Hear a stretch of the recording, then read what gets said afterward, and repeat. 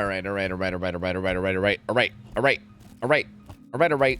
All right. All right. All right. All right. All right. I'm here. Hello. How you guys doing? What up? What's goody? What is really goody? Hope you guys are doing well. Let me get everything set up. Meow. Oh, I gotta get that scrimming text off there, right? I am not scrimming. There we go. Perfect. Let's cast some games. Let's do the thing. Hello. How you guys doing? Thank you, Dragon. You man, appreciate it. I'm still not doing great, but it's okay. We'll get through it. It's fine. It's fine. We'll be okay. It's fine. Yeah, DAD. Oh wait, Dark and Darker is a simple program, and it seems like a nice goal to shoot for, but I doubt it'd do a lot other than be nice. Yeah, I don't think those like partner programs for games ever really matter too much, Tinny. I mean, I know that like we're continuing a conversation that we were doing in text, but still, like, it's like, don't get me wrong, it's nice, right? Like, it's nice, and I'm not gonna say it does nothing, because here's the thing, like, as a streamer or whatever, like, I think ideally, like, you want to just have your name be like, again, it sounds like this sounds ridiculous, but like being a streamer is basically just like a popularity contest, right? Like that's essentially what you're doing. You're just trying to be the most popular person. You want to be more popular than all the other streamers. You just want people to like you, essentially, right? Like that's essentially all streaming is. So it's very valuable to just have your name being brought up and said a lot, right? Like if people are seeing your name in places, right? Like for instance, me as a Fog Whisperer, like if I'm doing like, for instance, if I'm doing like one of their tournaments, like if I'm casting from one of their tournaments like I did recently, you know, anybody that watches that will see my name, then maybe they'll like recognize me later. If they're browsing the directory, they'll be like, oh, that was that guy I saw on the thing, you know what I mean? Or even like a Twitter post, right? Say they make like a Twitter post and I'm in it, right? And someone sees that doesn't know me. If they're like browsing YouTube or browsing Twitch later on and they see my name, they might be like, oh, that's that name I recognize from like a Twitter post, you know? Like just getting people to like recognize your name and like know your name is really valuable as a streamer. But like it's not like, again, it's not like game changing, right? Like it's not gonna make a major difference. Like it'll help like a very minuscule amount, but it's not gonna be like, I don't know, the end all be all. Like as soon as you like, it's not like getting a Fog Whisperer, like it's not like getting Fog Whisperer in DVD means like bam, you made it as a wait, I'm on the wrong account. Fuck. It's not like being a Fog Whisperer for DVD just means that like you're like set for fucking life. Like you're gonna be a successful streamer no matter what. I mean, there's plenty of Fog Whisperers that are like that literally have like gone downhill in like viewer count since being a Fog Whisperer and are like double-digit viewers, streamers, you know. Which again, don't get me wrong, I'm not trying to shame viewer count or anything. It's not like double digits is like bad, but it's not like, again, it's not like a free ticket to like massive success or anything either. You know what I mean? How can I join these Scrim Nights with my comp team? You got to fill out the form. It's all in Discord. If you type !scrims, you'll get a link to the Discord. It's all in there. There's like a form to fill out. You got to sign up with your team, and then you basically sign up for every week of scrims. Like every week, we'll give you like a list of the killers that are being played, and like when we're doing them, and then you basically sign up with your availability, and then we maybe schedule you, essentially. Yeah, having tangible goals like that's a good idea. Yeah, you're not wrong. Yeah, I mean, like, you're definitely not wrong about that. Like, I think, in my opinion, I think better goals is things like follower numbers, maybe average view counts and stuff like that is probably a healthier goal. Because, like, hypothetically, like, for instance, like the Fog Whisperer program even, like, I don't know how they choose who becomes a Fog Whisperer, but, like, in my opinion, there's like a lot of streamers out there that definitely deserve to be Fog Whisperers that don't get it. And then other people will, like, randomly get it. Which, like, don't get me wrong, I'm not saying that they don't deserve it, but, like, I don't know, it's just weird. Like, I don't know how they decide who gets it, right? Like, I feel like there's a lot of people out there that have done everything right that makes it seem like they should be a Fog Whisperer. And, like, for instance, if that's their goal, like, if their goal is to be a Fog Whisperer, they're just, like, not achieving that goal through no power of their own, right? Even though they're doing everything right. And then DVD will just, like, randomly select some other people. Which, again, it's not, like, I'm not saying that the other people don't deserve it. It's just, I don't know. I feel like even if you do everything right, you can't really guarantee it, right? Like, the devs might just not choose you, and then you're like, well, fuck. You know? Like, what the fuck do I do now, you know? Like, I don't know. I feel like, in my opinion, I prefer goals that are more, like, I guess, in your power, you know? I mean, I guess even like follower and viewer counts are only somewhat in your power, but you know what I mean. Anyway, we can pick up this conversation later. Hey, Jimbo Stacks, thanks for the brand new sub. Welcome in, dude. Thank you, man. Appreciate that. Also, Emily, thanks for the 3 months. Welcome back, gamer. Thank you. Appreciate the support, you guys. It's very, very kind. Let's go ahead and look at the schedule we got today. So we're starting out with the first match, which is going to be Bad Intentions versus Rapture. This should be pretty good. We've seen Rapture play once so far. They're a really, really solid team. I recognize some of the people on their team. They're very, very good gamers. And Bad Intentions is a team we've seen as well. This is Disaster. So this is Disaster from Team Overcome, basically split off and made his own team. These guys have also played really solidly in the past. So I'm curious to see how they do against each other. We have Wraith starting out, and then Deathslinger. And then if we need a tiebreaker, we got good old Fredward, baby. Good old Fredward. The schedule for the weekend looks kind of interesting. We got what? Guaranteed Wraith Slinger, guaranteed Artist Slinger. Or sorry, no, that's guaranteed Artist Freddy. Dude, Freddy and Slinger kind of look very similar in terms of like their little portraits. And then Slinger Wraith, Artist Slinger, Freddy Wraith, Wraith Artist. Honestly, pretty good variety. Only one Xeno though. The only possible Xeno match of the whole weekend is the very final match. And it's a tiebreaker.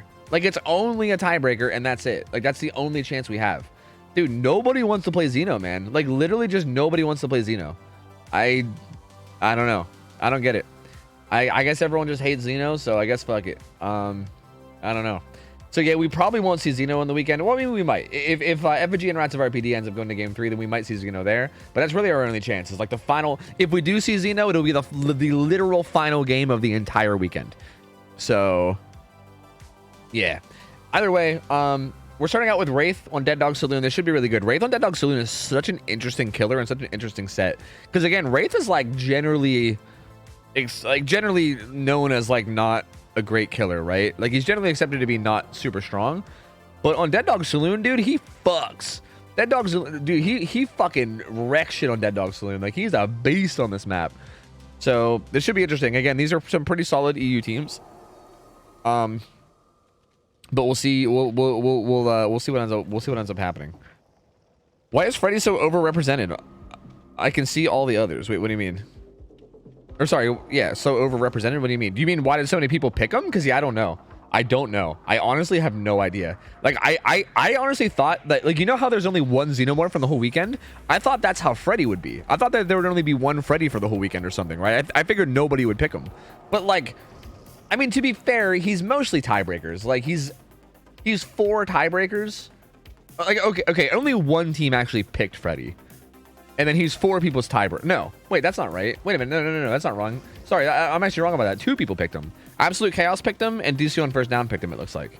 Never mind. Yeah, never mind. I'm wrong. Actually, 2 people picked him. So yeah, I don't know, dude. I don't know. I don't have an answer. I don't know. I don't know why people pick Freddy. Freddy feels like a really boring killer to me. I figured nobody would pick him. But, you know, I guess we got a bunch of Freddy lovers in chat. I don't know what to tell you. Yeah, let me give you guys a prediction here.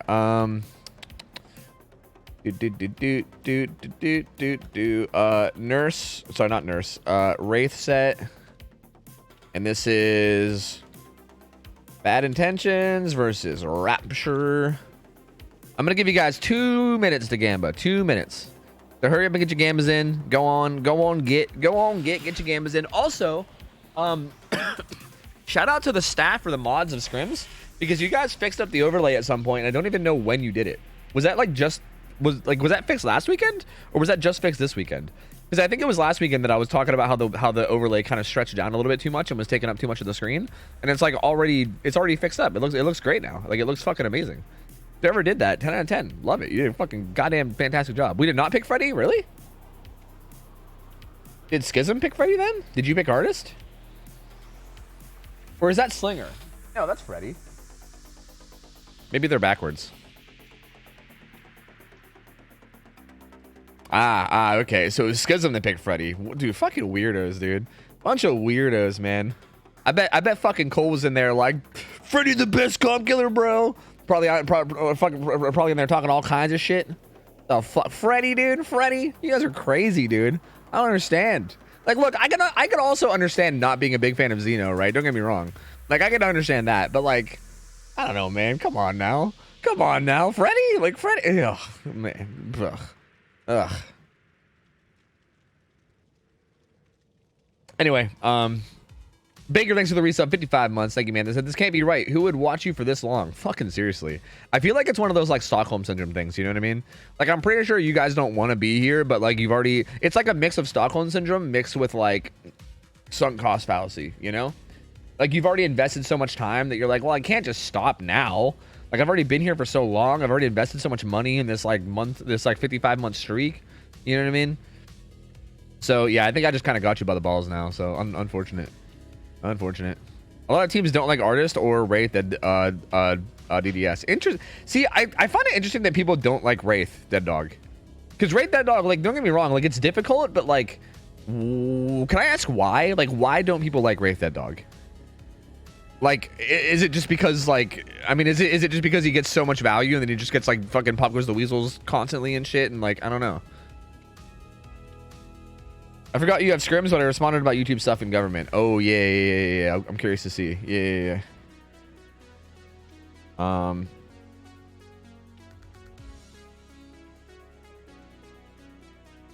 Yeah, that's a good point, Swish. But that's also really hard, man. I mean, this is okay. This is a topic we have to bring up another time. But yeah, it's just hard. It's hard. Fuck, I could bring it up on stream actually. Maybe I'll wait for there to be more people in here, like maybe in like an hour. But it is like a weird topic because I just don't know how to handle it perfectly. I like it, but it takes a lot out of you since it takes a lot of coordination. Yeah, I guess that's fair. So it's just difficult, right? Is that all it is? It's just that it's like just that it's difficult. Do you like Marilyn Manson? I mean, I don't like love Marilyn Manson, but I don't like dislike Marilyn Manson. Like, I guess I'd say I'd like him more than I dislike him. Like, he's alright. I think he's cool. He's kind of a fucking weirdo, and I kind of like weirdos. Yeah, I mean, sure, I guess. Shut up, Tess. You smell.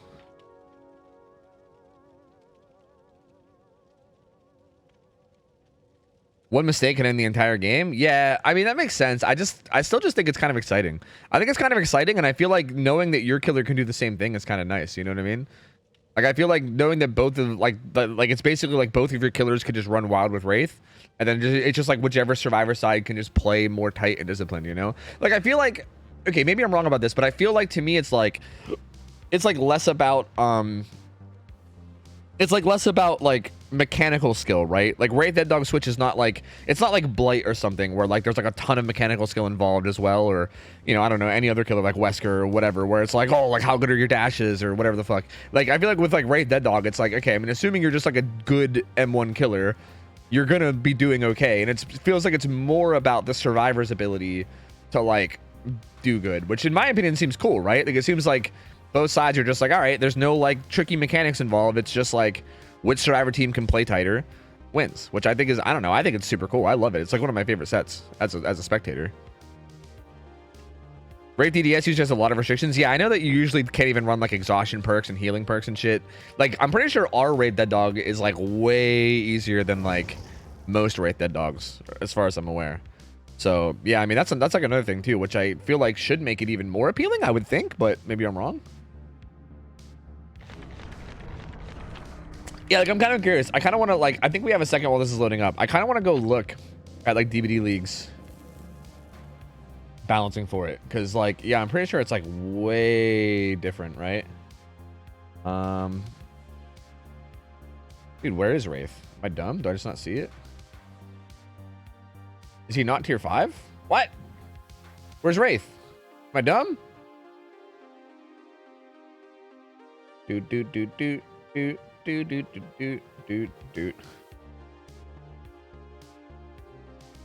don't even see balancing for Wraith. Am I just an idiot? Am I just looking in the wrong place? Alright, what? Oh no, he's right there. He is tier 5. Fuck. Alright, it wasn't showing up for some reason. I had to like refresh it. Alright, never mind. I'll come back to it later. I'll come back into it in between games so we can talk about it. Anyway, here we go. I'm gonna cycle through the survivor builds real quick. Looks like we got Dead Hard DS smash hit on Drought. Ryan's rocking a bit of a mixed build, but looks like he's got a lot of altruism here with a flashlight. Off the record, bounce landing, resilience, bit of a mixed bag here, but decently aggressive build from Mule. And Deadly Unbreakable is on Slaps. I'm gonna call him Slaps with Lithe, which is interesting. Lemonade, fucking Pop Goes the Weasel, Sloppy, Pain Res, Corrupt, no Bamboozle or anything. The add-ons are pretty much what you'd expect. It's Swift Hunt and Shadow Dance. So Shadow Dance makes you like break, it basically makes you do almost every action faster while cloaked, so you can like kick pallets, vault windows, everything faster. And then Swift Hunt makes you uncloak a little bit quicker too. Looks like Ryan's gonna be getting found at Shack. He's gonna eat one tag.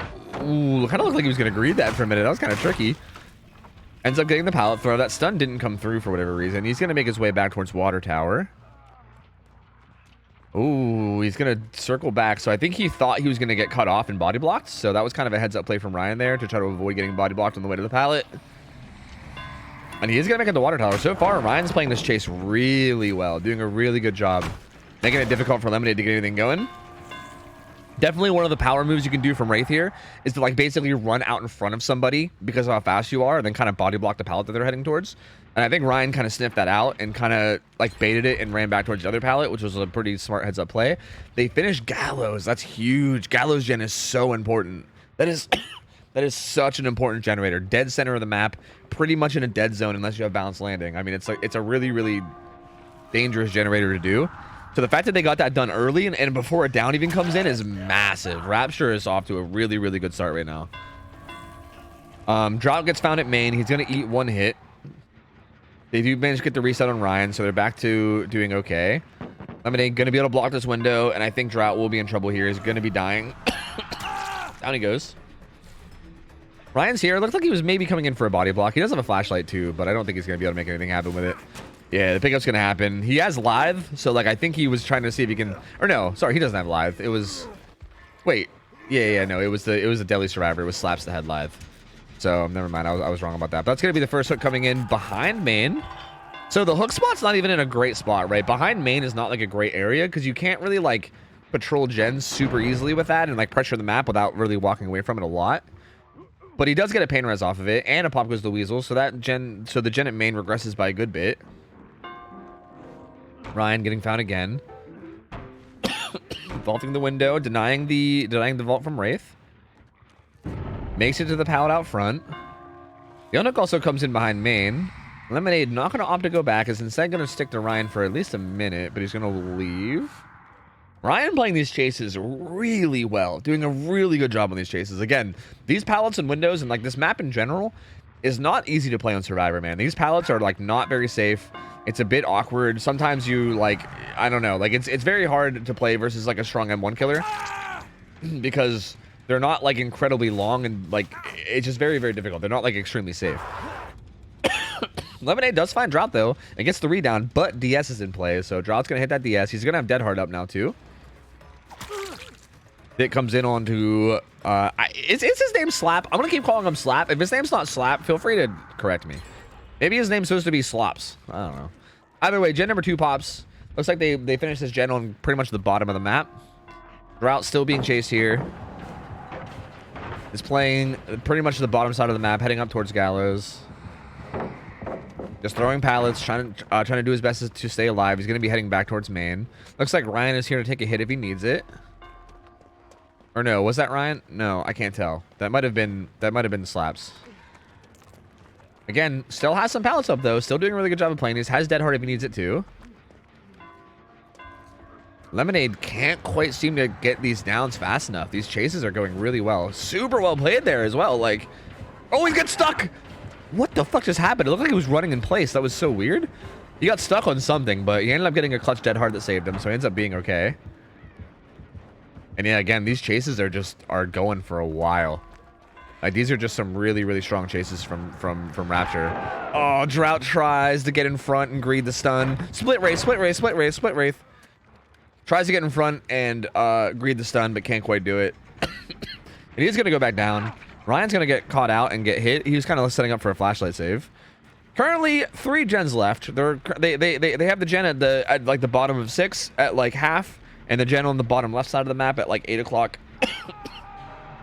is almost done. We'll see if Lemonade can find that gen with Pop. If he can find that gen with Pop, that could be huge. He's actually going to get the bottom gen at 6 instead, so never mind. He's going to go ahead and hit that with Pop. That's going to go back to like, I don't know, maybe like 30%. And that gen bottom left is definitely going to pop, so there it goes. There is still kind of a 3-gen top side. Like, there's a bit of a 3-gen up here. I mean, it's not the best 3-gen because one of the gens is main, which is not really like that viable to hold, but it's at least something, right? It's better than nothing. I think Ryan was getting some progress on that right side gen though, so it's not, I don't know, it might be a little bit difficult. Lemonade really wants to secure this kill. He wants to either secure this kill or at least hard to punish the unhook, right? So he's playing really close to this. Slaps is just kind of hanging out and being like, yeah, I'll just wait. I'll wait till the last minute and then save. So he's just gonna sit here. He's just gonna wait for the last minute, and then he's gonna run up and 1-for-1. And while this is going on, they're just kind of cranking gen progress, right? So he's just waiting for the last minute here. Oh, what? Why did he not? Wait, why did Lemonade not hit? Wait, what? Why did he not hit? That's interesting. I mean, I think hitting Drought off hook is smart because it gets rid of his dead hard. But you could have like hit. You could have hit Adam to cancel the unhook. At least to injure him for free, right? I guess it doesn't really make that big of a difference. It's fine. I mean, he ended up hitting him anyway, so it's not really that big of a deal. They do pop the Gen 6. Ryan is currently doing this gen right there, and it's going to be done pretty soon. Yule's here to take a hit for Drought, and it's looking like, yeah, they're in a really good spot here. Adrenaline also. That was such perfectly timed. That was like literally, that was literally perfect. Rebecca got hit, and then Adrenaline came in immediately after. So that was like a double speed boost. Drought is going to go back down here. He's going to be Death Hook. Unbreakable comes in from Slaps. And yeah, this is going to be a really, really good result from Rapture right now. Because yeah, he's Death Hook. And they have nothing else. Ryan's already on this gate. It's going to be open. And they're all just going to be out. That's going to be 3 stages, dude. 3 stages, 1 fresh. That is an extremely good result from the survivors here. Again, like we've said, we've seen Wraith dominate these Dead Dog games quite a bit, but these survivors played this extremely well. Like, all the chases were so tough for Lemonade. He just couldn't really quite get anything going. All the hits were just like taking a while. They played all these like really weak pallets so well. It did such a good job of like just not being out of position and not making it easy for the killer by any means, not falling for any of the little tricks like, you know, them like of like the Wraith rolling in front and body blocking. Just kind of giving the Wraith nothing, right? Making it really difficult for him. And to be honest with you, I think the Wraith probably... God, I'm sorry. I need this fucking cough to go away. I think what the Wraith probably should have done was bail from the tunnel, I think. I think especially like when like the DS came in and he realized that he was chasing like the DS Dead Hard survivor. But maybe even before that too. Like, I think it just took too long to the point where like, I think tunneling wasn't worth it anymore. And I think also the fact that he had like pain res as well, like pain res and pop and everything.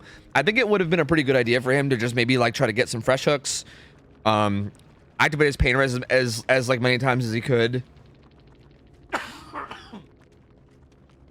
and just kind of like spread hook stages and then maybe like grab somebody in late game to secure the kill. Because I think then you at least end up with like, right, like 6 stages, maybe like 6-7 stages with like 3-4 fresh. Like that, I think he could have ended up with a result like that had he bailed from that tunnel.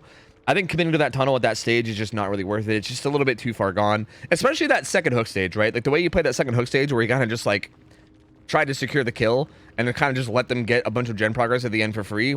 Again, I just don't think at that stage of the game that was really worth it. I think they had too much progress, and it feels like he kind of just gave them, I don't want to say a free, but he gave them a really good opportunity to get a 3 out because of it. So yeah, in my opinion, a little bit of a misplay there. Like, I think that's probably the main thing that went wrong, other than obviously like little macro things, or sorry, like little micro things. Like, I do think the Survivors micro was just kind of dominant, but decision making definitely could have been at least a little bit better. Guys, I gotta go see a doctor. I gotta fucking do it. I gotta go see a doctor. This shit's fucking ridiculous. It's been like 2 weeks, dude. What the fuck is going on? Like, I am just dying. I cannot do this. Like, I'm trying my best. But like, the more I talk, the more I'm just like fucking dying, dude. Long COVID. What's long COVID mean? Is this just going to be a thing forever? Am I going to have this for the rest of my life? Am I fucked? Am I never going to be able to talk ever again without hacking up lungs? You know, healthcare is free in this country, right? Yeah. Use self-care. It's a good idea. Good idea. All right. Anyway, so this next game, the win condition for slap. The win condition for slap is going to be either 3 stages, 2 fresh, or 4 stages. So not very difficult win condition. But you never know. I mean, the survivors could end up doing the same thing that the last survivors did. So we'll see. This is EU versus EU, yeah. I still have my cough 5 months later? What? Don't say that. I can't have this for 5 months, dude. That can't happen. I literally can't do this, dude. That's not cool. Fuck me.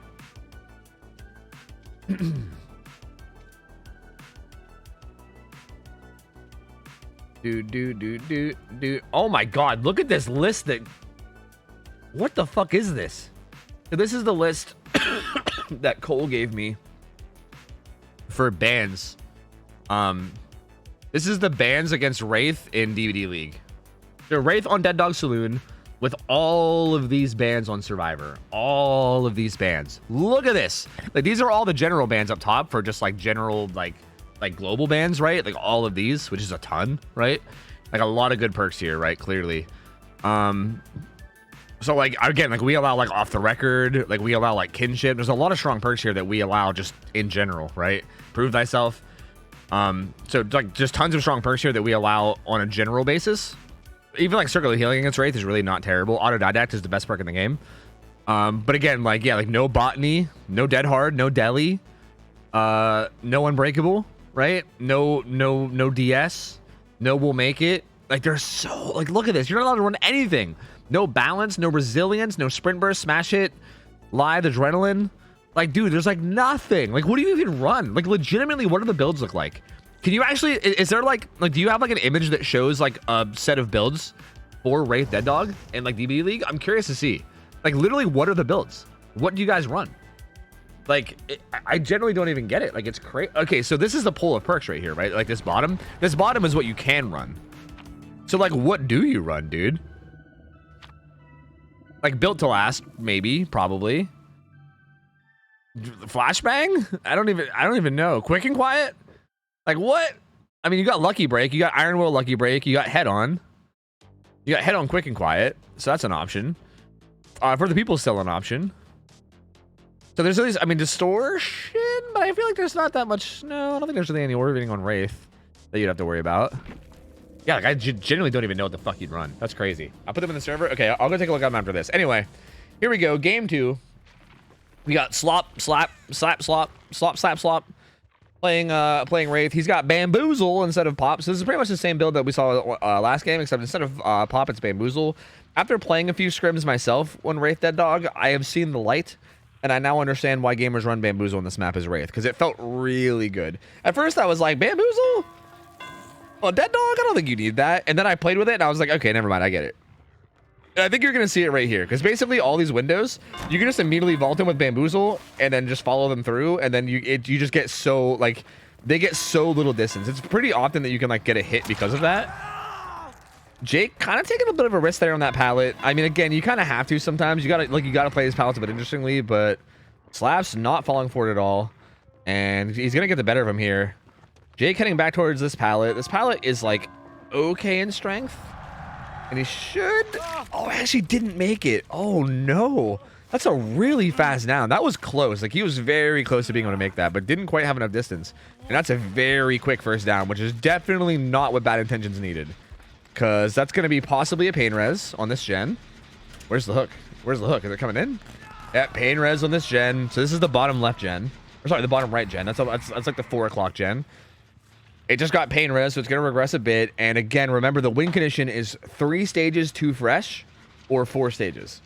So we're already like maybe a third or a fourth of the way towards the win condition, and not a single gen has popped yet. So definitely not the start that you want if you're Bad Intentions. Definitely not looking good here for the overall win. Goes for a little bit of a tricky swing on that pallet. Doesn't quite work and gets stunned. Gonna head back towards hook now. Did see some progress on that right side gen as well, towards top side. Finds Disaster on the way to the hook. Baits the throw. Should be able to get a hit here on Disaster too. Good patience, not falling for the fake as well. Really, really well played by Slops there. And there goes Disaster. Did Disaster have Deli? Oh, Disaster had Deli too. So now, like, the Deli might be denied, because, yeah, no one else is in position to get the save. So, yeah, I think, actually, Jeff's going to go struggle. Is that Jeff? Jake. Jake's going to go struggle. So, yeah, Deli does not get charged. And Jake's going to go struggle, which is, again, not ideal. 2 gens pop. Oh, that hit happens too. That's such a fucking long hit. Ace gets hit on the shack window. Now 2 people are injured as well, which is also going to make this unhook even more difficult. Here's the thing, they can't 1-for-1 for this either. Like, if Lemonade wants to run up and like get a 1-for-1 here, that's literally game ending. You can't do that, right? Because if Lemonade goes down and then the Wraith hooks him, that's the third. That's hook number 3 with 2 fresh, and that's game over, right? So literally, if they want to have any chance at winning this, they need to be able to get this unhook without a 1-for-1. And if the Wraith plays close to the hook, which I think he is, right? I think the fact that he recognized that there was 2 people injured and there was only 1 full-out survivor means that he was like, all right, well, let's just play close to this hook, and then if they want to go for it, we'll just make them pay, right? Yeah, they kind of have to send the boys, right? Oh, this is a little bit risky. Okay, that was a good hit take from Disaster. But yeah, they basically have to do what they just did, right? They have to basically send the whole boys, like send the whole fucking squad and try to make sure that nobody goes down. Even this is not like I know she has Deliverance. So like this kind of makes sense in like the sense that like if they like wanted to get the best result possible, then that makes sense. But based on the win condition, if he just hooks Disaster, he wins. You know? Like he literally just wins if he hooks Disaster. So oh wait, actually, yeah, she actually didn't get Deadly. That's a good point. She actually never yeah, she actually never got her Deadly off. She just did that because she has Unbreakable. Yeah, she has Unbreakable, and like the tunnel was still going to come in regardless. So yeah, I think Slaps just kind of recognizes that he's in a position to get a good result here, because this is going to be the kill on Jake, right? And there's still 3 gens left. So I think he just recognizes that like regardless of win condition, doesn't really matter. He's in a position to get probably like a very good result, probably a 4K, honestly, depending on how the rest of this match goes. He's in a pretty dominant spot right now, definitely very far ahead. So like instead of just taking like the safe play for the win con, he's instead going to go for a good result, which, you know, I respect. You know, at this point, you might as well just see what you can do. Disaster does manage to get healed to full by Lemonade. This balance gonna be getting chased over here on this right side. Does have these little like, these are basically like the maze tiles of Dead Dog right over here. So it kind of has these like funky little maze tile setups. Kind of shitty filler, but he's gonna walk away from it during the uncloak. Does make that window, so well played. Also has water tower back there to use too. Makes his way back towards water tower. This chase is going decently well so far. They kind of needed this in the very beginning of the game though, right? Like this chase is going well, but like at this point it's like it's a shame because it's too late. Like this is kind of what needed to happen in the very start. And again, we talk about this all the time, but first chase is so important. It's so important. Bloodlust 2 kicking in and still not able to get the save, so really well played by Disbalance here. The blind coming in on the stun as well. Slap kind of losing track of him a little. He should have a pallet here though. Actually, there was no pallet there. I think Slap thought there was a pallet there too. It's actually up on the balcony instead. Disbalance is doing a really good job of staying alive here. Is eventually going to go down though, but that was a very solid chase for sure. Disaster's trying to pressure. Ooh, trying to pressure Gallows. Gonna get chased off. Does have sprint burst though. This pallet is also pretty solid, so that's at least some decent tools to work with here. Looks like Lemonade popped the gen that was top right side. But Slap is gonna go ahead and slug and get some pressure here. Gonna at least get a tag on a Disaster before he grabs this hook. This also stops Gallows from progressing for a little bit too, which is really, really good. If you can get a pain res off on Gallows, that could be massive. So here comes the hook. We'll see if it's pain res or not. But yep. There you go. Pain res coming in on Gallows. And again, like I said, Gallows gen, definitely a very dangerous gen to do. If you don't have bounce landing, which it looks like none of these guys do have bounce landing. If you don't have bounce landing, that gen is a nightmare. Like it's an absolute nightmare. Like sprint burst, I guess, is okay. Like Disaster was doing it with sprint burst. Like you can drop down and then sprint burst or whatever. But like for the most part, like without balance, it's basically just a massive dead zone, right? Like if the killer catches you off there, you're almost guaranteed to take a hit without one of those two. Finds Lemonade though and gets a tag on him. Everybody injured now.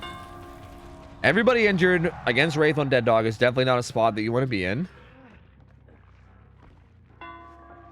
Okay, go ahead. So he also, by the way, if you're wondering why he keeps doing that, like every time he so every time he goes to vault a window, before he vaults it, he like starts to uncloak and he goes to about like 50% uncloak before he does it.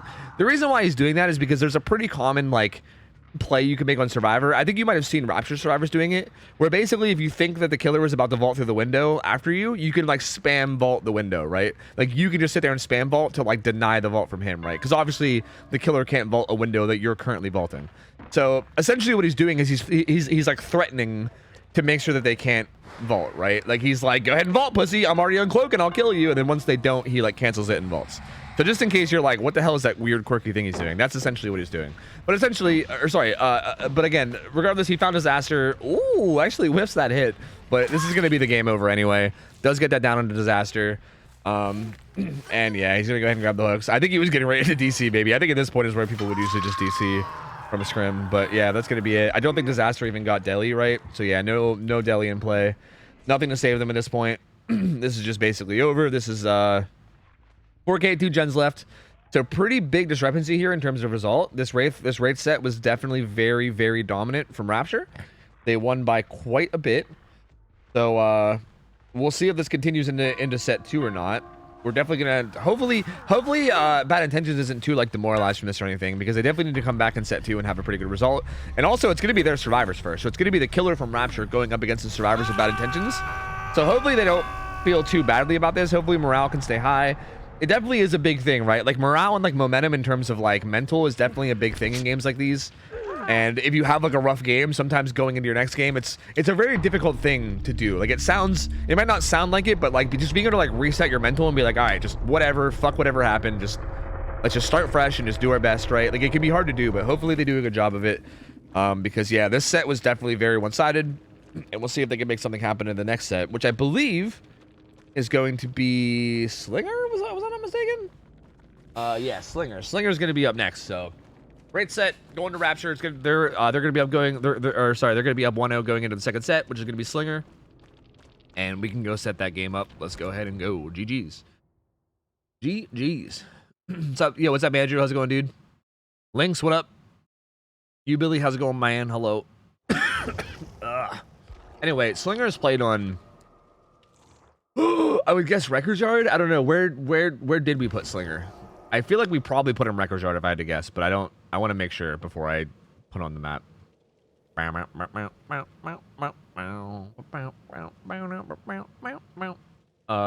Yes, Records Yard. Yes. I think I've recovered from the Raid Smackdown. Yeah. Dude, Raid Dead Dog is awkward as fuck to play, man. It's super awkward. Don't worry, I still haven't recovered from the Blight beatdown. So like you've recovered faster than me. Don't worry. I am still in the fucking recovery phase. You know, life is hard. It's not going too well for me. You know, it was a very humbling experience. Oh, Jasu handling the Gambo. You love to see it. Thank you, Jasu. So the game is up, guys. Feel free to go ahead and Gambo on this match. Again, same teams, but it's going to be Slinger on Records Yard this time around. So, again, like I said, Wraith is kind of an interesting killer. I think the whole Wraith set to me is really interesting because, again, Wraith is not like a super technical killer in terms of like mechanics or anything.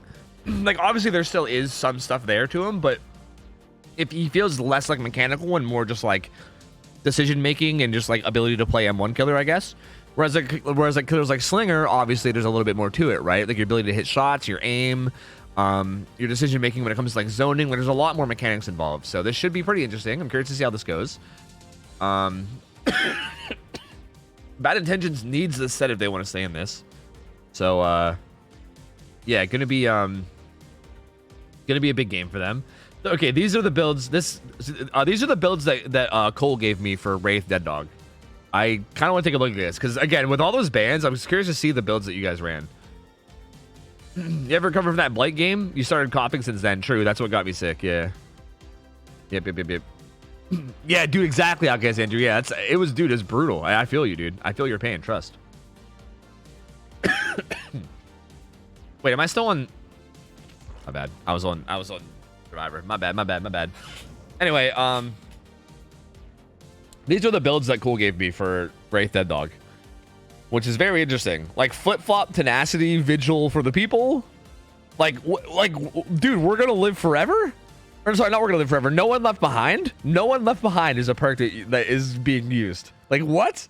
Urban evasion, enemies necessary, windows. Solidarity, I guess that does seem okay. Actually, Solidarity, Empathetic Connection, this actually feels decent.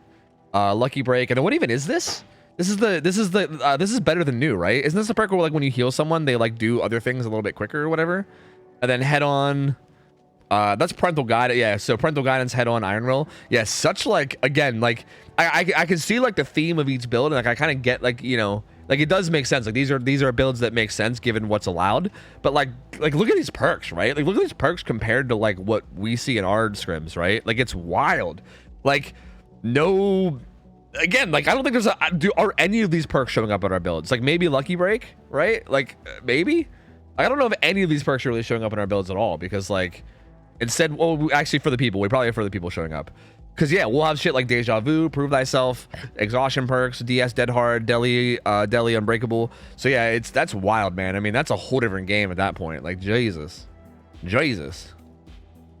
Will this even be fun to watch? Well, what you have to understand is that things like DVD League are balanced around like borderline perfect play. Because again, like they're balancing around games like Eternal versus Elysium, which is a completely different beast, right? Like that's a completely different beast. This game changes a lot when people play like pretty much perfectly, right? Like it's a completely different game at that point. So yeah, I mean, I think if you had teams of those caliber playing with our rule set, that wouldn't be fun to watch. You know what I mean? Like you basically sit there and say like, oh, would that even be fun to watch? But I think if you gave this rule set to those players, that would be silly to watch. Like you would see those games and you'd be like, oh, the killer has no chance. Like what the fuck is going on? Like every game is just like the survivors dominating. Like what? So you know, I don't know. It's, you say that, but I feel like until you actually see it, it's hard to really, you know, I don't know. I feel like people don't really understand the actual like level that the highest teams in Comp DBD are at. Like it is fucking wild. It is like legitimately wild. Yo, RGB, what's up, man? How's it going, dude? What's the Wraith win rate in comp? With those rule sets, I'm pretty sure he has a pretty good win rate. I think I saw, again, don't quote me on this, but I think I saw like a tier list that like V1 made or something, where you put like Wraith in like A tier in terms of like expected results. So like I think he probably, I'm pretty sure he does well. Like I think Dead Dog with all those restrictions, I think he does really well.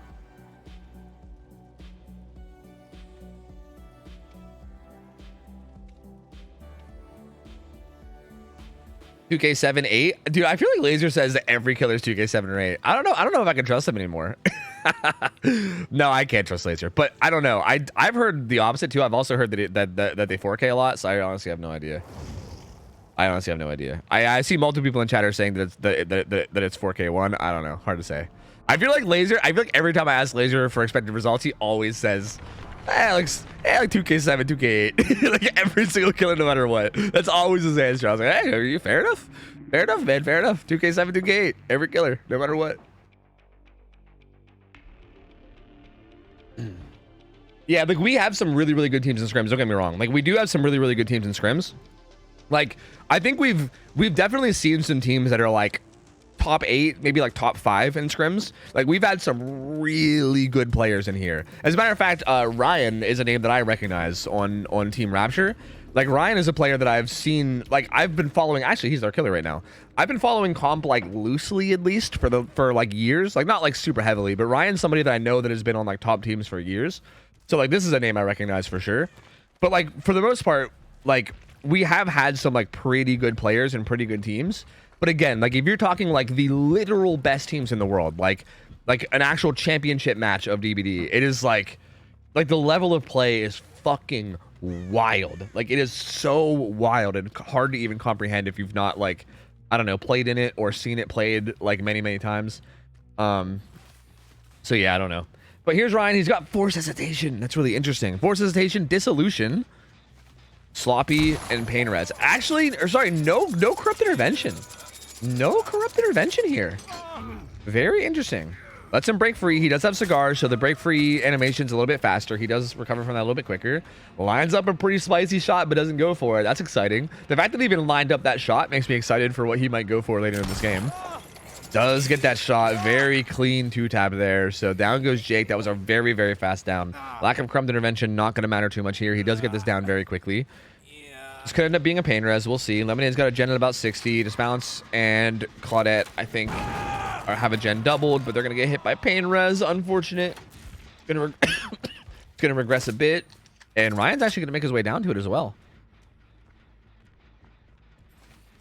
No, Gear Teeth. That Ryan was an actor. This Ryan is not that is not that at all. No. You're thinking of Ryan Potter, who is like an actor. Goes for a shot that misses, so it doesn't get anything there. I think maybe he was anticipating a juke that never came in. Kind of just protecting this hook down on the side. I mean, this hook came in so quickly that I think Ryan does probably want to get a kill here. One gen pops. Oh, really good shot. Shooting out her toesy woesies underneath the truck. Wants to let her break free. She actually is going to break free. She might run for the unhook if she has deli, but she's not going to get it. Oh, actually is going to get it. Oh, that was a pretty big throw from Ryan. Was that overcome, or like what was the distance there? No, that was just a bit of a slip up from Ryan. Oh, waiting out the endurance. Is that going to deny deli? That might deny deli. That did deny deli. But Unbreakable is in play. They're going to pop main gen for this too, which is pretty big. He was just looking around to make sure that no saves came in. Oh, no. Wait, actually, he could have saved DS. Oh, he could have saved DS. That could have been huge if he saved DS. That's actually a little unfortunate. Maybe like a little lack of communication, or maybe just a lack of, I don't know, confidence. Maybe just wanted to play it safe. Like maybe, to be fair, maybe on his part, maybe it's like the safer play to be like, well, what if you fuck up the timing? Maybe it's better to just, you know, make sure I get out of the grass no matter what. But being able to save DS there could have been huge. You know what? I'm going to go ahead and say that they should have saved it.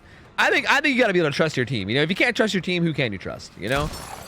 But either way, the DS does come in, and they're actually doing a really good job now. So Jake got away. He's still alive. He's still running away. He probably doesn't have Dead Hard, right? Because Deathslinger. Actually, he does. He does, but I don't know if that's going to do much against Deathslinger. He's actually still exhausted anyway. Very good shot from Ryan through the bus. I don't think he actually gets a hit, but he will let him break free to put him into deep wounds. That will deny any potential Dead Hard that comes in. But they're doing a really good job of stalling this out. I mean, they finished Shack gen, which is a really, really important gen to get done. Goes for a pretty spicy prediction shot. Doesn't land it. And Jake doing a really good job. He's going to head to the complete opposite side of the map. The gen over here is done, so this is a really good spot to take the chase, right? Like, even if he dies over here, this is a good place for him to die because, again, there's really no gens to be patrolled here. Well, it's actually kind of circling back into the gens now. Which still couldn't be. It still is not necessarily horrible to do. As long as he stays alive for a long time. I maybe think it could have been better for him to just die deep in that corner. Because at this point, I think Ryan is like made it pretty clear that he's pretty committed to this tunnel out. So I actually do... Okay, this is speculation, okay? I'm not 100% sure about this, but I think it might have been way better for him to just die deep in that corner, I think. Because, like, at this point, he's kind of letting himself get hooked in this generator area now. And Ryan has made it pretty clear that he's, like, committed to this tunnel, right? Like, he was, like, ignoring Ace at bus, even though he had, like, a pretty free shot on him. Like, he's been, like, avoiding some pretty, like, free damage scenarios for the sake of keeping up this tunnel. So he seems pretty committed. And he was in a really good spot. Like, he was literally in, like, the perfect spot to die. Like, if you would have just died deep in that corner, then Ryan wouldn't have been able to hook him really anywhere of value at all. But instead, he gets hooked kind of, like, right in the middle of the only available 3-gen right now. Like, he got hooked in probably the worst spot you can get hooked at the moment. I mean, again, they do manage to pop 4 gens. So, like, I mean, him staying alive long is good or whatever, but I feel like he didn't stay alive that much longer than he would have if he went down in the corner. Like, I think he could have went edge map and then just, like, circled a rock or something. And I think they would have been in a much better spot right now. Because, yeah, now he's kind of tucked in this corner. They can't really, like, it's kind of hard for them to, to pressure gens freely with Ryan being able to patrol this area that the 3-gen's in. The hook is like deep in the corner here, so and also the hook is also on top of a gen that has a bunch of progress that could have been topped up, but instead isn't. Ooh, is he actually body blocking this? That was almost insane. He shot Claudette, and then he had her body blocking the left side, and he was body blocking the right side. He made like a wall of people, and they couldn't unhook through it. That was almost fucking insane. So he lunged to that pallet to try to body block it, to keep the ace from vaulting it, which I'm actually a little confused about because I feel like he could have just smacked him. But he's actually going to take the hook onto this Claudette now. he's actually gonna let Jake get away. This was played a little bit weird for Ryan. I'm not exactly sure what was going on there. It looks like he really wanted to like deny that pallet vault for whatever reason. And he also let the Jake get away, even though he seemed pretty committed to tunneling him out this whole time. And he kind of had him in a spot here in the end where he maybe could have. He could have at least like taken an attempt, right? Like maybe like a smack and a shot. But instead he just takes the pain res on Claudette, and then they managed to pop the final gen. But not a bad spot to be in now. Definitely wants Ace over Jake. So Jake is death hook, which means he's only worth 1 hook stage. Ooh, really good shot there though. Instead he's gonna take Ace, who is a fresh hook. He's worth 3 hook stages. Maybe wants to try to go for some more too.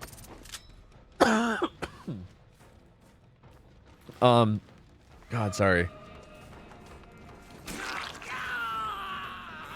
Gets that hit onto Jake. Jake again being death hook is good. Oh, okay, good shot, good shot. Jake's gonna go down. I think he wants to go back and secure this kill onto Ace, perhaps. We'll see. Is there anybody out of position here? Claudette is, oh, okay, never mind. She's at Jake. I thought she was at Ace. Okay. Adam's here at Ace. He does get the pickup. Adam is also a fresh hook, so I think Ryan would be satisfied with either one of these. He's gonna take the shot onto Adam. Let him break free. He's got cigars, so he recovers from that much quicker. They also pick up Jake though, and he needs to get somebody here. He needs to get somebody. Ace vaulting window has live. This shot matters so much, and it misses. Oh no! Oh no! Oh no, a bit greedy there from Ryan. He had a fresh hook survivor down and he could have hooked him and then just kind of camped it out to secure 3 more stages, but he goes for more and the greed ends up not paying off, and then Bad Intentions gets out with only 3 hook stages. Insanely good result there. Very good result. Again, kind of a flip-flop from what we saw last game, right? On the Wraith game last game, we opened up with a 3 hook stage game. And now we flip-flop, and Bad Intentions survivors open up with a 3 hook stage game. So very solid. He says, I blame my build. See, I wonder if what happened at that pallet. So, like, you guys were talking about that pallet play where he body blocked the pallet. I didn't really see like Dissolution's activation time. He might have wanted to wait for Dissolution to deactivate so that he can hit him and then reactivate it, right?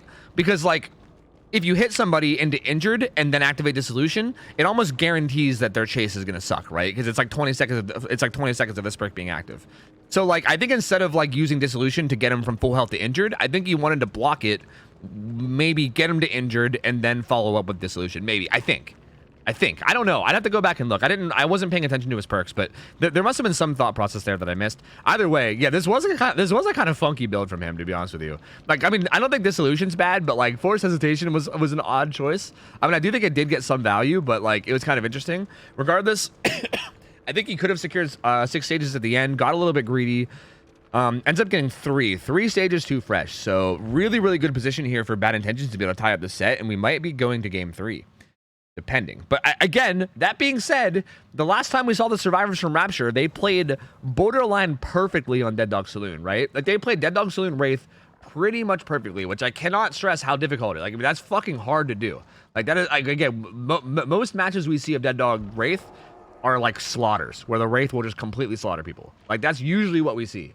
So the fact that they dominated that Dead Dog game so well, it makes me feel pretty good about their level in terms of skill.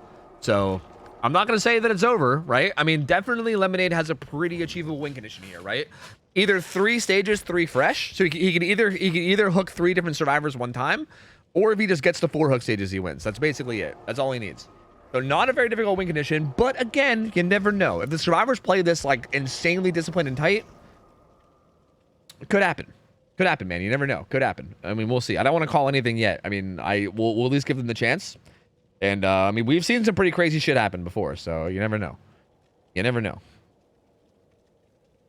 Come on, lungs. Hold it together. Hold it together, lungs. Chat is the command for how the points work. Wait, what? Do you mean scoring? Exclamation point scoring, maybe? Exclamation point win con? Is that it? Maybe we should have exclamation point scoring do it, too. FYI, I'm totally cool with having multiple commands doing the same thing. So, yeah, I'll just copy the WinCon thing and add scoring to that. Here, bam. Yeah, points too. Why not? Fuck it. We'll just add a bunch of commands. That way, no matter what you type, you'll figure it out. Sure. Midnight Sky, what up? How's it going? Nice. Nice. Nice, nice, nice, nice, nice.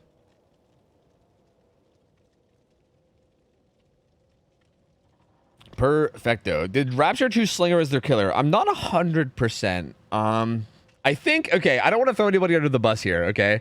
So I don't mean anything. This isn't a big deal, okay? I'm just gonna say preemptively this isn't a big deal.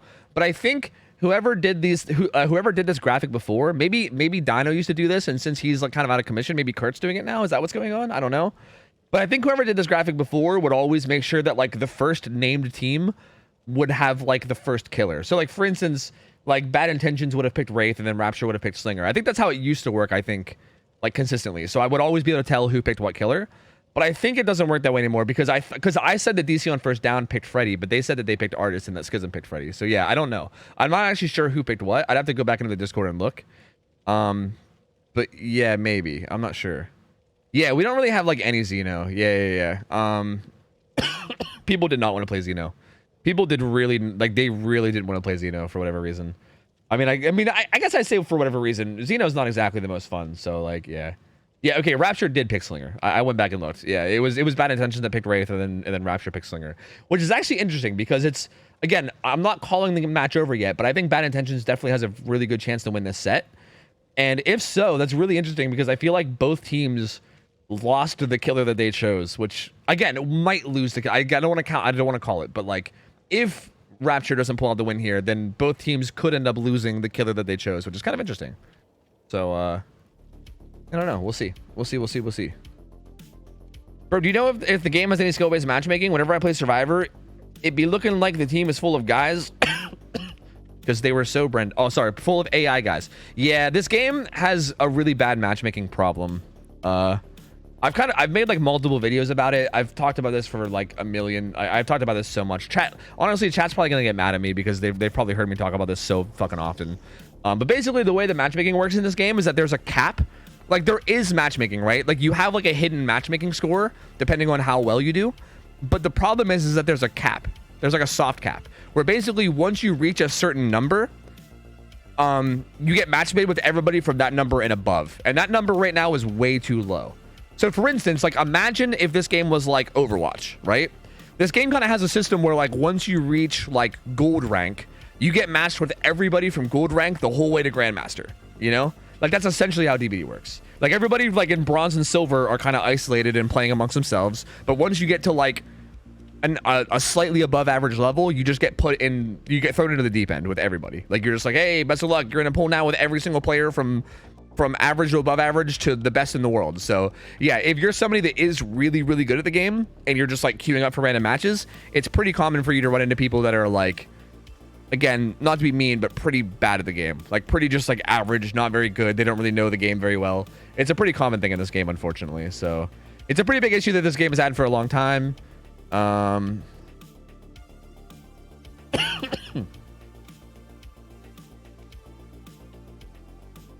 So yeah, I don't know. Hopefully it'll be addressed at some point.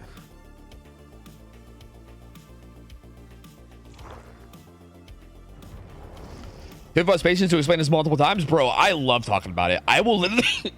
Honestly, the main reason why I don't talk about it constantly is because I don't want to annoy you guys too much. I think I already annoy you guys plenty, to be honest with you. Like, I'm probably already super annoying. If it was up to me, I would literally just... I would boot up stream and just talk about MMR for 6 hours a day and then end stream and then come back tomorrow and do the same thing. I would just do it every single day if I could. Like legit. It's such... In my opinion, it's like the biggest issue... Well... One of the biggest issues that this game has. Actually, probably the biggest issue this game has.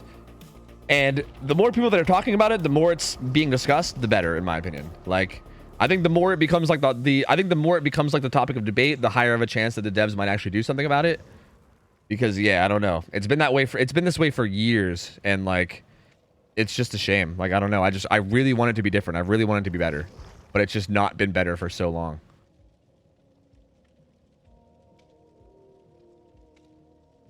How can you fill hours about MMR though? Hey, you don't know you must not know who you're talking here, buddy. Okay, I can rant about anything for hours, dude. Please. Hello, I'm like Tofu the ranter, man. Give me any topic that I care about, and I'm all about it. I still cannot ready. I'll restart. Oh, okay. It's bug part 2, not like this. Sam, yeah, don't bring up Sam, dude. I'll go on and on. At this point, I want the soft cap raised so you can stop talking about it. Exactly. See, even that'll work, right? If I annoy everybody into getting it raised, that's also a W. You know, as long as it happens, I don't care how it happens. As long as it happens. Like, fuck it. Yo, Patak, thanks for the 13 months and said, hey, Toby, how do you feel Alexander the Great? Well, the fact that you put the Great in quotes makes me feel like you already know how I feel about Alexander the Great, you know? You already know. You already know, baby. You already know. Fuck Alexander the Great. All the stats they use for balancing are kind of fucked when based on bad matchmaking games. Yeah, and also feedback is also based on that too. Also, hey, Georzo, I missed your resub as well. 14 months. Thank you, Georzo. Thank you. Yeah, and also like feedback too, right? Like okay, how many times have you guys seen people like spurting out weird ass opinions, like shit, like saying like, you guys know that the most OP killer is Legion, right? And you're like, what the fuck are you talking about? Legion? Hello? Because like, again, there's such different variations. Or like, again, people that say like you get those killer players that say like they're like, oh my god, every single team I get is like a sweaty comp survive with friends team, and it's like, no, they're not. And they're like, oh my god, buff killer. Like it's impossible to play killer. Every team is like a sweaty god squad and you literally cannot get kills. But then if you like go watch any streamer that's decent at the game, they have no problem, right? So like you get so many weird opinions that are just like, that's clearly wrong. But the reason that people have those opinions is because of the shitty matchmaking, you know? And it probably makes it hard for the devs to be able to discern what's actually right and what's not, right? Like if you're a dev and you're just collecting feedback, if you have a big chunk of people saying something, like how do you know whether they're telling the truth or not, right? Like for all they know, they might be telling the truth. Like for all they know, maybe killer is impossible, you know? So I don't know. Why fuck Alexander the Great? He takes too much credit, dude. Alexander the Great is basically like the ancient conqueror version of a trust fund kid. He Alexander the Great's dad, Philip, is the actual like historical figure that should get attention, because he brought Macedon from basically like a nothing state. He was like a a slave of Thebes. Like he was literally a slave of Thebes that like studied their combat while he was a slave of them, and then basically like got out and like went back to Macedon, reformed their entire fucking country, reformed their military, reformed the entire state. Like literally he was one of the most like actually literally probably one of the like craziest figures in all of history. Like I'm not even trolling. Like Philip, like Alexander's dad legitimately should have so much more attention on him. Like what he did is fucking crazy. Like actually crazy. He did so much in terms of like taking Macedon from basically like a nothing state to like this like massive world power that like fucking conquered all of Greece. And then basically he was gonna just take over he was gonna do what Alexander did. He was gonna invade Persia and he was probably gonna win. Like, I mean, he basically, yeah, he was going to. Like, I feel very confident that that Philip would have easily did what Alexander the Great did if he didn't die. Like, he was gonna just do the same thing, but then he died, and he probably died, like, we don't know, like, no one really knows, but he could have died through like shady means. Like Alexander might have had a part in him dying, because obviously Alexander was the heir, right? So if Philip dies, Alexander takes over. So he might have even had a role in it. Like Alexander might have helped him get killed. But if Philip didn't die and he did what Alexander did, he would be known easily as like the greatest historical figure ever. Like it's fucking nuts. Like he's so much greater than Alexander, but Alexander gets all the credit, and it's some bullshit. Because Alexander just basically adopted like the fucking military machine that his dad made. Like he basically developed like the most superior military ever, and like did so much with it, made all these plans, and then Alexander just like adopts it, goes and takes over the fucking Achaemenid Persians, and suddenly he's the one that everybody's talking about. Oh, Alexander. What about Philip, bro? What about Phil? What about my boy Phil? You know? We're talking about Alexander the Great in my college class, and every time we do, all I can think of your rants. Yeah, dude. Yeah, Nepo baby. Yeah, dude. It's some bullshit. It's some bullshit. Again, don't get me wrong. Alexander the Great is good, okay? It's not like he sucked. He was a really good commander. He was also extremely brave. Because, like, oh my, you guys, don't, come on. You know you're going to get, I'm just going to shut up. You know what? If you want to hear me talk about this more, ask later. But I feel like you guys are just baiting me because I can talk about this forever. Just fucking hell. Anyway, let's go. Lemonade is going to be playing killer here. Let's check out the builds. Deli, Deli Adrenaline. Sorry, not Deli. Smash Hit is what I meant to say. Deli Unbreakable here on slabs. Drought's rocking DS with Lithe for the Peepo. Lucky Break Overcome here on Yule. And Lemonade's got, I was gonna say I expect to see Noed because we need like a very set number of hook stages. Noed makes a ton of sense here, right?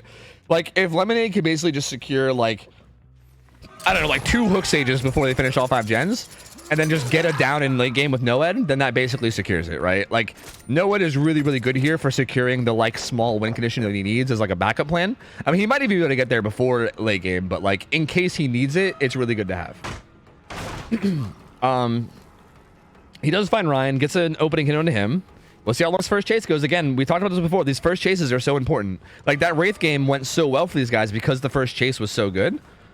So we'll see how this goes. Again, Slinger a little bit more difficult than Wraith to stay alive against. He could have taken that shot. He keeps testing it. Ryan doing such a good job there.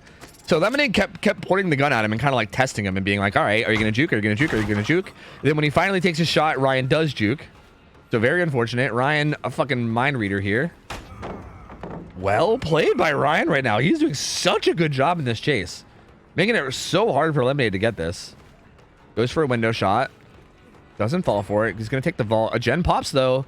So far, really good chase. There's a crack shot you can get there, but he didn't go for it. There is a little peek shot. Does get that shot through the window, though. 2 gens popping, though. 2 gens getting done. Thirds get, they're currently working on main as well with Prove Thyself, so a lot of progress going to come in there, although Pop Goes the Weasel will likely come in on the gen after this hook. But honestly, very good gen progress. Very, very good gen progress to start this out. 2 gens done before the first hook even comes in. Pop will come in now on this main gen to regress it a little bit, but it's not going to do a whole lot. He's also just pressuring them off of it, which is nice too, because that just keeps them off of the gens. Renato will likely want to be the one to get the save, but he's also getting chased, so it's a little awkward for him right now. He might just go insta-pull from this, to be honest. He really wants to avoid getting shot if he can. I'm surprised he didn't just take that vault, because if he takes that vault, no matter what, he gets the unhook afterwards. He's going to eat that M1. He's going to go ahead and take this unhook. Lemonade will take the down on him. He's actually going to take the hook on him. So again, at this point, if he finds a third survivor, fresh hook, and hooks him, he wins. Like, I mean, like, the win condition here is pretty soft, right? Like, if he just chases someone other than Ryan and hooks him, then there you go. It's a win, right? He also has Noed, too. So, like, even if he doesn't catch him right away, like, hypothetically, let's say he finds Yule, and then Yule juices him for fucking all 3 gens. He would still end up having Noed in the end, and all he has to do is just down him and hook him once, right? Like, that's it. So, like, again, it's feeling like Bad Intentions are going to be able to take this. I don't want to call it, because you never know, right? You never know, but it's looking really, really good for Lemonade here in terms of this win condition. That was a really good play from Nia, though, there. Getting that vault just in time, having Lithe and running away with it, too. I think that was Lithe. Was that Lithe? I'm pretty sure. Looks like Lemonade's going to find this gen that Yule was on. Is the prophecy going to come true? I think Yule will eat a hit here. Doesn't really have much to work with. Is going to eat an M1, I believe. Has a pretty... This whole bus setup is not the best against Slinger, to be honest with you. This is a bit volatile. He kind of stubs his toe on the ramp, though, and doesn't get that hit. Does get that shot, though, so there you go. Down goes Rebecca. And again, this is going to be fresh hook number 3. This is going to secure the win. This is going to secure the win right here. So there you go. So there you go. 3rd fresh hook. Again, win condition in this game was just a little bit, like, I don't know, silly. It was a little bit easy to achieve. But regardless, I mean, they earned that through their survivor play. So Lemonade is going to take that win, and Bad Intentions is going to take this second set. And that means we're going to see set 3. We're going to see Freddy, baby. We're going to see the high-octane killer that everybody is excited for. Freddy, dude. The most picked killer of the whole weekend, I think. I think literally the killer that we have the most sets of for the whole weekend, Freddy. Everyone loves Freddy, apparently. So we're going to be seeing that for game 3. We'll go ahead and see how this match will finish out. We'll see how this match will finish out. I'm sure they're still going to keep playing it out. Lemonade's still going to want to try to get the best result he can. Finds Ryan at this pretty bad edge map palette and gets a pretty much a free grab on him. He's gonna get put on his second stage here.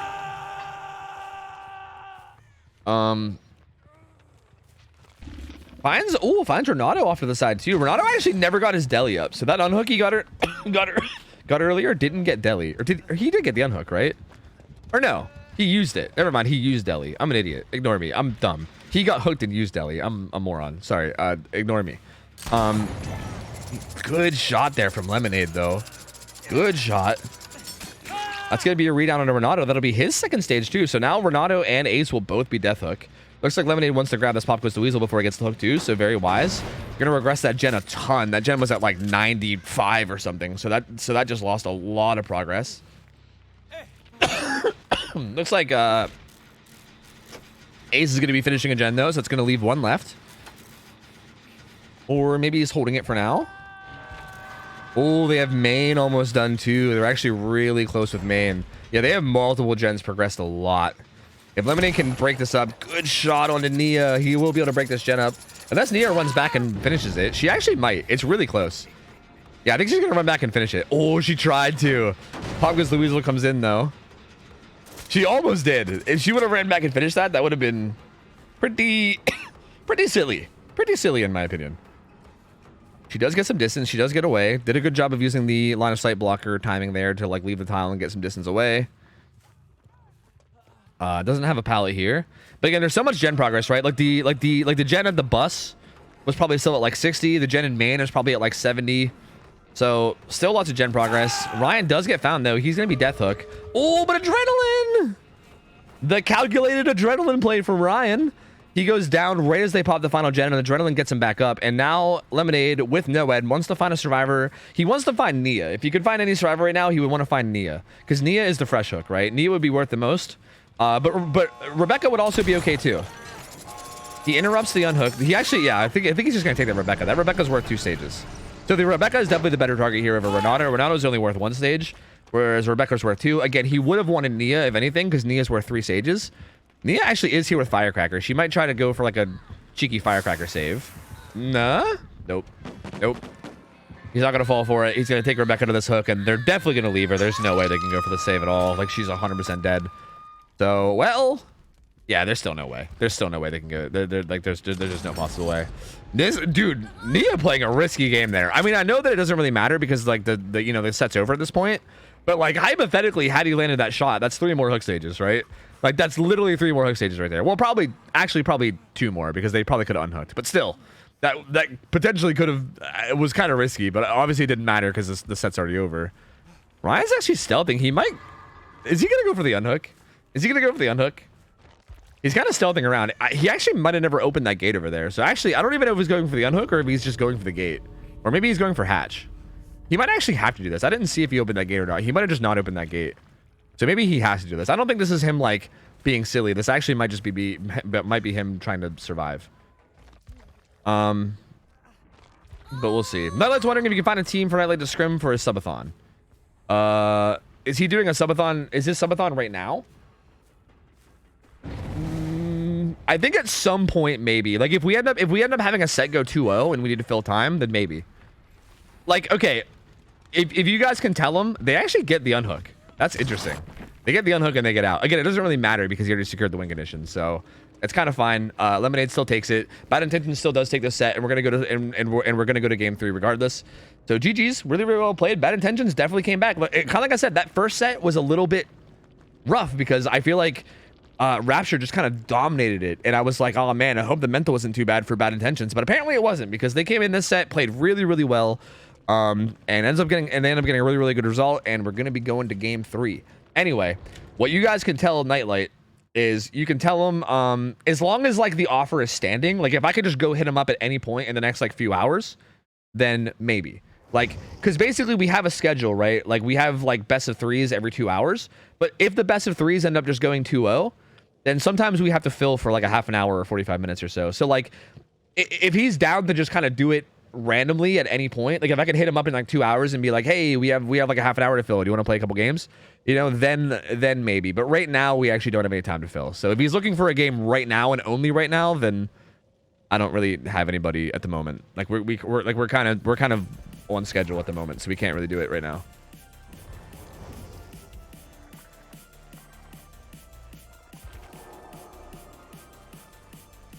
Only one Xeno. I know, dude. Nobody picked Xeno. I don't understand. Literally nobody did it. I mean, I do understand. Xeno is kind of miserable, you know? So I don't know. I don't know. Fucking Ryomu. Ryomu added me in Discord and said, what makes Alexander so great is because of his amazing strategic takeover and how he fought alongside his men, unlike many other conquerors.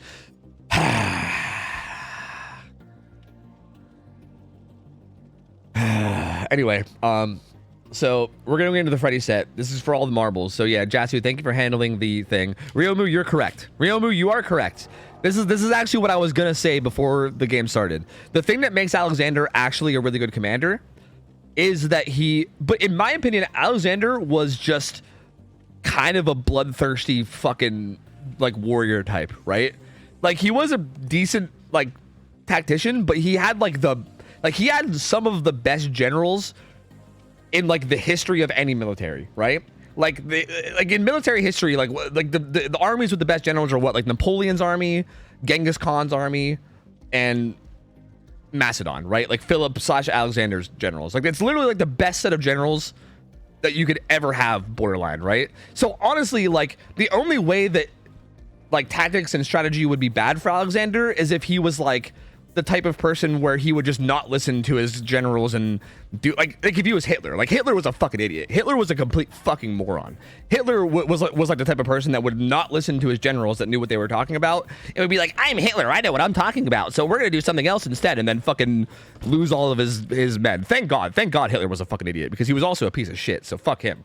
But anyway, if Hitler was in command of that army, then yeah, maybe they'd be fucked because he wouldn't listen to his generals. But like, assuming he just listens to his generals, there's really no like need to be tactically smart. Like the generals will handle it, right? What Alexander was a fucking he was very brave. He was a very brave like warrior. And yeah, he did lead cavalry charges. Like he would lead the cavalry charges of companion cavalry, and he would be right in the front lines fighting with his men.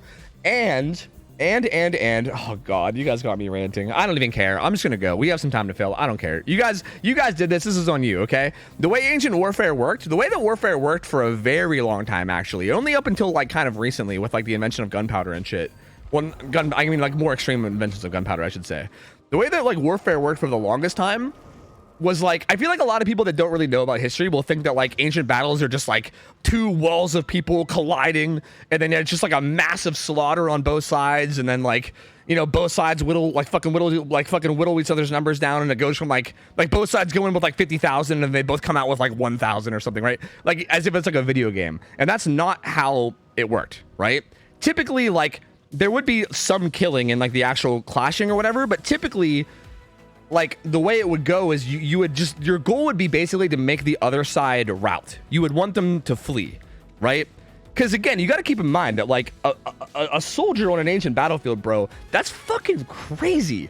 Like you're sitting there with like a fucking shield and a spear and maybe a sword, and motherfucker, like big muscly angry motherfuckers are running at you, yelling at the top of their lungs, trying to fucking murder you with a blade. Like that's crazy, right? That's terrifying. And you have like your friends and your family all around you, and they're fighting with you too, and maybe they're getting murdered. Maybe you see your best friend beside you getting fucking speared through the fucking skull, and you're like, Jesus Christ, Jimmy, what the fuck? You just killed Jimmy. You know what I mean? Like there's crazy shit happening. Crazy shit. And like, again, ancient warfare was all about whoever can make the other side like be fucking terrified and run away, right? Like if you can overwhelm them and make them fucking terrified and like be like make them like so convinced that they're just fucked and that they're gonna die, and and then they end up fleeing. Like when one side would actually flee, when they would like break rank and free, that's when like the majority of the actual casualties happened. Because when one side would flee, then they would pursue, and while they were fleeing and they broke rank, they would just pick off stragglers, and that's where like the majority of kills would happen. Like most kills did not happen during the actual fighting; they would happen during the fleeing, right? And it was all about like who can hold morale. Like morale was so huge, right? So for instance, with Alexander the Great, right, he would be like right there fighting with his men. He'd be like on the front line, fighting with his men. And like, if you're a soldier, seeing your king, seeing your like head of state, right? Like, imagine being like an American soldier and seeing Joe Biden in the fucking trenches with you. You know what I mean? Like, seeing like the head of state there fighting with you is like a huge like fuck yeah, like that's a morale booster, right? Whereas on the Persian side, Darius III was probably one of the more lackluster kings that the Achaemenid Persian Empire had, which is also unfortunate for them because the Achaemenid Persians were a fucking crazy empire and they had some really good rulers, dude. Like if it was like Darius the if it was like Darius the Great, if it was Cyrus the Great, I mean fuck, even Xerxes, I mean, well, I don't know, Xerxes was hit or miss, but like regardless, like if they had like one of their better emperors, kings, whatever the fuck during that period, maybe it'd be a different story, but Darius was not. And Darius would basically flee. Like how so many battles went is like Alexander would like, again, like charge with cavalry. They would like put pressure on like the king's guard, and then Darius would like flee the battlefield, right? So again, one side has their king fighting right alongside of you, front line, and then the other side has their king fleeing in terror, right? Like if you're on the side of where your king is fleeing in terror, like you see your king fleeing, like, bro, it's you're gonna be like, well, we're fucked. Like we're fucked. Like the king's out. I mean, I'm out too. Fuck this, right? Like you're just gonna leave. So like, again, yeah, I think that the main thing that Alexander brought to the table was just the fact that he was like a brave warrior, and that was really it, though. But again, I think if you just put any brave warrior in Alexander's place, and I think they could have done the exact same thing. I don't think he was like that special outside of just being incredibly brave. Which again, don't get me wrong, being incredibly brave is a good thing, right? Like it's a very good thing, and I'm not saying that he was like, you know, like a horrible general or like a horrible like, you know, fighter or whatever. Like he was extremely brave, and like there is that going for him. But like, again, in comparison, like it's just stupid. Like I don't know, it's stupid that he gets the amount of credit he gets because he doesn't fucking deserve it, man. I'm telling you, Philip, dude, Philip the Great. Anytime Alexander the Great, anytime Alexander the Great gets brought up, talk about his dad. Fuck him. Talk about his dad. Anyway, sorry. Look, this is your guys' fault. This is your guys' fault, okay? I didn't want to rant about this. You guys brought it up. Ryomu added me in Discord. All right, this is all your guys' fault. I wasn't planning on going on this rant, okay? Hi, Cheeto. How you doing?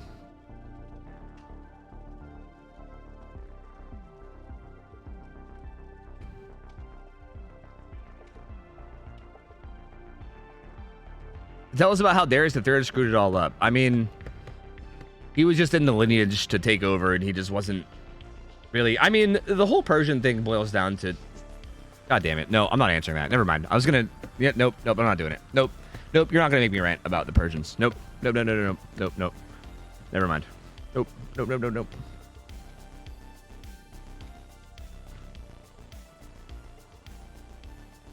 You can say Alexander's dad's pretty cool too. No, he's. Wait, no, he's well, I don't I don't want to call them cool because they were all kind of like genocidal murderers, but you know, I just feel like if you're going to give credit for being like a great historical figure, it should go to Philip instead of Alexander. That's all. Now we need the Sam story. Yeah.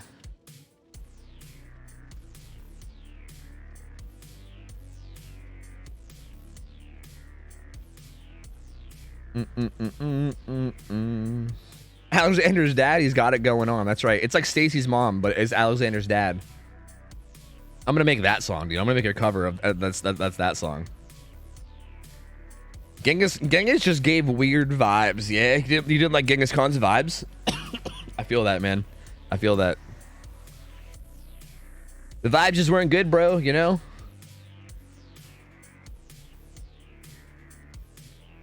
Genghis doesn't count because I don't fuck with him. I agree, dude. I agree. Yeah, I don't fuck with him either. Actually, I kind of do fuck with Genghis, but if you don't fuck with Genghis, that's fine. I respect that, you know? I respect that.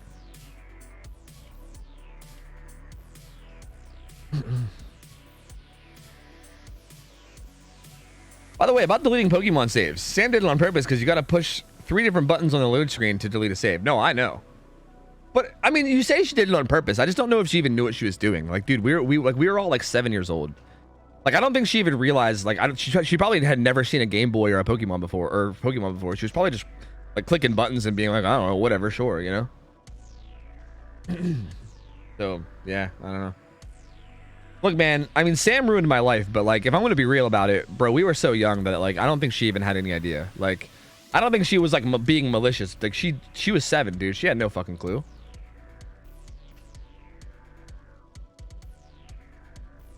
You were 7 and you knew not to delete it? Yeah, but that's because I owned it and I had played it.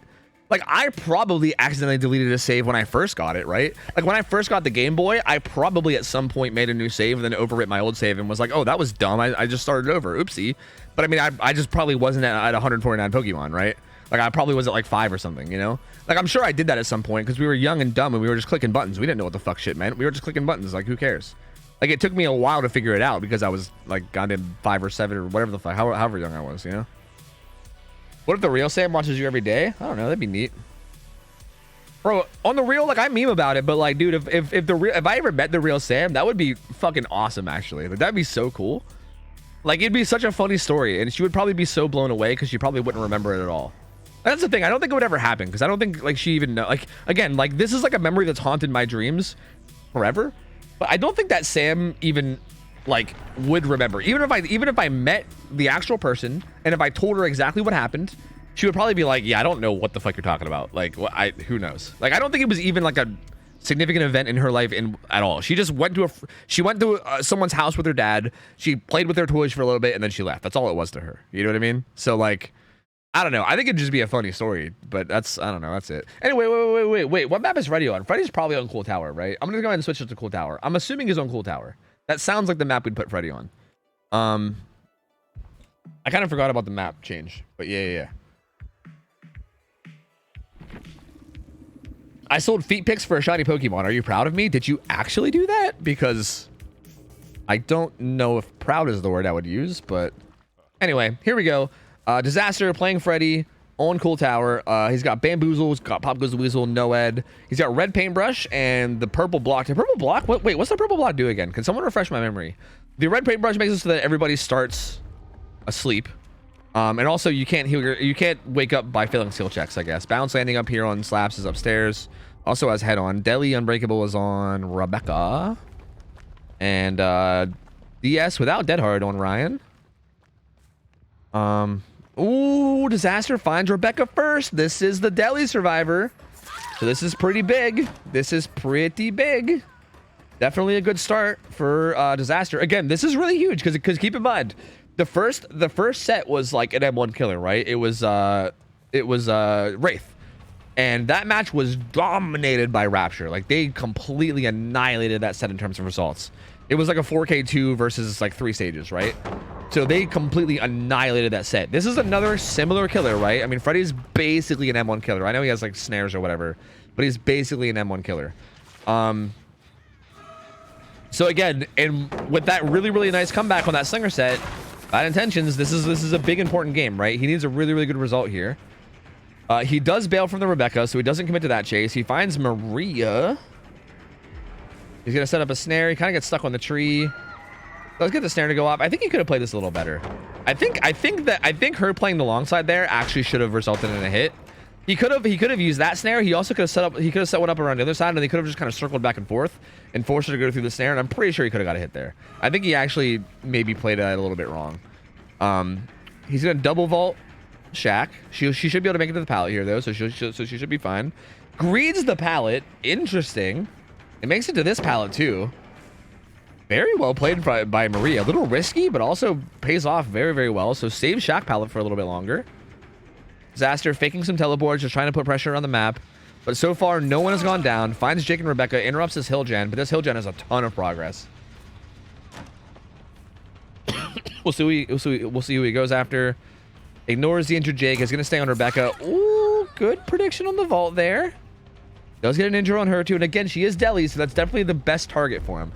I don't think there's really any way for him to know that, right? There's no way for him to really know who has what. But if he does happen to get this down first, that would definitely be the best target here. She does have Cool Tower window though, which is a pretty strong setup. Ooh, has a pallet into a T-wall next to the window from main too. Disaster going to set up a snare. I don't mind getting that pallet, but this Rebecca doing such a good job. That was a good mind game that he did too. Like, he did like a double fake and Rebecca did not fall for it. So she's doing such a good job in this chase right now. 2 gens pop. She has a filler pallet here that's pretty fucking safe. Although these pallets post throw are sometimes dangerous. Maria is here if needed, but it looks like she's not needed. Some of these pallets with Freddy especially can be a little dangerous because you can't really loop both sides. If you set up snares, you kind of have to just play one side, and just playing one side is very difficult. Like, it's doable, but it's very difficult. Bamboozle in this window, but Rebecca does have another pallet here too. And again, this chase, Freddy just being basically an M1 killer means that these chases are just brutal, man. Still can't get this down on Rebecca. She's gonna head back towards Shack. There is a God pallet here. There's also a Path pallet out front too, so a lot of resources here for Rebecca to use. Bamboozle coming in. She is gonna throw a Shack pallet. And while this is going on, let's check on gens. It looks like they maybe have someone hovering for a hit. Yeah, they have Ace here for a hit. They're gonna try to get, I think they're gonna try to get her back to top side. Yeah, they're gonna try to get her back to top side by taking this hit. Ace is just gonna be, I think, hovering this chase just to try to keep her alive. Oh! Oh! Oh! Awkward. Awkward. A little bit awkward. Well, you know, this is one of those like moments like, look, I know this isn't solo queue, but this feels like one of those solo queue moments where you're like doing fine in chase, you're doing great, and then a teammate runs up into your chase randomly and starts like trying to body block, and you're like, what the fuck are you doing? And then they get you killed, and you're like, what the fuck are you doing? Megan, get out of here, because it's always a Meg. Like, you better believe it's always a Meg, right? But obviously, like, this isn't solo queue. I think that was just a little bit of a, you know, it was a little bit of an unfortunate slip up. They both tried to go through the same doorway, and just didn't quite happen the way that they wanted it to, and they kind of got stuck on each other, and then Disaster manages to get it down on Rebecca out of it. So that's first hook coming in. Pop goes the Weasel coming down on that left side generator. But again, regardless, this is still an extremely strong start for Rapture. They're gonna pop the 3rd gen. The 4th gen is gonna be really, really close because I'm pretty sure Quentin probably got back on it. Yeah, Quentin's back on it. It's gonna be done pretty soon. So again, still a really good start here. I don't think Disaster can really afford to stay on Rebecca. He looks like he's going to. Head-on coming in. I believe that was Maria getting the head-on stun. I actually, this is a little bit weird to me. I don't know how I feel about staying on Rebecca here. Like, I mean, are you gonna try to like tunnel her out? Like, I think you just get some fresh hooks here, honestly. Like, I think it maybe could have been better just to go after Ryan after the unhook or anybody else. Like, you do have Noah to fall back on late game, but like, I just don't know. I think it's a little too late to get a tunnel out, you know? Ace is here again. He's got a pretty good healing build. Oh, the pallet, is that close enough? Not close enough. Yeah, gives him the nodders. Doesn't quite get the save. That will be hook number 2 on Rebecca. You know what? Maybe there is still some hope. Oh, I bugged him out. Oh, no, I didn't bug him out. No, he's fine. He's fine. Maybe he was just actually face camping. No, I think the teleport fixed it. Either way though, does get that hook, and you know what? Maybe it's reasonable. They really don't have a ton of progress on the final gen. Like main was at like, I don't know, like 10-20-ish. But I feel like if this Rebecca gets unhooked and then just has like an even somewhat okay chase. Because yeah, they're doubled back. They're doubled up back on main again. So again, if he leaves this hook, then Ace gets the unhook immediately, right? Like if he goes back to this gen, Ace grabs the unhook and then she bolts down to bottom side. But if he doesn't go to that gen, then they just get a bunch of progress and they're probably going to finish it. So again, this is a really tough spot for Disaster. This is a really tough spot for Disaster. And I feel like at this stage of the game, I just don't know if he should have tried to secure this kill anymore, right? And even here, I don't think it's worth it. Like I think he should just hook Ryan. Like I think, yeah, he should definitely just hook Ryan. Don't even bother going for Rebecca. Maybe try to get this Pop Goes the Weasel on that gen too. He's gonna teleport back up. Is he gonna get it in time? Did he fake it? Oh, I don't see even that. Like I don't think he should have faked that. I mean, like I guess obviously he doesn't. I guess to be fair, he doesn't know for 100% fact that they stayed committed to this. Like it's possible that they went back down to the bottom side gens. But he does end up coming up. He does get the pop kick down on it. And again, now he's in an okay spot to maybe get at least a couple more hook stages. Maybe if he could even just get like another hook before end game, that would be very, very nice. He's gonna come back into main. I think he's gonna find Maria up here. She's actually exhausted, so no balance landing coming in from her. She's gonna get hit. She's gonna do the little window tech and vault in. Quick and quiet too, making that a little bit of a sneakier vault. Disaster gonna grab the bamboozle, and honestly, it's not looking terrible for Disaster here. Ace is here for a body block. Like, again, in terms of like being able to squeeze out something here, like I think he can maybe still squeeze something out. Ace is here for a body block, so he will be able to get a tag onto Ace. He should just tag him. Just tag him. Just tag him and get him to fuck off. I don't know how I feel about this. He's gonna try to bloodlust through him. He might be able to. I mean, hey, it looks like it's actually gonna pay off. He does bloodlust past him. So you know what? I was a little hesitant, but it looks like it works out. He does get the down onto Maria. Again, this is another fresh hook. So fresh hook number 3 coming in. He might even be able to get this hook and then get back to main gen to kick it as well. I think he will. I think he will get back there in time. Right? Yep, he's going to start teleporting. There's no way Rebecca can finish that. So yeah, actually that worked out great. I think if he would have hit Ace, he actually wouldn't have gotten this. So you know what? Never mind. Fuck what I have to say. I'm an idiot. That was really well played by Disaster. The timing there was kind of perfect. Oh, and Rebecca vaults into him. Little sloppy from Rebecca. She's death hook too. She's going to drop down. No balance or anything. She's going to drop down. And if you can get this down and this hook quickly and get Pop Goes the Weasel up again, then not a terrible spot. Good fake vault. There's another window here that she could fake or not fake. She does take the vault. Does get the down. I know Quentin. Oh, yeah. They're going to finish this gen, though. They're going to finish this gen for sure. Ryan's over here hovering as well. So the target that he's definitely going to want in this late game is Quentin. If he can find Quentin, Quentin's also going to want to stay hidden. So, like, it's going to be... Honestly, Ryan's not bad either, though. He's worth 2 stages. So he's going to take that down onto Ryan. I mean, that's 2 more stages, too. But he might even slug him. That was really, really quick. Quentin is going to be probably on the other side. Yeah, he's also going to find Noed. So Quentin is on Noed. But Maria's going to go down, too. Uh-oh. And Unbreakable was on... If he goes to check on his Noed, this is going to be massive. He didn't go to check on his Noed. But he's going to know he's there once he breaks it. He should go. He should go. Okay, he doesn't know, though. He doesn't know. He doesn't realize. Okay, to be fair, we know from the spectator point of view that Rebecca had Unbreakable, right? He doesn't know that. Like, for all he knows. As a matter of fact, I feel like to him, it seems pretty likely that Ryan might have it. Because Ryan was playing, like, really aggressive in terms of, like, altruism. So I feel like, for instance, if I was Disaster, I would expect Ryan to be Deli Unbreakable. You know what I mean? If I had to, like, choose someone that I suspected. So I feel like he probably thought that Unbreakable might have been in play. So him leaving there would have just been, yeah, like if Unbreakable was in play, him leaving would have been really, really bad. He finds Maria, who's injured. She's going to run towards Shaq. This pallet is gone. He's actually going to find Quentin, though, and bail. Again, Quentin worked the most amount of hook stages. That's definitely who he would prefer to get. Currently has 6 stages. He's kind of just zoning these guys both out right now. He sees Maria going for that gate. He's just trying to hold him here as much as he can. I don't know how I feel about this, though. You got to do something because Maria's going to go pressure that gate. You can't really just play at this pallet. You got to make a move on somebody. He's going to go for Maria. That's going to leave Quentin open to get that unhook. Maria, good play there. She should die, though. Yeah, down she goes. They also have this gate on the other side, too. So like, there's this gate right side, and Ryan's going to go pressure that, but Quentin's going to go pressure the left side gate. So he's going to go to the much safer gate, whereas Ryan's going to go to the much riskier one. Well, I think Ryan might actually position in a place where he might get this unhook. I think Ryan's going to position kind of in the middle. So if Disaster tries to go pressure the gate that Quentin's on, Ryan can grab the unhook. But if he doesn't, then he can just run to that gate, which I think is what's going to happen. I think Quentin's going to open that gate. Ryan's probably just going to run to the gate with Quentin. He's actually still here. Maybe he wants to bait this chase and then open up an unhook scenario, which would be a little risky, but it kind of looks like that's what they're doing. Ryan's like, yeah, go ahead and chase me. Look, I'm right here. Look, I'm right here. Look, a free hook stage. I'm right here. But Quentin's there as well, so... And Quentin, again, is worth the most. So, like, yeah, like, that's... You definitely don't want to play around with that too much. At this point, if I was Disaster, I'd probably just face camp this. Because there's no way that they can get the unhook without it being a 1-for-1. Unless they heal up Ryan, right? They'd have to heal up Ryan for them to get an unhook that isn't a 1-for-1. So, yeah, if he just face camps this like he does... This should be fine. So there you go.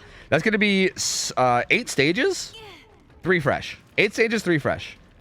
Feels like a pretty okay result, honestly. Especially with how this early game was going. Like, that early game was looking really rough. Rebecca was fucking juicing, dude.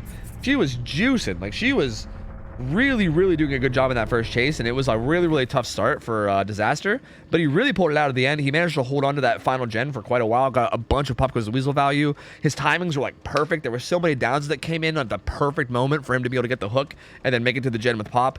He really stalled out that end, and then in the late game made some plays with Noed, manages to get a pretty decent result. Again, I would say again, I would say Freddy on this map with all the stuff that we allow survivors to run, and especially considering how well these guys played that Dead Dog map, like, I'm gonna be real. I expected the result here from Disaster to be really bad. Like, I was expecting like a 4 or 5 stage type result, right?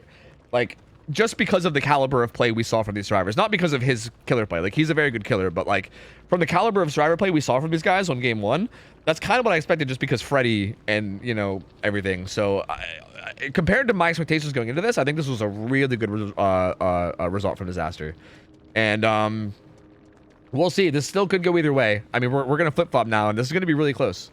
So killer from Rapture is gonna need to beat 8 stages 3 fresh. So 8 stages with 4 fresh hooks, or 9 stages will be the win condition.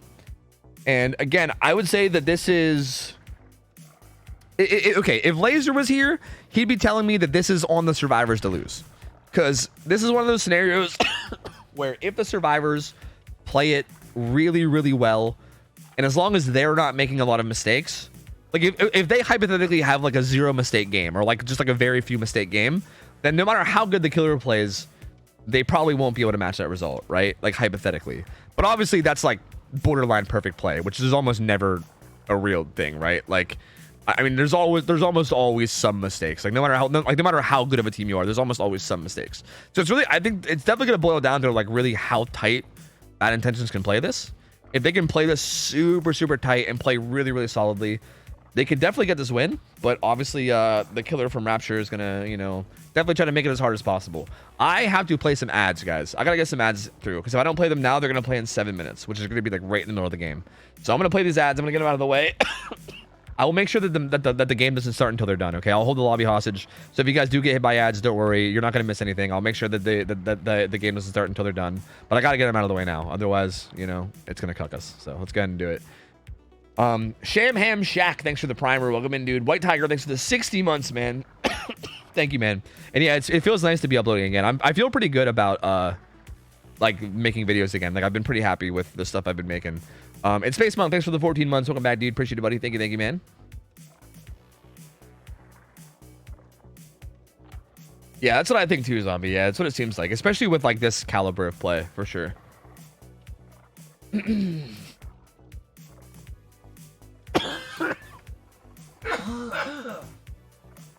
Fuck, dude. My lungs. Ugh, my lungs. Sorry, guys. I'm still very sick. I'm trying to keep the coughing for in between games, at least. If I could at least hold it together in the middle of matches, then I'm happy. You know? In between games, I'm happy to cough my lungs out. As long as mid-game. I just don't want the casting to have too much coughing in it, you know? Hopefully. But we'll see. We'll see.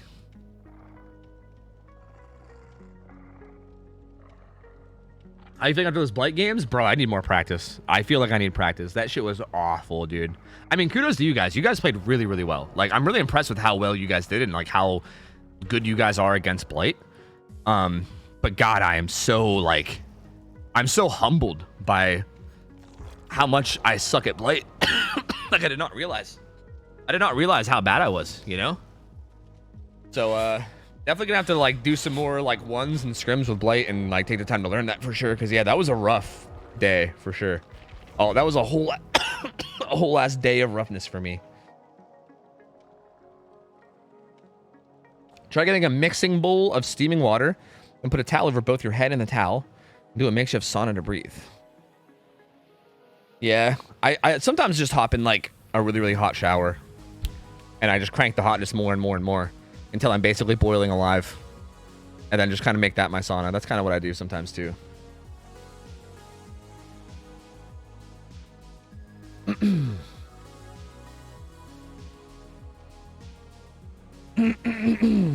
Yeah, Fengman's buns. It's tough, dude. It is tough. Like, it's a lot harder than people make it look, honestly.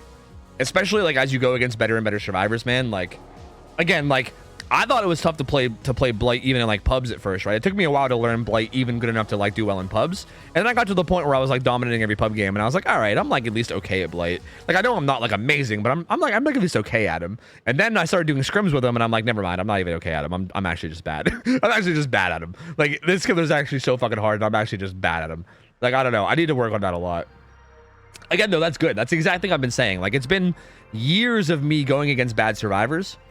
And, yeah, the scrims are nice, man. The scrims are nice. Because I feel like I'm just starting over from scratch again. I just need to, like, take time to grind playing against good players. Just kind of relearn everything. Like, kind of unlearn all the bad habits I got. And then relearn good habits, you know? And eventually I'll be back in there, so.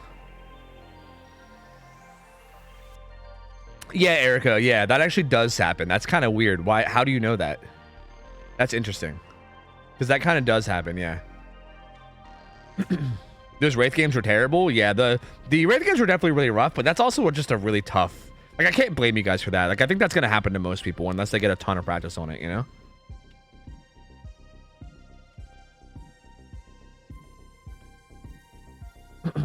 Are any of the players watching stream at all? Well, they probably watch in between games. They don't watch during the match, because that would be cheating. But they probably watch in between games, yeah. You might have bronchitis. If I had bronchitis, wouldn't it be, like, really bad, though? Like, I'm pretty sure, like, from what I've heard about bronchitis, I'm pretty sure if I had bronchitis, I'd be, like, bedridden almost, wouldn't I? And that, I mean, is there, like, minor bronchitis or something? Maybe there's, like, minor or major bronchitis? I don't know. I mean, I think I'm gonna go see a doctor. I know it's like the weekend, so I can't do it now, but I think I'm gonna try to go see the doctor next week. Like, if I'm still coughing early next week, I'm gonna go see my doctor and see if we can do something. I don't know. Get me some, like, antibiotics or something in case it's, like, a, you know, infection or some shit. I don't fucking know, dude.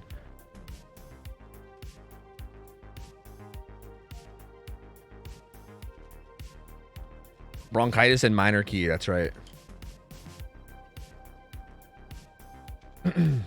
Yeah, exactly, Zombie. It's very humbling. It's very humbling for sure. Which is a good thing, I think, you know?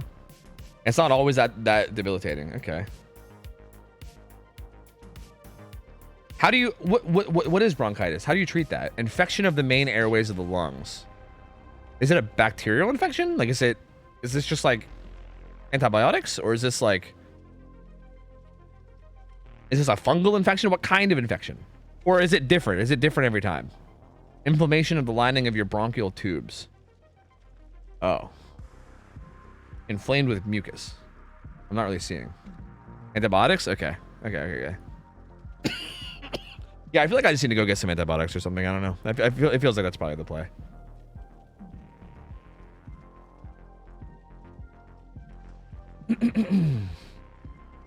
I need something, dude. I'm fucking sick of coughing. I am, like, really sick of coughing. Like, I'm so tired of it. Again, even like for instance, like, doing these weekend scrims are so annoying because I'm, like, trying my best to not, like, cough my fucking lungs out and shit, you know? I don't know. It's rough. Shay, thank you for the 500 bits, by the way. Thank you. I appreciate you, gamer. Thank you.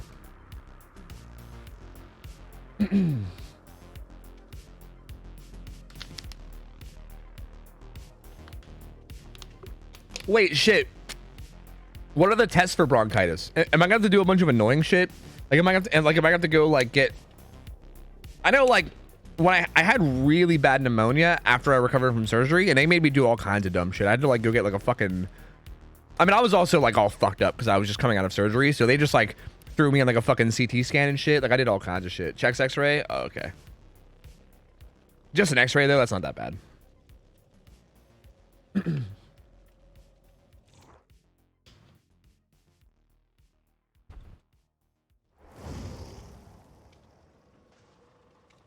They just looked at my throat for bronchitis. Interesting. They checked my breathing since I was wheezing at that point, and they knew what it was.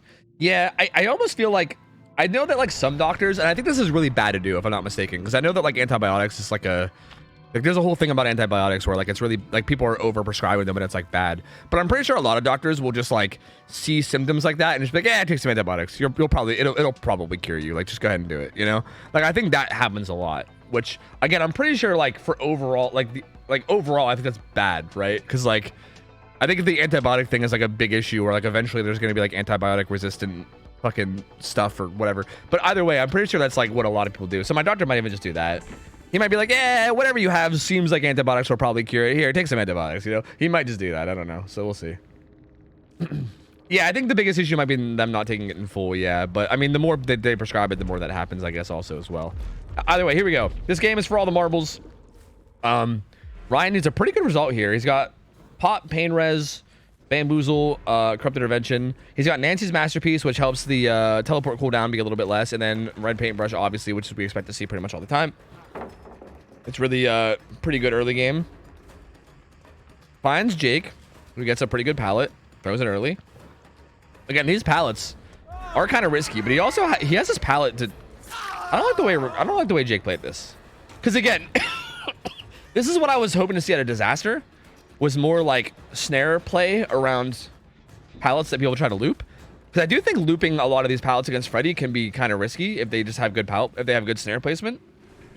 But the thing is that Jake had that pre-thrown pallet at the jungle gym that he could have went back to, so he could have just transitioned away from that pallet and ran to that jungle gym. So that was a little not good. This was also kind of not good. Disaster didn't like.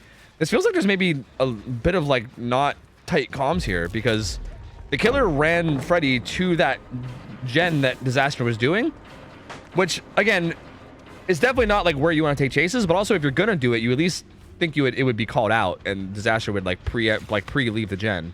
But Disaster kind of just eats a hit for free there, which is definitely not good. You definitely don't want to just be giving free hits like that.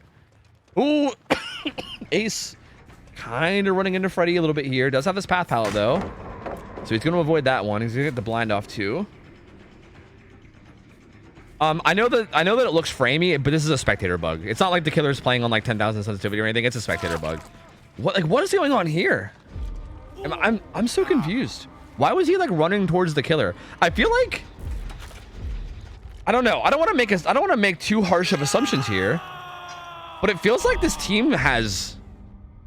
I'm not gonna beat around the bush. I'm just gonna say it. It feels like this team has really bad comms right now. Like I don't know how else to say it. Like I don't know. I don't want to be mean, but like. It feels like they're not doing a very good job of like calling where Freddy is and where he's going. I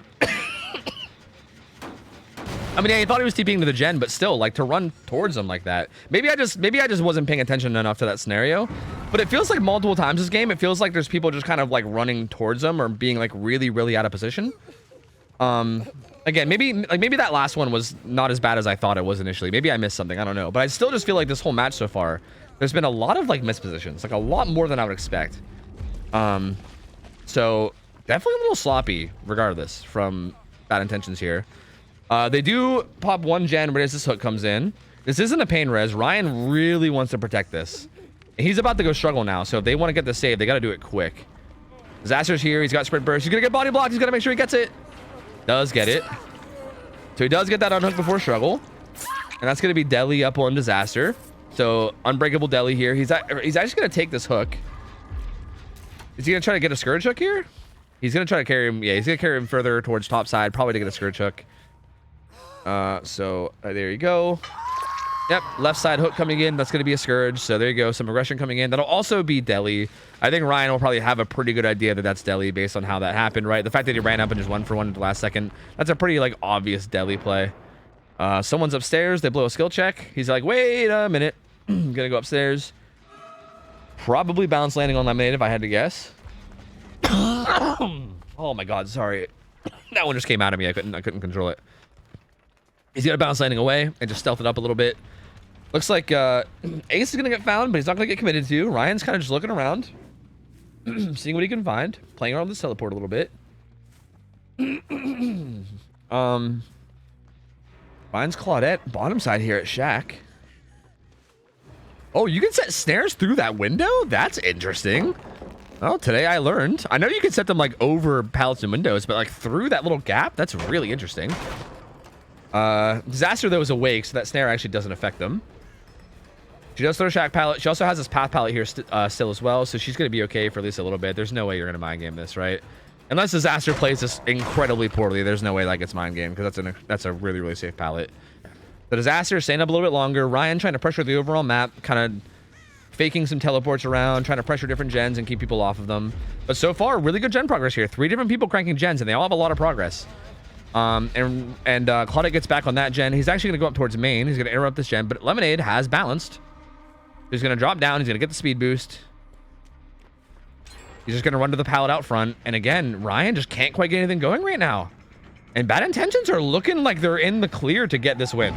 Again, Ryan needs such a big result, and he doesn't have Noed or anything for the late game either. Like, if they can get all the gens done in like a good spot, then they're kind of golden from there, right? There's really nothing late game to worry about. They just need to get the gens done and still be in a good spot. Like Ryan's build is really dedicated towards having a ton of pressure pre-end game, right?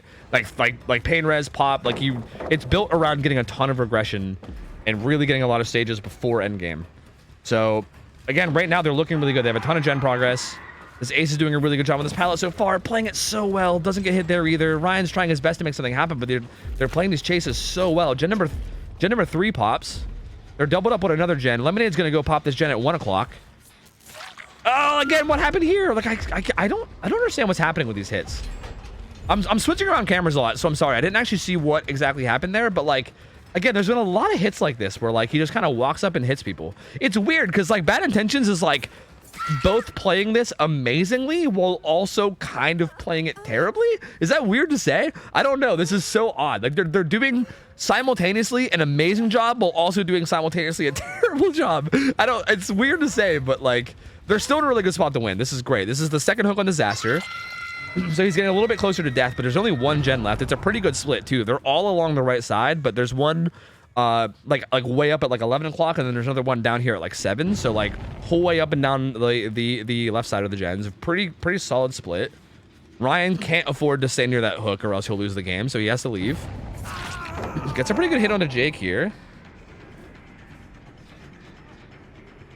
He's still faking teleports, trying to pressure gens when he can. He does have pop-up, but I don't even know if he feels comfortable enough to like really stop and do it. I think he just wants to keep pressuring as much as he can. He still has some pain res up. He's got pain res on everybody other than Claudette. So if he does manage to get it down pretty quickly, he could get pain res. So again, at this point, these chases and how long they last matter so much, right?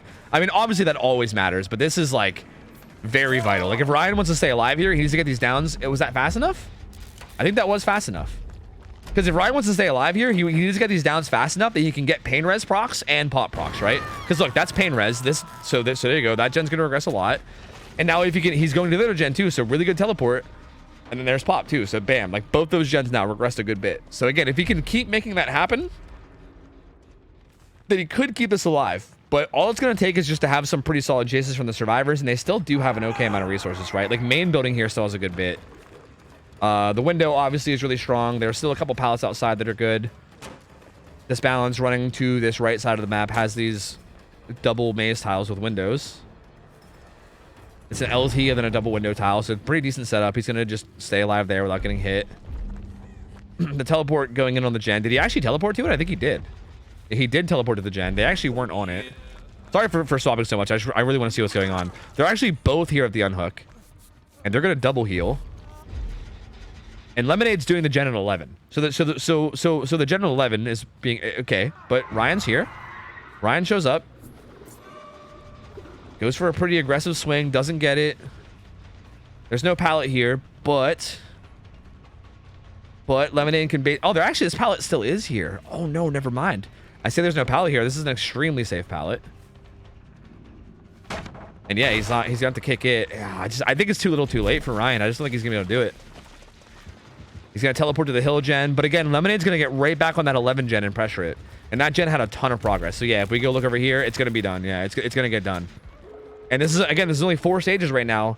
He needs 8 with 4 fresh or 9, which is a lot. I mean, he needs 4 or 5 more stages, which is pretty unreasonable at this stage. This is looking like Bad Intentions are going to take this, I believe, because it's looking pretty unreasonable at this point. I don't think he's going to be able to, like, again, Freddy, late game, no ed, no way out, nothing to help him stall it out.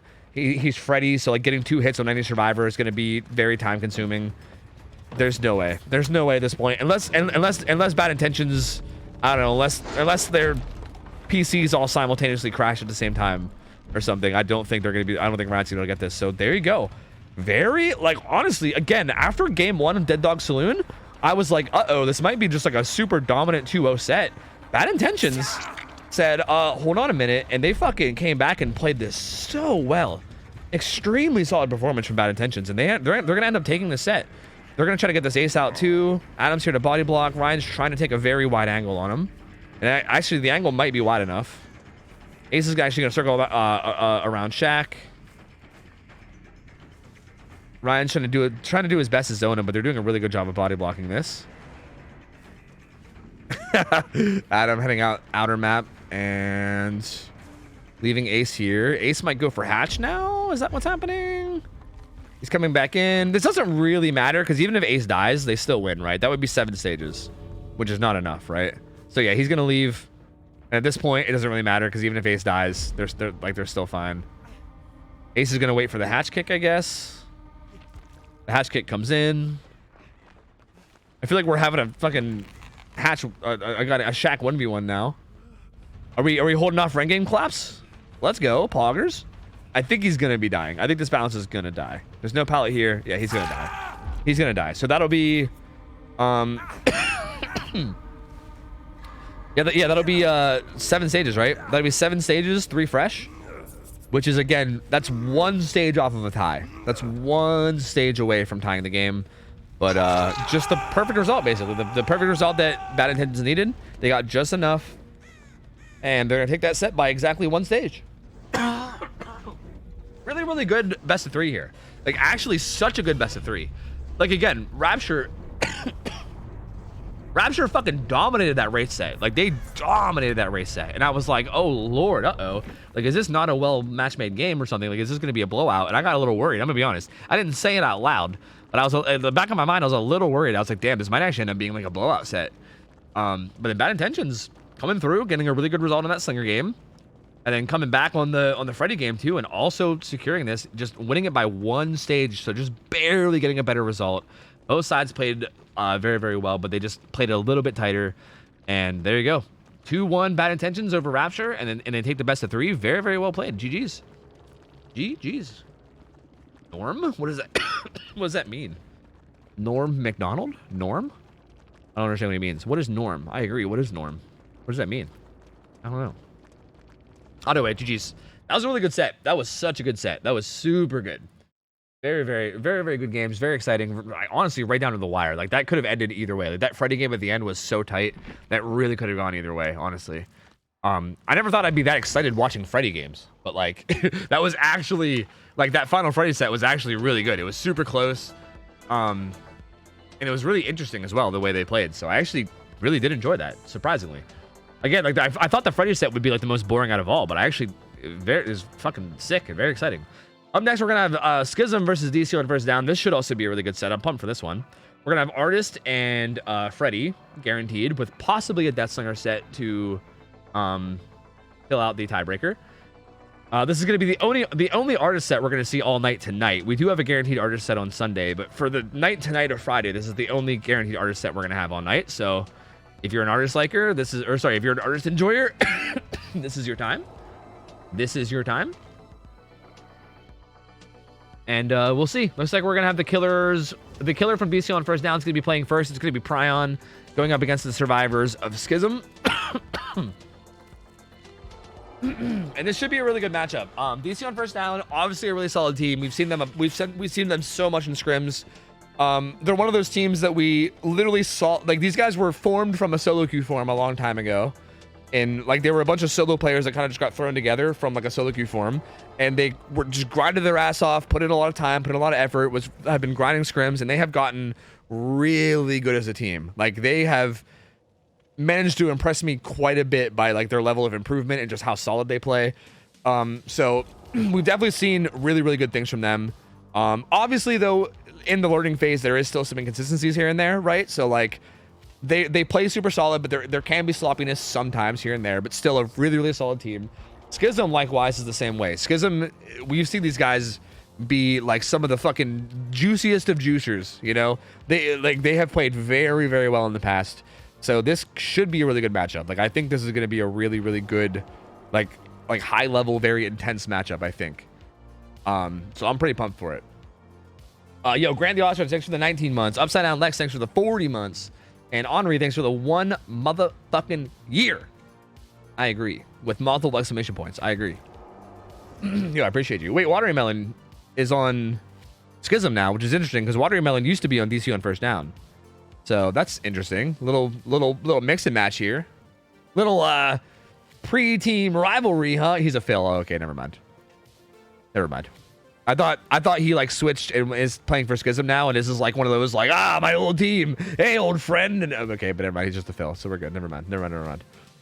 So it should be good. Artist is played on, I believe, is Artist still played on Groaning, or did we move that? Let me go look.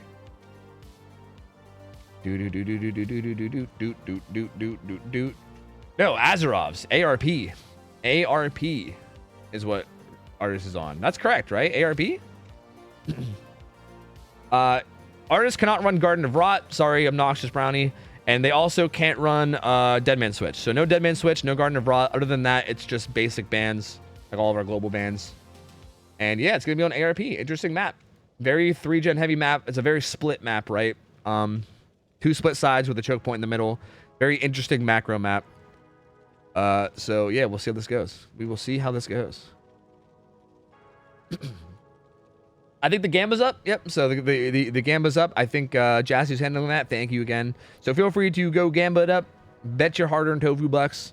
It should be a really good set, man. I'm really pumped for this one. This is like one of the sets where like when I was looking at the weekend, I saw it and like in my brain I went, ooh, you know, like I don't know. Like sometimes I see sets where I'm just like, ooh, that one looks really good. You know what I mean? This is one of them. Like I think both these teams, when we see them play, it's pretty common for us to see some pretty like crazy stuff. Like a lot of like really like high octane like swingy games and stuff. It usually ends up being very entertaining, so I'm pumped. Tofu, check my profile, Bucket Man. Oh, we're about to start. This motherfucker has a goddamn gigantic Meg portrait, dude. He's got a big ass fucking Meg portrait. I'm about to ban this motherfucker from scrims. Look at this. Look at this. It's like an animated Meg. Oh, that's disgusting. I mean, actually, like, it's actually kind of sick. Like, the fact that it goes with the background, too. This is, like, I think this is one of those, like, commissioned art things you can get for your profile. This is actually, like, if it wasn't Meg, okay? If it wasn't Meg, this is actually, like, super fucking sick. Like, I love this art. Like, this is really, really good, cool art. But Meg, dude, why Meg? Like, if you just replace this Meg with anyone other than Meg, and this is, like, the sickest profile ever. You know what I mean? Just why Meg? Come on, now. Come on. Please. You're killing me, Smalls. Making Meg look badass? Nothing makes Meg look badass, okay? I mean, that art was really good, though. I don't know. Look, okay? Don't tell anybody. Whoever did that art, they did a fucking amazing job, okay? But I'm not going to give Meg credit. I'm not going to, no matter what. I'm sorry. I'm not going to do it. You can't make me. So I'm just going to lie. And even though the art's amazing and it kind of does do a pretty good job of it, I'm just going to lie and say it doesn't because fuck Meg. Anyway, overcome lucky break here on Bucket Man. Looks like that's who's getting chased first. So that could be interesting. Bit of a mixed bag there, but a little bit of Anti-Tunnel. Watermelon's rocking the Deli Unbreakable. And a little bit of a mixed bag there too on to get loose. And sorry, I kind of missed this first hit, but probably gets an opening hit on the Bucket Man. Again, oh no, Bucket Man. You know what? The Meg profile, it's all making sense now. It's all making sense now. The Meg profile. Oh, it's a knee slapper. I'm sorry. I'm just joking. Look, I don't want to give him too much shit, but Bucket Man goes down pretty quickly there. The overcome lucky break didn't really end up getting that much value. It's a pretty fast first hook from Pryon. And that's going to be a Pain Res as well. Pop Goes the Weasel is going to be up. He has Pop, Pain Res, Agi, and Corrupt. So pretty just solid overall build. Pretty much what we'd expect to see. Maybe you could expect to see like a Noed in there instead, possibly.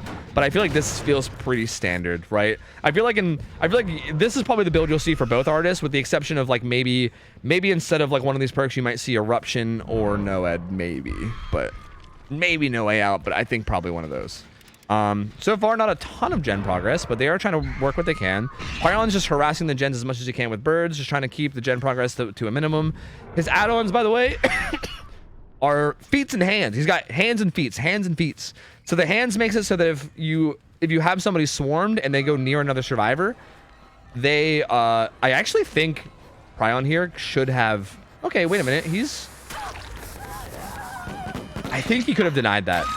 I think he still could have denied that. It's interesting. He kind of committed to body blocking to try to deny it, but then he didn't like really full commit to it. He does take that 1-for-1 though. Oh, it's the good vault on the bus, but he did zone out that little walkway, so he can't really run that. Does he have off the record? Is he silent? I'm not hearing any moans of pain from Renato. He might have off the record. He does. Yeah, he has off the record. So this is huge. So yeah, so Bucket Man can run hella far. He can eat a hit for free, and he will. So yeah, he's got plenty of distance to run here. Gets those birds off of him. And, yeah. So, okay, just to comment while this chase is happening, I think what Prion could have did is he could have set, like, 2 birds up facing the hook. And I'm pretty sure that they would damage Watermelon if he tries to unhook, and he could just, like, 2-tap him, you know? Like, he could, like, bird damage and then M1 and deny the unhook. I think he could have did that. With how late that unhook came in, I think if he would have set some birds up as he was going for it, maybe. Especially considering it was a hill hook, right? Like, the fact that it was a hill hook and he had to run up the hill, I think he could have set that up, for sure. So that was an option. I also think he could have maybe body blocked it and secured struggle a little bit better. But either way, neither one of those happens, and this ends up being a pretty okay spot for Schism. Bucket Man buys a ton of time here. Literally runs from one corner of the map basically to the complete opposite, not the opposite corner, but to the opposite side of the map. So he went from top side the whole way down to bottom side, pretty much dies deep 7. And this is going to be a rehook over on this side. 2 gens get done in the process. But again, so they pop the gen down here, right? They pop the gen on this bottom side, and now the only 3 gens top side. So this is really smart from Schism. So basically what happened was, while Schism was on first hook, or while Bucket Man was on first hook, they popped the gen. Like, he was hooked, like, if you look at the map on screen, he was hooked like 11, maybe like 10, 11. They did a gen on the bottom side, right? They did a gen on the bottom of the map. And then when he got unhooked, he ran to the complete opposite side, so he would get hooked bottom side. And now they're free to work on this top side. And they do. They get 1 gen done top side, so now there's no potential 3 gen at all. As a matter of fact, they get 4 gens done. So lots of gen progress right now. Only 2 stages at the moment. So Prion basically needs to abandon ship in terms of this tunnel out, which I think he already has done. He finds Yui. This is the Delhi survivor, so kind of an ideal target for the survivors here. I'm kind of surprised he didn't send that bird and at least swarm him, but I guess he does have multiple birds, so it really wouldn't have been that valuable anyway, so I guess I get it. Watermelon doing a really good job of buying time in this chase. I forgot to mention the add-on, sorry. Also the shoes add-on makes it so if you have a bird sitting somewhere and a survivor is within, like, I think it's 5 meters. Like, if a survivor is within, like, 5 meters of a bird that you have placed, you'll see their aura. So it can be a really good add-on for, like, zoning out pallets and windows that don't have line of sight. Very good zoning there. Does get a hit on the Bucket Man, and uh-oh, Bucket Man's actually in trouble. Has overcome, but he's deathhook now, and he was tapping that gen, so he doesn't have off the record either. But Get Loose is going to hop in and take a hit for him. And yeah, I think Prion also, yeah, is recognizing he can't commit to that, right? Like, Bucket Man being deathhook is nice or whatever, but if he commits to that, they 100% finish the final gen, and then he has what, like, just 1 kill with only 1 fresh hook. Like, I don't know. It's probably more valuable for him here to chase a fresh hook survivor, and he is. He's after Rebecca. He could send this bird, like, right now and swarm. He didn't. Okay, he's just going to run her down. There you go. Get Loose goes down. How's gen progress looking? They're going to finish it. Yep, it's going to be done. Auto gen gets done. Did Get Loose have adrenaline? No, I don't think anybody had adrenaline. Or if they did, it must have been cool. So yeah, it was cool, that adrenaline. So no adrenaline value, but they are gonna heal up. Oh, I didn't see the gates. The gates, it's really important to know where the gates are, whether they're split or not. There's the hook on the Get Loose. That's only the 3rd hook right now. Prion has a pretty good idea that they were all healing here, because this is where the gen popped and then they all healed. So he knows that they were all resetting here. Looks like both gates are actually bottom side. So this is an interesting spot, because Prion, I think, has a pretty good idea that they're all top side. He just saw 2 people here. He has a pretty good idea that they're all top side, and he has someone hooked right at this little choke point. And they have to go bottom side to get the gates eventually, right? Like, they need to get past this. So there's Nia over there pressuring that side. And I'm curious, where's the Renato? Is he pressuring the other side right now? Oh, Yui already got down there. Never mind. Yui actually managed to get down already. So at some point Yui sneaked away and got down there. So she's down there opening a gate. I think they're trying to wait. Okay. Not gonna wait too long. Prion. I don't think Prion wants Renato. Renato is the deathhook survivor, only worth 1 stage. Rebecca's definitely the better option if he had to take somebody here. He's trying to wait out any borrowed times or whatever. Does get the read out onto Rebecca. Decisive Strike does not work at endgame, so nothing really to help here unless there's like a flashlight or a firecracker. There is a flashlight. Is there a firecracker? No. So yeah, that'll be real going to Get Loose. I think they're just going to let him die at this point. That's going to be 5 stages too fresh. They could try to keep saving. They are all full health. So honestly, it is possible that they'll try to keep going for saves. But if I was them, I would just take it. I would just take the result. This is a pretty solid result, right? Like 5 stages too fresh is a good result. I feel like you could just be happy with that and go. Because you could maybe get the save, right? Like you could. And then you can make it 4 fresh. Or sorry, 4 stages. But like if something goes wrong, right? Like the risk of something going wrong is not worth it. Yeah, they're going to go ahead and take it. So there you go. 5 stages, 2 fresh. Very, very good result from Schism here. And Pryon, not quite probably the result that he wanted, but again, I mean, kind of a tough map. ARP is definitely not the best. I think Schism played this really, really well. Pretty unfortunate that the survivor he was trying to camp and tunnel out also had off the record, and also he didn't hit him off hook. So the fact that he like had off the record and he got off hook and got away from the hook without taking an endurance hit was huge. Like the fact that he was able to get to like mid-map jungle gyms while still having the endurance from off the record was massive. So again, like you could maybe argue that that's a little bit of a misplay from Pryon, like maybe a little bit of maybe a little bit of greed to not like do like the fail safe, because I feel like if you really want to play it safe, you hit him off hook just to make sure. So you could maybe argue a little bit of a mistake there, but either way, it ended up playing out the way it did. Pryon tried to like slug Watermelon for the extra pressure and then go after Bucketman afterwards. Didn't end up paying off. Bucketman made it the whole way to the other side of the map, and from there the game was just kind of in shambles. And Pryon did what he could to salvage a result. Ends up getting 5 stages. Again, not a great result, but not like unbeatable. Not unbeatable / unmatchable, because again, not the easiest map, right? Especially with like everything that we allow. Not the easiest map to go against. DC on first down survivors could make something similar happen here. And we'll just have to see. Well, we'll have to see how the match goes. We'll have to see. But that was really, really good from Schism.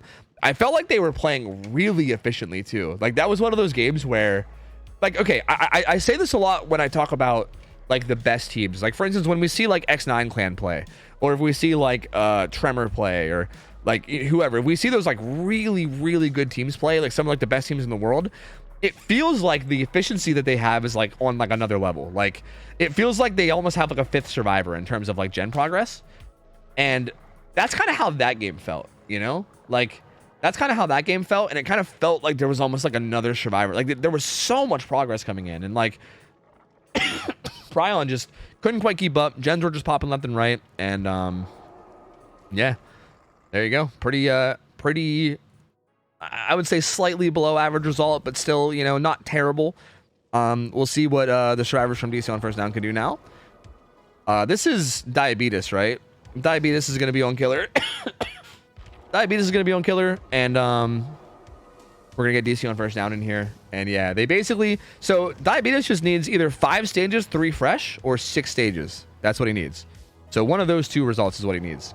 And the survivors are going to need to basically get out with less than that, which is a little tough. Because also, like, in this position, you also can run Noed, right? Noed is really good for securing stages late game.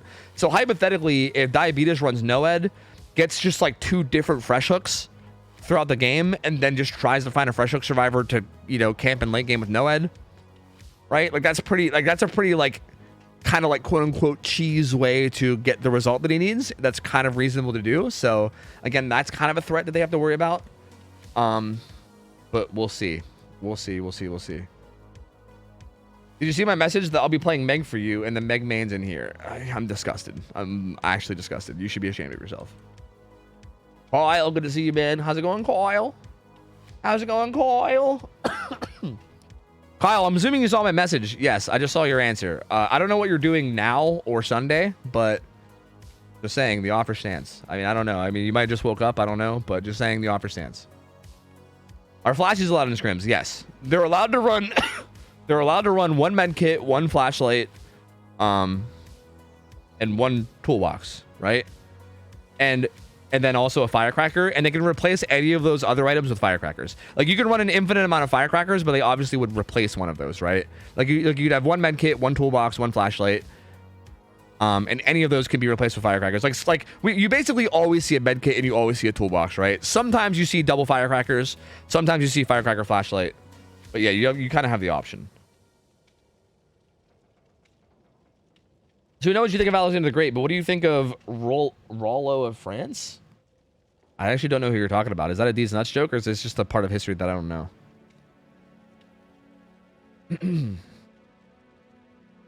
I'm free right now if you want. All right, after this game, if you want to hop in for the next killer set, I'm down. I am down. if you get the old Australian nutty butty cowcaster. That was horrible. That was a horrible attempt at your accent. I'm sorry. I'm a disgrace. I'm a disgrace to all of Australia. I apologize. It feels like him committing to the off the record survivor and not just taking the hook on Yui and holding map pressure kind of lost that game. Yeah, you could maybe argue. Like, I did kind of call this out whenever he was chasing Renato. Is that who it was? Renato? Whoever it was, I think it was Renato. Bucketman. When he was chasing Bucketman, I did call out. I was like, oh, I think he's making no sound. I think he is off the record. Like, hypothetically, again, maybe this is like asking a lot here, but hypothetically, if he could have recognized off the record and been like, oh, fuck, he is off the record, I'm going to have to hit him twice. Yeah, it could have been reasonable for him to be like, ah, fuck this, and just go back and hook the Yui and play off of that instead, right? That would have, I mean, that is a potential play, but to be fair, that's a really, really smart, like, high-level game sense play that, like, I wouldn't necessarily like expect people to make, but I definitely do think that was a potential thing that he could have done. Yeah. Anyway, here we go. Diabetes. He is rocking Noed. Has pop, pain res, Noed. He's got Tar and Festin Carrion, I believe. Those are both just add-ons that make following up with birds easier. Toaster's rocking Deli Unbreakable. Is he playing Meg? Oh my fucking god. Fink is rocking the Overcome. Actually, no, Lucky Break, just Overcome and a bit of Altruism. Dead Hard DS. Pretty aggressive build on Damaboba here. Very aggressive build. Is that Dark Sense? Dark Sense on Damaboba. Very interesting build set up. Off the record with a bunch of objective perks on Roman. And we'll see how this goes. All right. And again, okay, I need to make sure to call. I'm going to call him Diabetes. I'm not going to call him Cancer for Q. I'm going to call him Diabetes. Diabetes. Again, only needs 5 stages to refresh. Or 6 stages. That's the win condition. Either one. So, we'll see what happens. Tries to get a bird set up on the doorway, but is a little bit late on sending it. So, Damaboba avoiding that for now. Damaboba is definitely the chase that they would prefer to have. Damaboba has the build for being chased. Like, she had, like, her whole build is an aggressive chase me build. So this is definitely the person they want chased. She's got Resilience. She's got Dead Hard DS. Dark Sense is, I guess, like a... I mean, I guess you can say that's like a chase. I mean, I don't know. It's a strange build to see in the... It's a strange perk to see in the build, but that should be interesting. Diabetes zoning this out. She's going to try to fake it. Damaboba almost played that perfectly. Because, like, ideally, like, the main thing that would have saved her there is basically doing what she almost did. Like, charging into the bird and basically eating the bird right as the stun comes in was like the only thing that could have saved her, and she actually almost pulled it off. That would have been sick if she got it, but doesn't quite get it. Dia does get the down. There's gonna be hook number 1 coming in. That was a pain res. Pop goes the weasels up now 2. Gonna send some birds down top side, so there is still a 3-gen top side. I think there's still a 3-gen bottom side too. I think the gen that they got done was the gen that was right in the middle of the map. Yeah, because yeah, there is also a 3-gen down here. Meg running up and getting that unhooked. Does have Deli Unbreakable. Damage coming in with that bird, so deep wounds right away. That's not that big of a deal for Damaboba because she does have Decisive Strike. So assuming she goes down, she'll be able to she'll be able to use her DS and then still be able to use her Dead Hard because it'll reset her endurance and she won't be in deep wounds anymore. So not the end of the world for Damaboba. She's still in a pretty okay spot. Sets up a little spray of birds, but Damaboba goes away from them very wisely. Gets a pallet stun there too. Damaboba fucking juicing. Has Resilience, which will make this pallet play a little bit better for her too. Although, greed's a little bit here. And yeah, she's going to go down. But again, DS. DS is here, so this is going to be still a good play for her. She's going to be able to DS this. She's going to have Dead Hard, she's going to have Dead Hard afterwards too. This is buying a lot of time for DC on first down. This is exactly what they need. I actually kind of think that Dia should have just taken the hook onto Meg. Like, again, based on the win condition and everything, I feel like he's going for like a big result instead of just going for safe result. Which, don't get me wrong, I mean, he doesn't need that good of a result, so like he might still be fine. But he also might not, right? Like, it's gonna be a little scary. Oh, no Dead Hard. I was wondering if she would Dead Hard that, but doesn't manage to Dead Hard it. They do pop this gen top side though, so there's no 3-gen top side, and they also, I think they popped the gen bottom side too. So I don't think there's any available 3-gen anywhere anymore. Or did they pop 2? Either way, if they didn't pop one already, they're gonna pop one now. So, or yeah, because Pain Res is already used up. So yeah. Gen number 4 is about to pop soon, and this is looking to be a very similar spot as the last game. 4th gen done. Damon Boba sitting on hook. This is looking like the same. This is, dude, this could end up being a tie. So, looks like Yoichi is hovering down here topside, kind of pressuring this hook. Fink and Toaster pop the gen and they heal up. Damon Boba's just sitting on hook.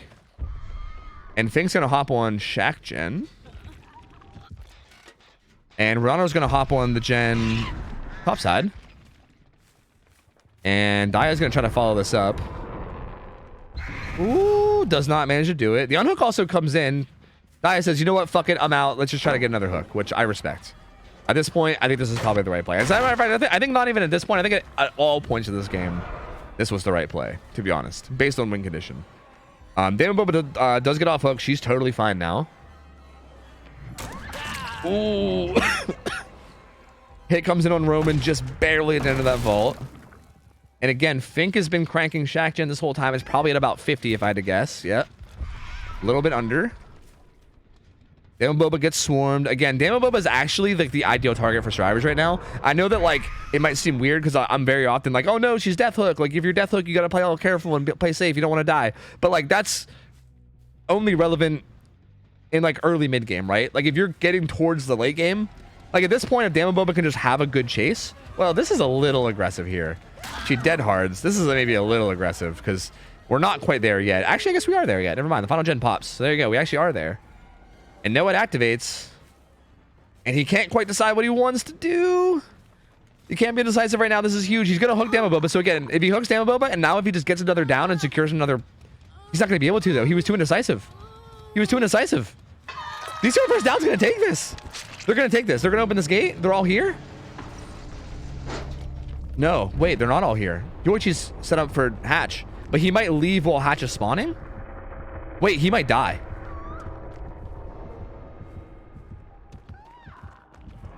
Oh, they're not spawning Hatch yet. They haven't spawned Hatch yet, so they're staying in the exit gate. They haven't spawned Hatch yet. Yoichi's gonna run away, but if Yoichi goes down here, they're gonna be in trouble. Noed's on the complete opposite side of the map. This was really risky for them to go for this Hatch play here. They probably have a pretty good idea about Noed, right? Like they've most likely been scouting perks. They probably have only identified 3. And again, based on win condition, I feel like you have a pretty good idea about Noed, right? Like they probably have a decent idea that it's in play. Maybe. Oh, she's got Deli. So Meg takes it down. She has Deli unbreakable. She honestly should start unbreakabling. She should start unbreakabling because the artist is going to try to force him out. They can't let themselves get forced out either. This is sloppy. I don't know. I don't know how this is going to go. If he tries to take this hook on the Meg at any point, it's going to be really bad. Both gates are bottom side. Actually, no. I lied. There actually is a gate top side. There's a gate top left and also Noed's top side. So far, Roman's been doing a really good job in this chase. Again, keep in mind, he's got haste this whole time. The down comes in, though. This is huge. If he just hooks him here, especially if he takes him close to Noed, he should pick him up and carry him close to Noed and hook him somewhere near Noed. You can't really get him that close. That hook is too far. Don't go for that hook. It's too far.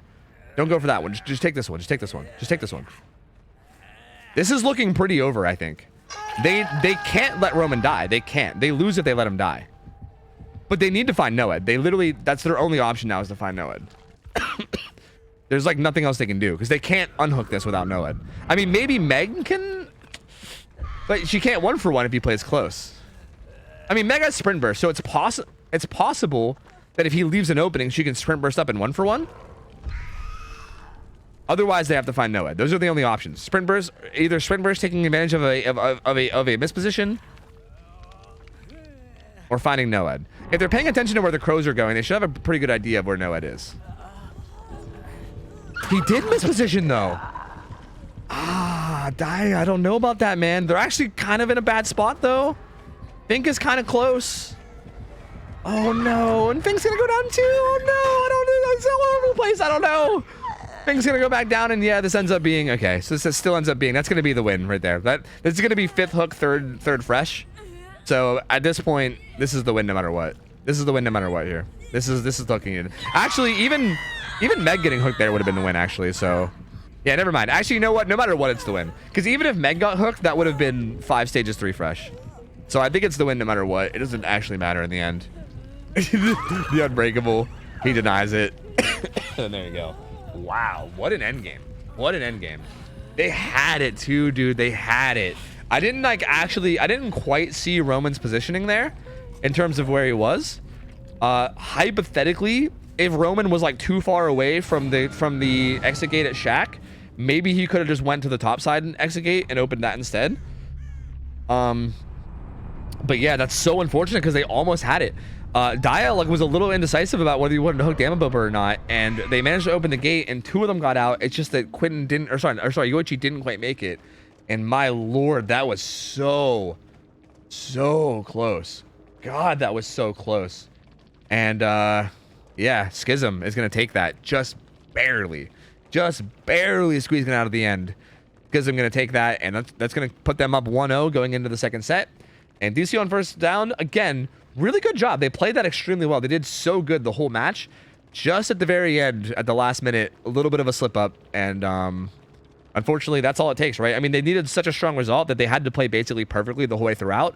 And to be honest, they did a pretty good job of playing near perfect right up until that very end. They made just a little slip up, and that's all it took. And Dia took advantage, and yep, the result comes in. Super close matchup though. Very, very good game. And we're gonna go into game 2, which is Schism's pick. So Schism picked Freddy, so we're going into Schism's pick, and they're up 1-0. So they should be feeling pretty good about that, I believe. The tie was 5 hooks, 2 fresh, and that was 5 hooks, 3 fresh. So yeah, it was a win. Like once the 5th hook came in and it was a third, and it was 3 fresh hooks, that was the win no matter what. I had deja vu, or sorry, I had deja, so panic switched to dark sense while loading in, and I got value. Oh, that's why you had dark sense. I thought that was like some big brain thing. So you had deja vu, and you like last second wanted to avoid the penalty, so you were like, oh fuck, and you scrambled for it. Okay, I see. I think we're gonna keep this lobby. I'm gonna play some ads real quick. Kyle, are you here? And do you want to come co-cast? I hit up Kyle and asked him about co-casting. I hit him up like literally right as I booted up stream, because I was just like, oh yeah, I should get Kyle in sometime. And he's here, and I think he maybe wanted to co-cast, and if he does, I'm down to get him in. But yeah, we can set you guys up another Gamba. This is gonna be a Freddy set, same teams. We're gonna have the same killer playing Freddy up against the survivors of DC on first down, and then we're gonna flip-flop, and we'll see how it goes. Fair warning, Kyle, I'm gonna be coughing like crazy, just so you know. The Discord call is gonna be filled with me hacking my lungs out, so I hope you don't mind that. All right. Let me hop. Okay, Kyle, can you hop in? You know what? I'll just call you on Discord. That's probably the easier way to do it. Fuck it. That's probably the easier way to handle it. I'll cough back to normalize it. Sick. Perfect. Set up the screen share. Perfecto. All right. Wait, now I can't see who's in the call though. Now I won't be able to know when you join. I don't know. Just say something when you join, I guess. Hopefully I don't have you too loud or anything. We will see. Freya, thank you for the resub. 78 months. Welcome back. How you doing, Freya? Good to see you. Thank you. Appreciate the support. Hope we're doing well. Enjoy your lurk.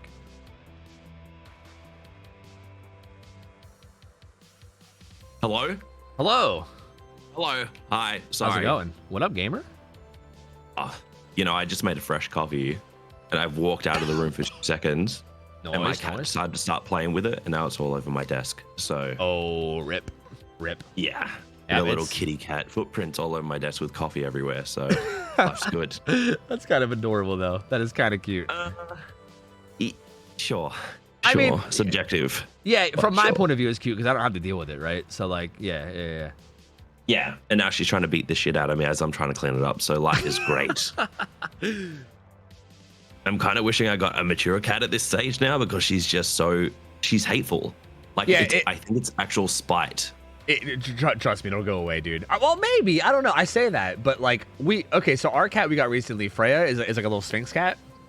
And she obviously we got her when she was like a baby too, and she was like just energetic and crazy, and she's like a little psycho, and we were like, okay, she's just a kitten, so like whatever. And no, she's getting up there in age now, and she's still a psycho. So like maybe I don't know. Like I think some cats are just fucking psychos. I don't know. So wait, Sphinxes, aren't they like they're the hairless ones, aren't they? Yeah, they're hairless cats, yeah. Aren't they super oily? Like in between their skin folds and stuff? They can be, but they're not always. But they can be. Yeah, she's not very oily, but yeah. Yeah, I've seen footage where someone's had like a white sheets and then they got a Sphinx cat and then the sheets are just like. Oh yeah, that happens for sure. Yeah. It fucks them up. Yeah, so our old hairless cat, Toluca, she used to always like lay on our vents because like we'd have like the heat on during winter, right? And it would be blowing heat out of the vents. And because she's hairless, she would like the heat, so she would like lay on the vents. And dude, like the one vent that she would lay on, we would have to like constantly clean it. And if we ever didn't, it would just like build up and it would be so nasty. Yeah, because of like all the oils and stuff. It definitely does happen here and there for sure. Yeah, but it depends on how much you like bathe them. It depends on how they handle themselves. It kind of varies from cat to cat, but yeah. Yeah, I always wanted to get one, and then I saw that they were very it's really not that big of a deal. They're great cats. I'd recommend it if you ever get a chance. Like they're like the fucking cuddliest, nicest cats ever. So I'd say it's worth. Yeah. After a coffee incident, I'm sure I already don't want any more. So okay, Kyle. Let's get on topic because these guys are almost ready up. I think you've casted comp stuff before, right?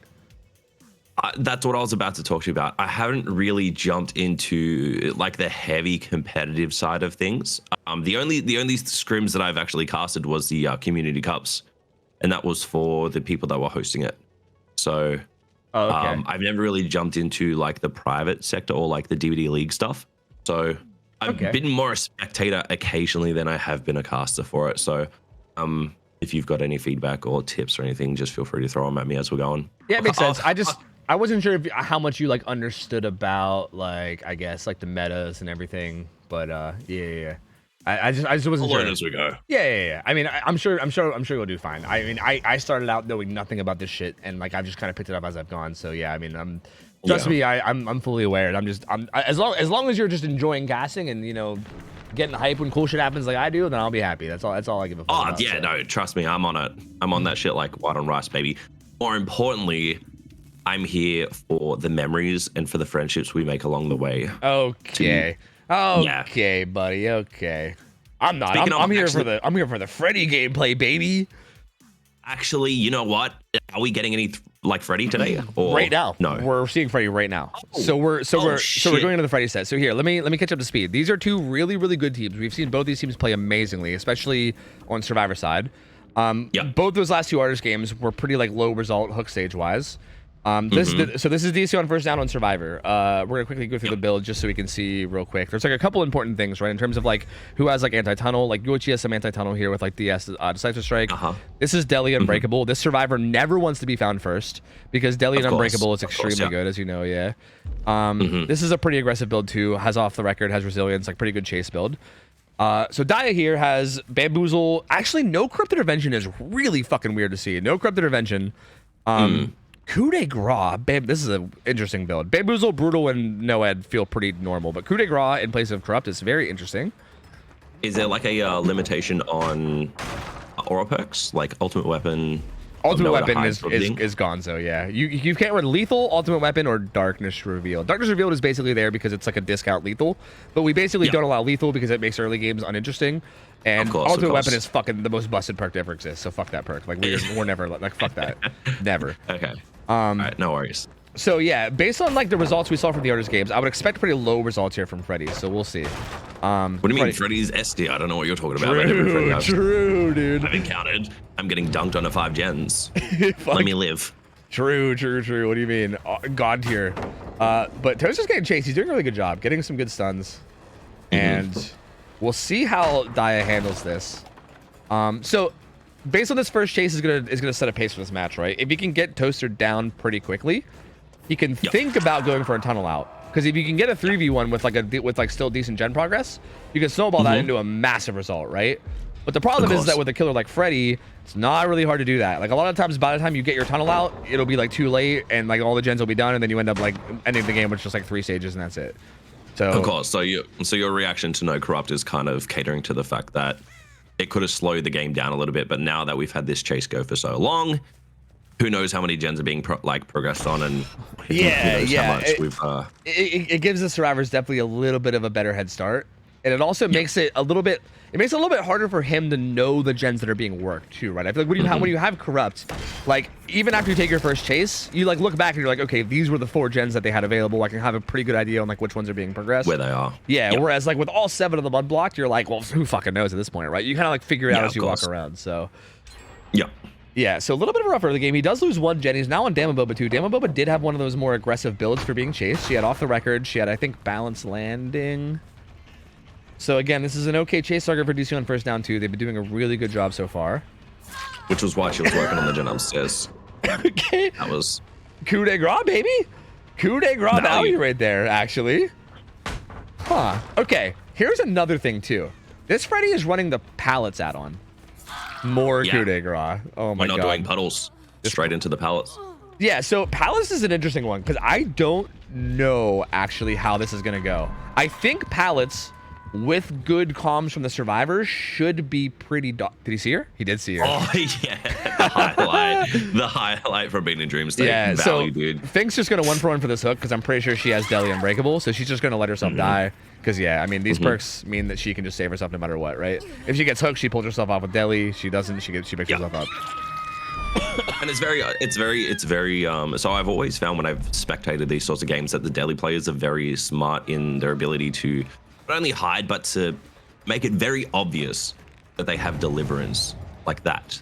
Yeah. So is that like the full-blown intention, is that people will typically not focus on gens and kind of focus on chases their teammates and try to get value? Is that what it is? The idea is that ever since they changed, especially since they changed hooks, right? Like you can't grab off hooks anymore. So like before when hook grabs existed, you couldn't really solo unhook if the killer was face camping. You would have to have multiple people there, right?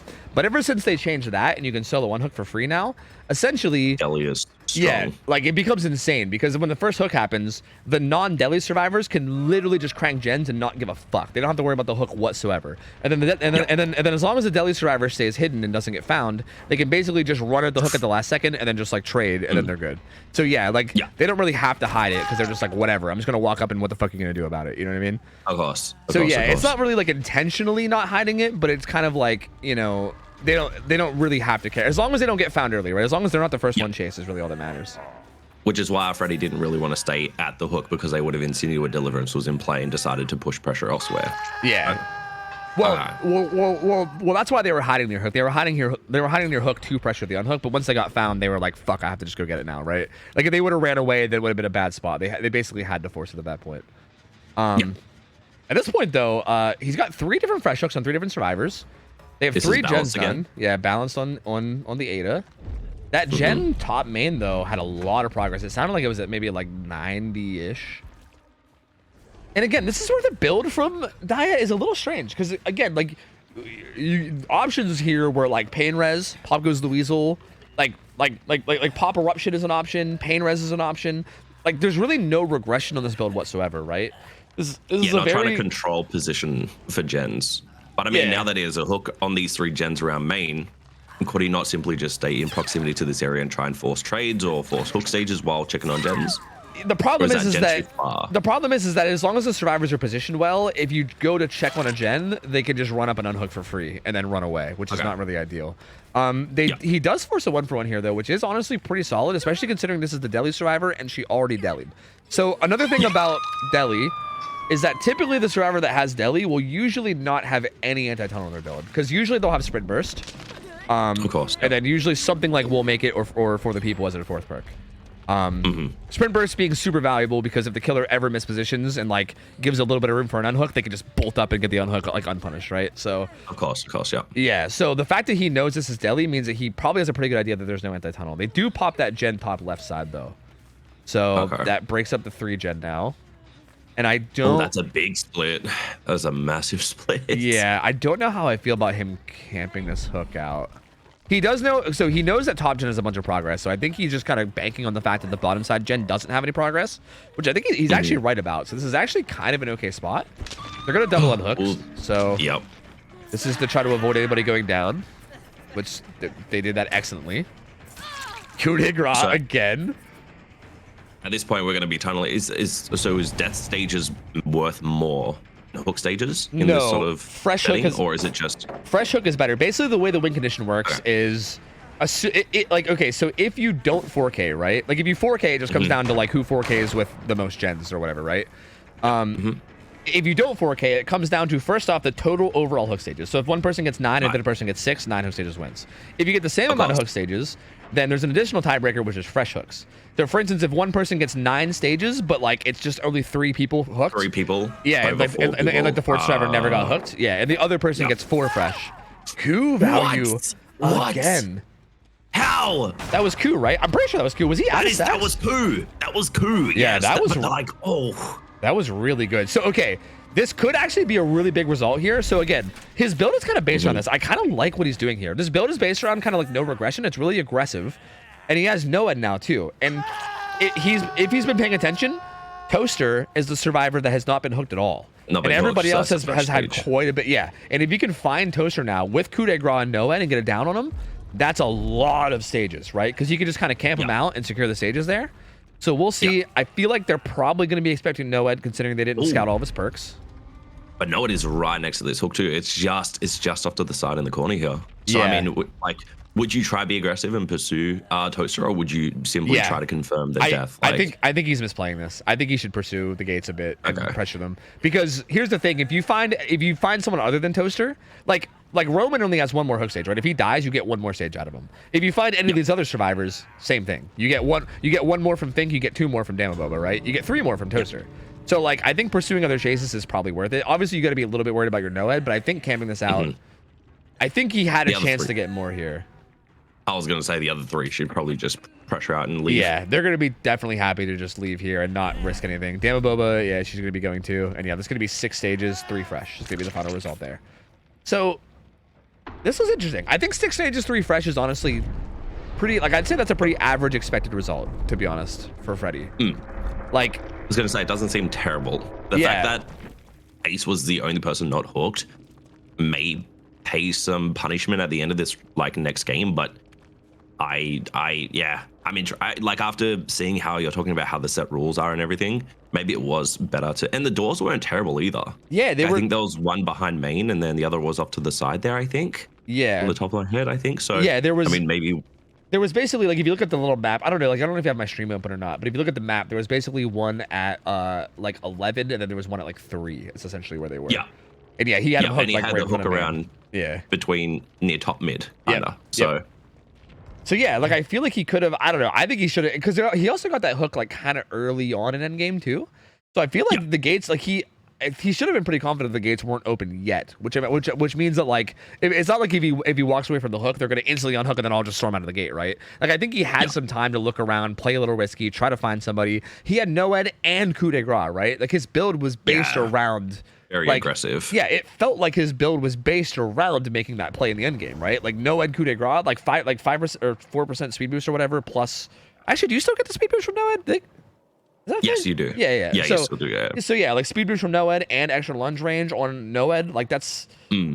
Yeah, I mean, should have played a bit more aggressive per the build. Yeah, I think he could have at least squeezed out, like, another hook stage or 2, maybe. And I think at the very least, it probably would have been roughly the same, like, worst case. Like, I mean, worst cases actually would have been 1 less, but I think it would have been pretty reasonable for him to get at least a little bit more. But still got the extra point from it though, didn't he? Or didn't they? Wait, what do you mean? From the confirmed death, or? Oh no, confirmed deaths don't actually matter for this. It's just, really? Yeah. So we basically recently we tried to simplify scoring really, really heavily. It's basically just based around hooks and fresh hooks. It's just those. Yeah, we basically we try to explain it by just saying that there's 3 win conditions, right? And if and we basically do them in order, and if there's a tie, we go to the next one. So the first win condition is gens, right? Like, clearly, if one team only does 2 gens and they die, and the other team does like 5, then clearly that team wins, right? So gens is the first win condition. You know what I mean? So, like, against, like, Freddy, I would expect both teams will probably finish off on gens. So, like, that one will most likely end up being like a tie in terms of a win condition, right? Then you move on to hook stages, right? And then the hook stages is like, it doesn't really matter what hook stages, right? Fresh, death doesn't matter. If those are the same, then you move on to fresh hooks, and that's it. Beyond fresh hooks, there's nothing else. So, like, if all 3 of those are the same, it's just a tie match. There's nothing else to, like, determine it. Yep, groovy. Yep. I've always liked the idea of having it more focused around the little implements of like mechanics of the gameplay rather than just deaths. Yeah. Like more so focused. I've always liked the idea of value of gens hooks more than anything. Yeah, exactly. Like rather than confirming someone to death and then going from there, I think hook stages make the games more interesting. I agree, and deaths are like always going to be naturally valuable because turning the game to a 3v1 is obviously incredibly powerful. So like you don't really need to incentivize it more because it's already incentivized because it gets you good results, you know? So yeah, that's kind of the way it's set up. And this is so this is interesting because I feel like now, again, the way that we see a lot of strong killers played, right? Like killers where you can secure kills quickly, right? Like if we were watching like a Blight or a Nurse or something, it's pretty reasonable for them to try to get like a down early, right? And then tunnel that down out and turn the game into a 3v1 with like, I don't know, like 2 gens left, hopefully. You know, like maybe 3 or 2 gens left, and then try to get a 4K from there, right? And again, on some of the weaker killers like Freddy, again, that's a lot. It's not impossible, right? Like hypothetically, these guys come in and just fuck up really badly and go down in like 10 seconds. It's possible for that to still be a viable strategy, but it's way harder. So again, like the build from Dio was just it was so aggressive and very odd because what I think you could do alternatively. And this is just me spitballing here, and this maybe it's not even a good idea. I don't know, but I'm just spitballing. Like Prion could opt for like Pain Res, No Ed, Corrupt Intervention, and then 4th perk can be whatever. Maybe Pop Goes the Weasel is. I mean, that's probably a good 4th, but you can make the 4th perk basically anything, right? Just anything strong. And then essentially you could just try to basically get as many fresh hooks as you can and just get as much pain res value as you can and just stall out the late game. And then once you get the late game, use your no ed to confirm a kill and then get to 6 stages with 4 fresh, right? Yeah. Like slow the game down enough to get value. Yeah, because assuming he just hooks everybody once, that would activate pain res hopefully 4 times, assuming he doesn't get bad RNG. That would activate pain res every time 4 times, which is like a whole extra gen worth of progress. And then as long as he just gets a hook near no ed late game, bam, win over, right? Like that's a potential option. So I don't know if that's what it would go for, but it is a potential option. I mean, I guess we'll see. Again, it's very adaptive, right? It depends on how the match goes. It depends on how it opens, how the first chase goes and everything. So I guess we'll see. Yeah, I mean, like in this state of the game, like in this setting, would you always like opt for Pallet Freddy with like brutal strength to burn through resources and try to get value? That's interesting too. So Damaboba in chat said that they had a gentleman's agreement with Schism to run Pallet Freddy, apparently. Oh, really? Which is funny. Yeah. I hope that Prion goes back on it. I hope he goes back on it. I hope he's like, nah, fuck you. I hope you guys scam him. I don't think they would because these teams are all like really friendly with each other. But I would love that if he was like, nah, psych, and he fucking ran. But anyway, yeah, Pallet Freddy is interesting to me because I feel like I actually like that they're doing it because I think Pallet Freddy is a good like test of coordination, you know, because Pallet Freddy hypothetically shouldn't be valuable because assuming you know it's Pallet Freddy, you can kind of just calm the pallets that you throw, right? Like like if you're running up like if you're running like on like right side, right? If you're like getting chased along the right side of the map on like along those like maze tiles and stuff, you can be like, okay, hey, I threw the pallet in the maze tile 2 o'clock. The pallet 1 o'clock I threw. You know, like if you're just kind of keeping track of that and like knowing where you threw pallets, then you could also when you go there later and you see a pallet, you're like, oh, that's not a real pallet. We already know we threw that, right? But if your columns aren't really on point, and also if you're not paying attention, it's a lot harder than people think, right? If you've ever done Survivor Scrims, it's a lot harder than it seems on paper. People act like, especially like killer mans, like to act like communicating is like the easiest thing to ever do. It's hard to like call out all that information while you're playing, right? Like while you're looping, being able to call out what you're doing while also focusing on looping.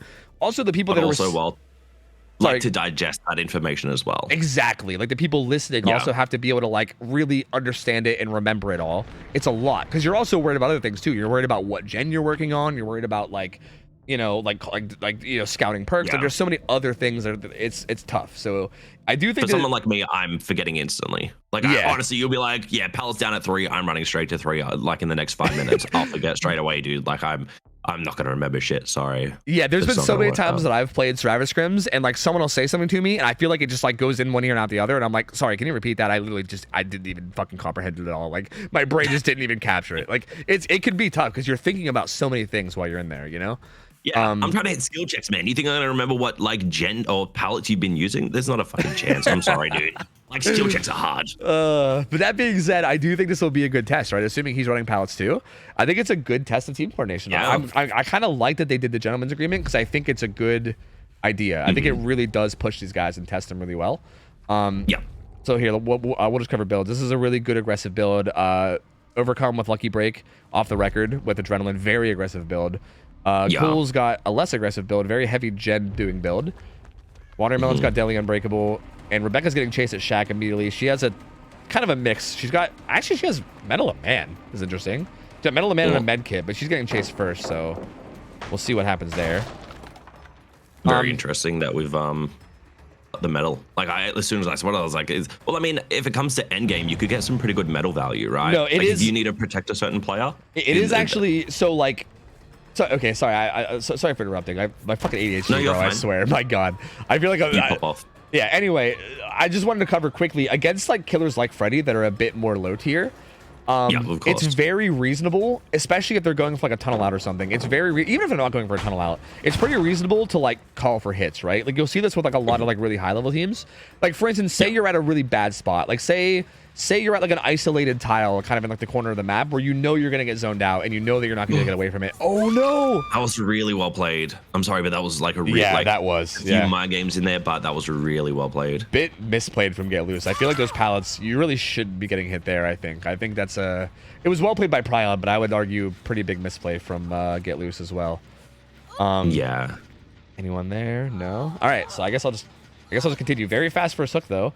But anyway, yeah, it's pretty reasonable for them to basically call for hits to get out of bad areas. Like it's a pretty common thing that happens against low tier killers, and you can kind of extend chases for extremely longest amount of time. And given that he has a med kit, like it wouldn't be unreasonable for him to charge Metal Man at some point. I mean, based on how this match is going, I don't think it's gonna happen this game, but I don't think it's a crazy thing to put into a build. It would have been cool to see, I think. Yeah, I can understand where the value is going to come from. I totally get where that idea is and where it's coming through. But just a question with actually this map, Coal Tower. Does the drop down always spawn window side? Like you know how you've got there's two drops down, you drop. so yes. Right. Okay. Yeah. So because you've got the insta vault as soon as you drop down, I'm wondering if like does our Renatu, does he have balance, or was that on the who was that on actually? We'll take a quick look. It's actually on Cole. It's on Nia. Yeah, he doesn't have balance. He has overcome. Yeah. Last game he's not gonna make this. No, he's definitely not. Oh, I thought that was going to pay off. This is looking really good for Prion. There's only one gen left, and he's doing that thing I was saying. He's running Pain Res. He's running the exact build. Like he's running those 3 perks, plus Bamboozle was the 4th perk he chose. But he's doing the thing. He got a fresh hook onto Get Loose, gets a fresh hook now into Bucket Man, 2 fresh hooks, 2 Pain Res procs, good bit of regression coming in. And again, there's still 4 gens up. So I'm sure there's a lot of progress around the map. So maybe 4 gens is not as good as it looks. Like they're progressing this a bit. Good. That'll be a fake, you reckon? Oh, he actually commits to it. Interesting. This might have been good game sense. I think he might have passed by this earlier and saw progress on it or something. I'm not sure. Yeah. But he's found the Rebecca too, who's already got a hook stage on as well. So yeah, my man's doing a lot of pressure, and he's actually oh, he's gonna kick the gen. Yep. Nice. Dry kick. No perks on that, but yeah, it does. I don't know. Okay, he does find the Nia. If he didn't find this Nia, then I think dry kicking that wouldn't have been worth. But the fact that he found her makes that decently worth. He'll probably get at least a little regression off that, and he also does have a chase to go with now too. So far, no fake pallets have been thrown by either team. So just gonna throw it out there. One. So yeah. DC on first down didn't throw a single one. These guys, falling for that mind game too. It's interesting to come back on the short side wall there. Like, correct me if I'm wrong, but that's like to play the short side wall where you've got almost no vision rather than committing to the open side and kind of placing yourself on a good corner. I mean, her option was basically either just try to like camp the small side because he went around the small side. So she didn't really have the option because you basically either had to just time your vault on the small side, on the, like the small low wall side, or go around the big side. So yeah, I don't think she really had the option to. I usually love that tile, but sometimes I just get so outplayed on it. It's a fun tile though. I do like it. That. Like that insta vault there. Yeah. I've seen this being a very popular thing lately, and I wasn't sure if it always spawned just underneath the vault, like the open window, or if it was like just a RNG thing. No, yeah, it's always there because there's 2 drop downs. So like it's more of just from the survivor side, you have to be able to identify which one. Oh, first fake pallet usage. First pallet. Yeah, there it is. Well, there you go. Official coordination test failed. There you go. Unlucky. You hate to see it. 99 sprint burst coming in for Watermelon. This is the final fresh hook, by the way. So again, all that stuff I was talking about, I'm calling me Tofu the Prophet out here because it's all coming true. They're still at 4 gens. He's managed to pop pain rest 3 different times. Oh, that actually. Oh, the blind. I didn't even hear that drop. That's crazy. Yeah, probably because my loud ass was talking. But yeah, that was a good firecracker though. It does manage to get a blind. He's gonna die here though. He's well. Oh. Ooh. Oh, it greens. Oh Gets no. stuck though. Oh, so no. that's so tragic. That was so well played. So well played. So, but they've actually split like the gens up as well a little bit here. So they've done, I think they've got 2 left down on this side, up in main and in the corner, and also 2 up the other end. Yeah, so they've got a decent split. Yep, there is kind of a 3 gen top left slightly, but it's not great, right? Like main gen is a bit hard to like put into like patrol path. Oh, we're gonna need a Nia. Good vault of Nia. That was nice. Yeah, Pryon though is in a really. This is looking really bad for Schism because Pryon again he has all 4 fresh hooks now. So at this point, all he has to do is get to 6 stages. He's 2 stages away. He has Noah in his back pocket. He's about to get stage number 5, and there's still 3 gens left. So this is looking. Again, I hate to call games over before they're over, but this is looking pretty over. They're gonna pop this gen. That's the left side gen. That's like the 9 o'clock gen. Main's also close too, but again at this point, yeah, they're gonna pop main as well. So like that'll leave 1 gen left. But again, like at this point, they can't give up a single another hook stage, and NOED's gonna be active, but like you know, like when they finish the final gen. So it's in order for them to win this, they need slim, yeah, to say the least. And there's also a survivor in basement. So like to win this, they need to unhook a survivor out of basement, finish a final gen, open exit gates, and have everybody get out against NOED without a single person going down. Like, right? Like that's a lot. I would say it's doable. I'm gonna say it's doable. Yeah, I'm remaining optimistic about this. Sorry, but you might seem not so keen on the idea, but I got faith. Hey, I mean, I respect it. That was a good body block from Bucket, man. I mean, they're doing what they can. Was our Metal of Man value, but also they're on Death Hook as well. So, I mean... Also, it was Get Loose that had Metal of Man, unfortunately. So, yeah. So, no... Yeah, no, that's what I'm saying. Like, we need to get loose in here. Come on, get some metal value. Oh, no. And that's going to be it. Yeah, that's going to be it. That's going to be hook stage number 6. Pryon played this very... Oh, we tried. That was so close.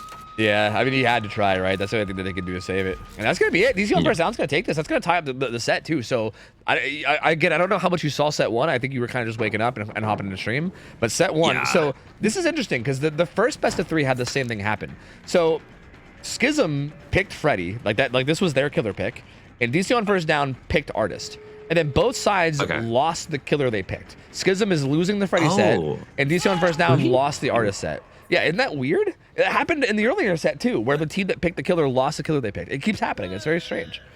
So that's interesting. So is there like a tiebreaker set, or is it just a tie? I think the tiebreaker set for these guys is Slinger, I believe. So I think we're gonna be seeing Slinger after this. Okay, intriguing. Yeah, this is gonna be That's stage interesting though. Number 7 though. Yeah, right. It's because you would think that with them being confident in picking that killer, that they'd be like, "Fuck yeah, let's." Go. I mean, obviously, like games will just play out. You never know how it's gonna happen, right? But like, yeah, it is just interesting how it seems to be consistently happening today. Yeah, the only thing that I'm upset about that I've only tuned in not long ago, but I'm missing or lacking information of if I'm gonna see any of the any Skull Merchant. I want to see some drones flying. No, you're not seeing any Skull Merchant. You're trolling, right? You don't want to see no fucking Skull Merchant. No. I want to see drones. I want to hear that chase music. I want to start vibing, dude. It's 10 o'clock. Oh, sorry, 11 o'clock on a Saturday. I'm ready to get my party started. All right, it was a mistake getting you in here. I might have to rethink my decisions. What do you mean? You're trolling, but you're doing it so deadpan that I hate it. Like Okay, so yeah, Pryon acknowledging the fact that he hooked him right beside NOED. He said, "Yep, this is where I win. I'm gonna body block NOED. You can't. If you try to unhook, I'm just gonna murder you." So yeah, this is gonna end up being 9 stages, 4 fresh. This is actually like, okay, if we just like ditch all the win conditions and just talk about Freddy on Cool Tower with our rule set, this is a fucking good result, dude. 9 stages, 4 with fresh. Dream Palace, mind you. Yeah, this was really good from Pryon here. Like he played this phenomenally. And Schism is not a pushover team. I know that they played a little bad on some of these pallets. Like there was a little misplays. They kind of went down on like some pallets that were semi-safe. But these guys are good. These guys are juicers. We have seen these guys like absolutely shit on killers in the past. So this was like, it's not like this was done against just a newer to comp team or anything. These guys are fucking good. So like, I mean, again, they had a little bit of a sloppy game this game, but still, I mean, Pryon really putting the pressure on. He did a really good job this game. from an outside perspective, for them to get the result that they did, and for the like all round, it just looked like a really good result from both sides. Like Freddy is not really known to be super oppressive in his gameplay whatsoever, and really good teams can now play really well. But like he handled Freddy like a professional. Honestly, like a lot of the mind games around like the smaller tiles was super impressive to see, but also his like micromanagement of just hook stages and confirming who he needed to confirm and chasing who he needed to chase. It was just really interesting to see. Like it was really impressive. Yeah. And for them to get that result of getting all the gens done, regardless of how much pressure he had as well, like that was just all around like really well played by everyone. Yeah, he definitely. I definitely think a big tell of why that went the way it was because of the chases, though. Like I think him being able to end chases fast kind of opened him up for that. Because again, I'm sure that the killer from Schism, who was it? Who did play killer for Schism? Was it Bucket Man? I can't remember. Whoever played killer for Schism, I'm sure would have liked for the same thing to happen to them, right? But like. Oh no, it was Daya. Sorry, it was Daya. Like I'm sure Daya would have liked for the same thing to happen to him, right? But like for him, the chases were just tough. They did a really good job of looping. The downs did not come easy, and it was so hard to get anything going, right? And that's kind of how it goes. I just feel like, to be honest, to be perfectly real with you, I do think Pryon put in. Like if I want to be blunt and honest, Pryon definitely did put on the pressure, and he did really good mind games, and he definitely put the pressure on them to play perfectly. But it was, if they would have played perfectly, I think they could have avoided a lot of the hits and downs they took. So I definitely think that was that boiled down to me more so. Like again, I don't want to take anything away from Pryon. He played amazing. But to me, that felt like it boiled down a little bit more. No, I just think it was a little bit sloppy from Schism.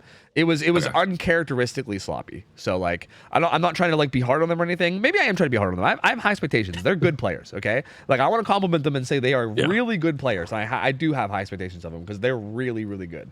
And I think that was a game that I would say was a little not what we usually see from them. Like I think they usually play a little tighter than that. So yeah, it does happen. Yeah, it does. It does happen. Yeah, even the best players. It happens in literally every single one of my games. So, you know. Well, that might be. We might be talking about something else in that case. I don't know, Kyle. I don't know. Hey, what are you implying? Nothing. You just get unlucky a lot. No. That's it's fine. It happens. I get a lot. A lot. Yeah, you just get. Wow. That's all. No. It's okay for me to bully myself, but did I give you permission to shit on me? Yes, when you came on the CoCast, yes, you did. Yes. That's fucking crazy. This is bullshit. I'm revolting. Yeah. Well. You know what? Sorry about. I was gonna pet the cat, but not anymore. Oh man. So how do I get you to pet the cat? Can I apologize? Watch an episode of anime, and then I'll pet the cat. Sorry, kitty. You're fucked. You're fucked, dude. You're fucked. It's over. That's bullshit. New season of Jujutsu Kaisen out, and you're not gonna watch a single episode. That's crazy. I don't even know what the fuck it is that you just said, but you're fucking right. I ain't watching it. Jujutsu Kaisen, man. Come on, please. Don't you know what that is, friend? I'm sorry. You know what? What if you don't watch an episode of anime, I'm gonna meow for the rest of this cast. I will legitimately leave the call. I will legit leave the call, bro. No way, dude. You'll have to try and interpret what I'm saying. Like a deep voice, like Australian meow, you know? Maybe. Yeah, like a little meow, meow, meow. I'm a kitty cat. Meow, meow, meow. And then you have to like... God. Also, I got banned. Someone banned me on chat. Who was it? That was Slobby. One of your mods banned me. That was Slobby. Yeah, of course it's Slobby. He's doing good work. I think I'm going to give him a promotion, honestly. He's doing great. That's actually bull. You know what? Slobby literally comes into my chat and tries to flirt with me over the fact that he likes boulders. Boulders? That's his method of flirt. Yeah, that's his method of flirting. Yeah. Like giant like boulders, rocks? like giant rocks. Yes. Like yes. What's it called when you're interested in rocks? Is it geology? Is that it? Is that what it is? I mean, geology is like, I mean, sure. I guess you could just dumb it down to saying that you're interested in rocks. Sure. I mean, that's kind of a dumbed down version of geology, but for sure. Yeah, geology. Yeah. But it's like an attraction towards rocks. So he basically said he was going to ban me if I didn't shout out rocks or boulders. So shout out to the boulder buddies out there. Is Slobby is he the geology? Is that a thing I don't know about Slobby? Slobby, are you like a... I think romantically, he is. Oh. Yeah. Okay, I'm going to ask no more questions about that. And I'm just going to move on to this matchup, okay? Because I feel like we're getting into places that I don't want to go, all right? So how do you feel about Slinger? Slinger's on Wrecker's Yard, all right? How do you feel about this matchup? Wrecker's Yard Slinger? Yep. I mean, Wrecker's Yard... I think there's a lot of ability for Slinger to get some really good vision and to try get very aggressive with their gameplay.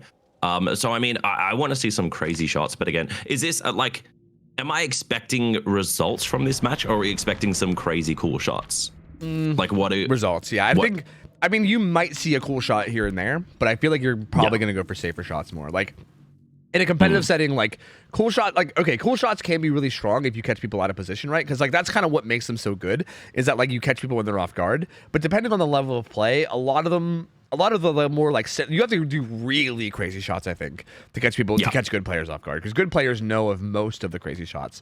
So like most crazy shots are like really risky, and it's way more valuable just to like go for safe ones. So I wouldn't really expect anything that wild, but it might still happen, right?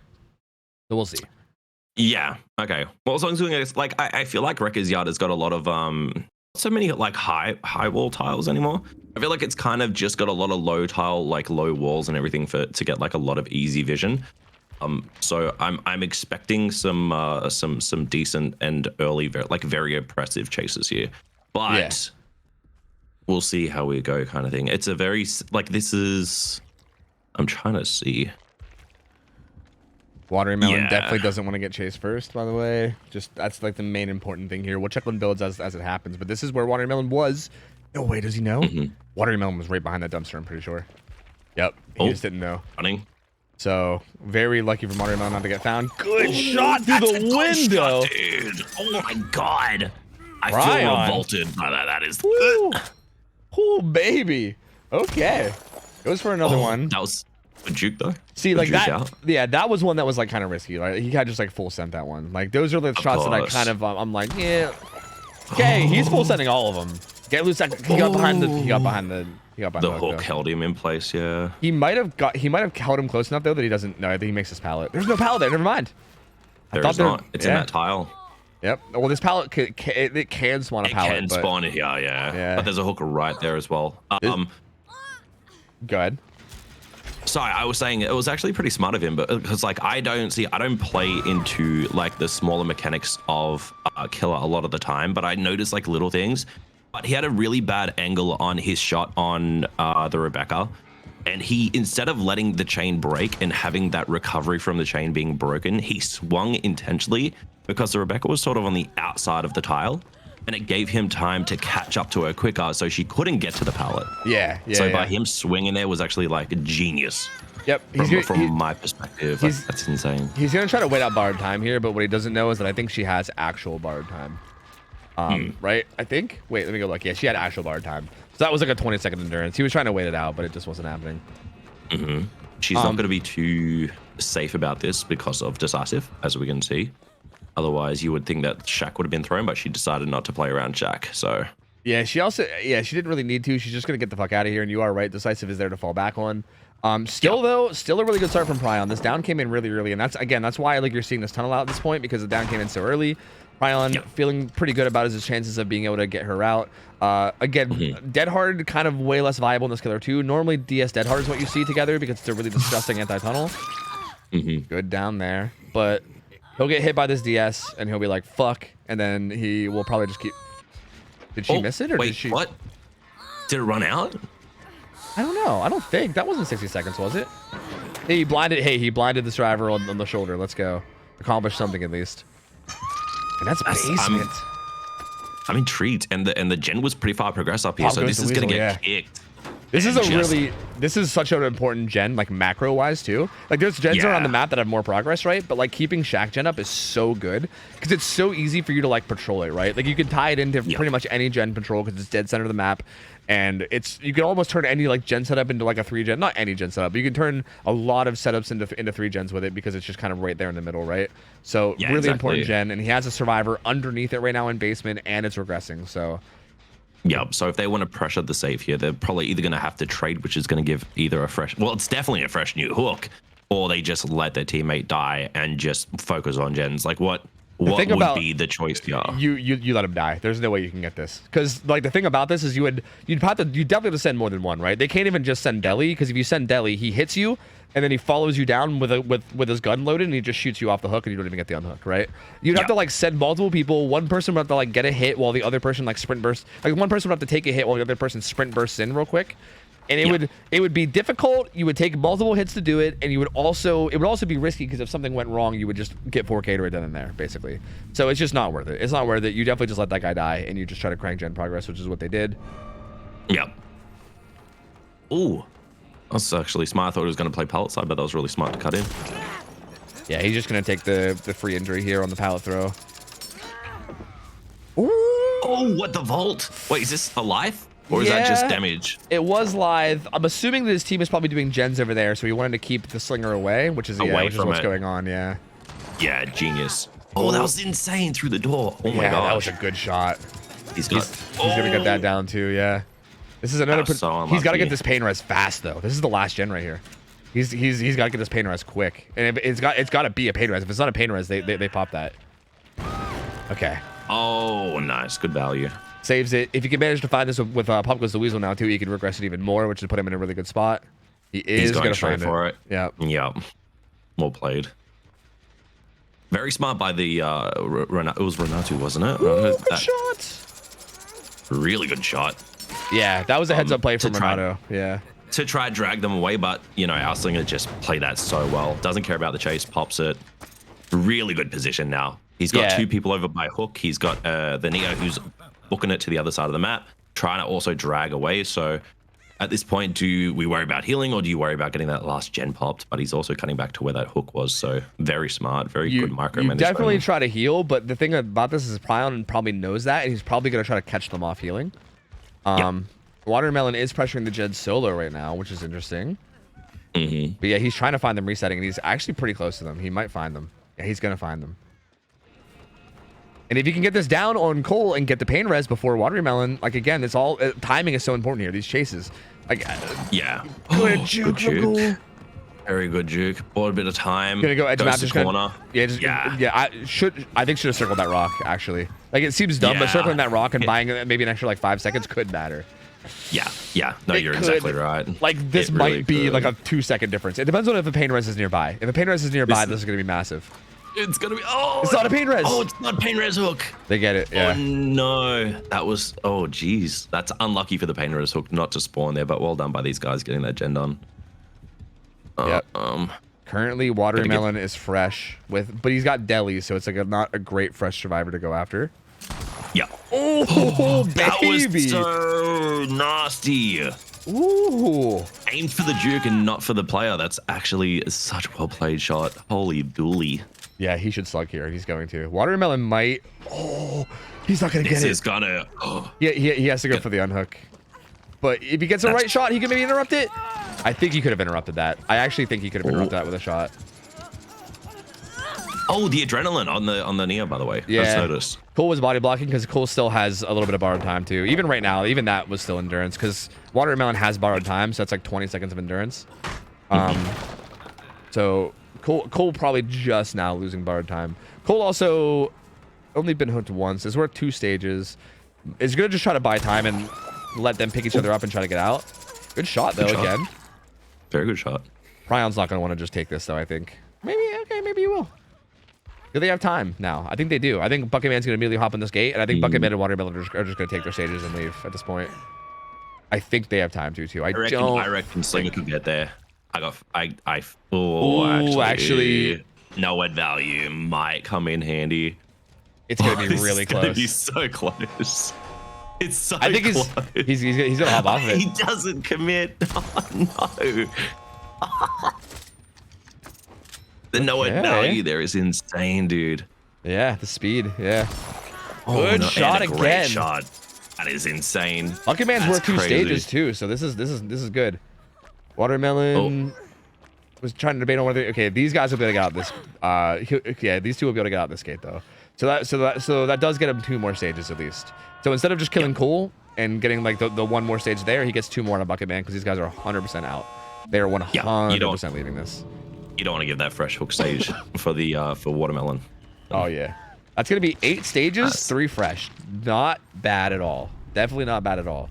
So that was so impressive by both teams. But Slinger's shots were insane, and just like the management of hooks was just so well done.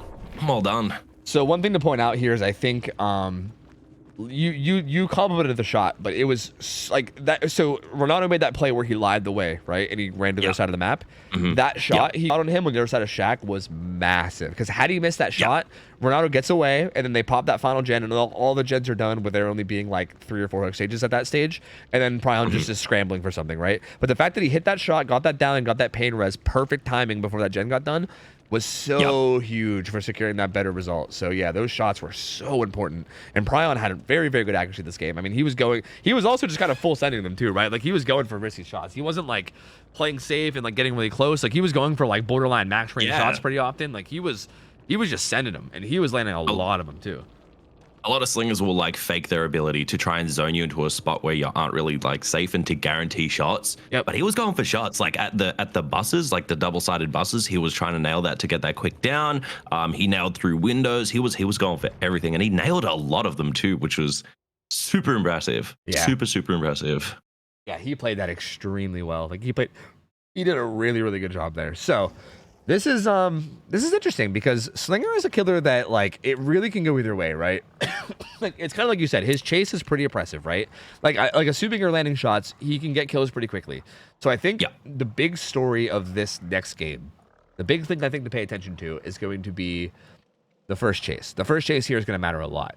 I think if DC on first down can manage to stall out the first down by a good bit, it's going to be borderline all ogre, like borderline. I mean, obviously, like you never want to call a game ever, because at any point it could snowball into someone's position. But if they definitely get a good fast start, it's going to be really tough for Schism to come back, right? Because I think a good start on Survivors here should probably end up being like a 6-7 stage. I think ideally, assuming that their macros on point and they don't make any like major throwing plays. So we'll have to see. I mean, I think the first chase is going to matter a lot, and really set the tone for the rest of the game, like set the pace. As long as like they're being super aggressive, and if our survivors get kind of greedy with whatever tiles they have handed to them, it could pay for some really bad dividends for them. So depending on how oppressive this killer, or who's playing, do we know who Deslinger is? I think it'll be Daya again. I think Daya was scheduled to play all of them, but I think I also saw someone in chat saying that they were like last minute filling Slinger or something. So maybe it won't be. I don't know. I'll have to wait and see. Yeah, regardless, as long as they want to play this like really aggressive and get a good start and set the tone, if they also have the same sort of build / slow down ability to slow the game down and force some pressure, it's going to be interesting. Like that map it's very centered with its like a main building, and then as you said, that middle generator is so important, and I think that hook in the basement kind of made things a little bit more pressured than it needed to be, because that generator was super progressed. And it kind of just from there, it kind of gave Pryon the ability to just force that stage and then just focus on 3 survivors rather than the 4. So depending on how, as you said, they micromanage their generators and just get their split going, it's going to depend, because like as I said, the map is it has got some high tiles, but not really many safe ones, I feel. And there's a lot of vision depending if you can just look around the middle building. So it gives ability for good management while spotting survivors to apply pressure to who they need to apply it to. Oh no, click something. Yeah. Oh no, I'm screenshotting something. Oh no. Oh. No, it's fine. It's all good. We're thriving. But yeah, it's I think that map in general is very good for showing off Deslinger's capabilities. Like a lot of those tiles can be played around very well. Oh yeah. I think I always say that, like, again, I love playing Slinger. He's like one of my favorite killers. Like auto-haven maps in general are like a fucking playground for Slinger, dude. Like it's like literally your playground. There's so many fun shots to go for. All those like those stacked up cars like from old like Gas Heaven that they kind of reworked. Those have like a bunch of tiny holes in them you can shoot through. So many of like the maze tiles will have these just like little cracks and holes. Yeah, there's so many there's just so many little areas, and even like you said, like even the fillers. Obviously, like I feel like fillers on every map are pretty good for Slinger, right? But yeah, I mean, Auto Haven is no different, right? The fillers have tons of little gaps and holes to shoot through. Yeah, it's definitely very, very risky. There's not a lot of pallets even after they're thrown that are safe. Like even pallets post thrown are still really dangerous.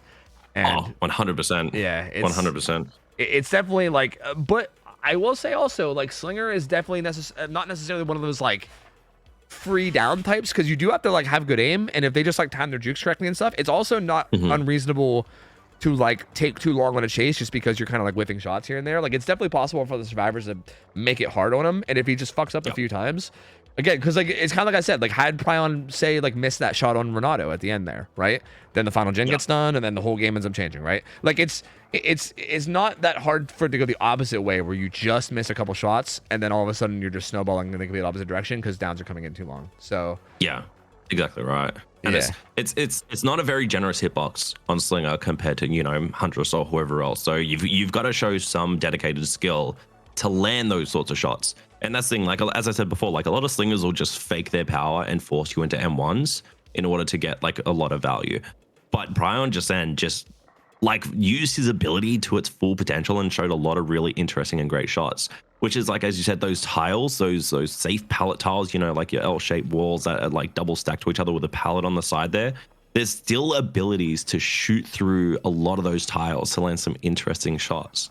So hopefully we can still see some of that huge value come in from a next Slinger and see some crazy shots come in. And I'm intrigued. I'm really intrigued. Like I'm invested now. I need to see how this next game goes. Yeah. Otherwise, I'm gonna cry. And this is for the whole best of 3 too. I mean, this has been a long set. Like it's been like the artist set was won by Schism. I don't even want to say like super decisively. It was honestly really close. But Schism took the artist set. The Freddy set was also decently close. I will say that one was a little bit more dominant by Dushu on first down. They did a really good job, and they took that set pretty decisively. And it's been a long set. Both teams have been playing really good, and even that first result here was like, it wasn't like a super dominant one way or the other, right? I wouldn't say the killer dominated, but I also wouldn't say the survivors dominated. I would say it was like I would say it was slightly above average for killer, I guess, according to what I'd expect. So yeah, this is honestly a pretty intense way to end this. I think we're going into this set with like the result that's needed is definitely a difficult one, but not unachievable by any means. And all it's going to take is just a couple fuck ups, right? Just like a couple fuck ups, and then, you know, it can easily snowball. So yeah, this will be good. This will be really good. This is for all the marbles.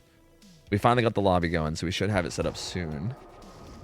It's definitely going to be good to enjoy this, because, you know, not many people enjoy things in life. You know, some people don't like cannolis, some people do, and I feel like this is going to be something that everyone's going to enjoy. Yeah, I don't know why someone wouldn't like cannolis. I don't know, that's just weird. Like, I feel like you have to live a really miserable life to not like cannolis, you know what I mean? I wouldn't say miserable. I would say higher levels of taste. Like what? Like weeb shit? Like, I don't understand. Like, what's... No. Okay. Well, if we're going to start comparing dessert treats like cannolis versus something else, like, you know what? Like a good cheesecake. Okay, you know like what? A nice cheesecake. I was just trying to give you shit for being a weeb, but like, you know what? Cheesecake is pretty fucking good. You're not wrong. Like, I love cannolis, but like, I don't know if I could argue about cheesecake. Cheesecake is pretty. But do you love cannolis though? Did you say that you love cannolis? I mean, in comparison to cheesecake, would you say that? Yeah, like, do you love cannolis or do you tolerate cannolis? I love cannolis unless cheesecake is in the room, and then I won't let cheesecake hear me say it because I don't want to fuck up my relationship with cheesecake. If cheesecake is around, then that's my only love, baby. Sorry, cheesecake. I'm dedicated to you, cheesecake. Sorry, there ain't no one else in my life. If cheesecake is like gone, you know, if they're maybe not around and it's just me and cannolis, then, you know, maybe I'll be like, okay. You know. You know, that's fine then. That's fine. Okay, now if we're going to use that analogy, let's also use that compared to, let's say, cheesecake being the equivalent of a Skull Merchant gameplay. Yeah, but that's not a comparison. And cannoli being like Bubba, for example. I mean, no. Wait, what's going on? Chat wants to see this fit. Tyro, I do not love you. Tofu, please make sure you read this out loud. Oh. Sorry, I guess I had to pass on a message. Anyway, okay, on the A's. Anyway, yo, I don't know if you were trying to make that Skull Merchant to Bubba comparison. I don't know if you were trying to name Bubba as like a fun killer, because I know a lot of people love Bubba. I kind of hate Bubba. I'm not a big fan of what? Bubba. Yeah. Why? Why? He's just face campy, dude. Like, he's just face campy. Like, I don't know. Like, okay, don't get me wrong. Like, some of the Bubba mind games and chase are like kind of neat, but they're not like.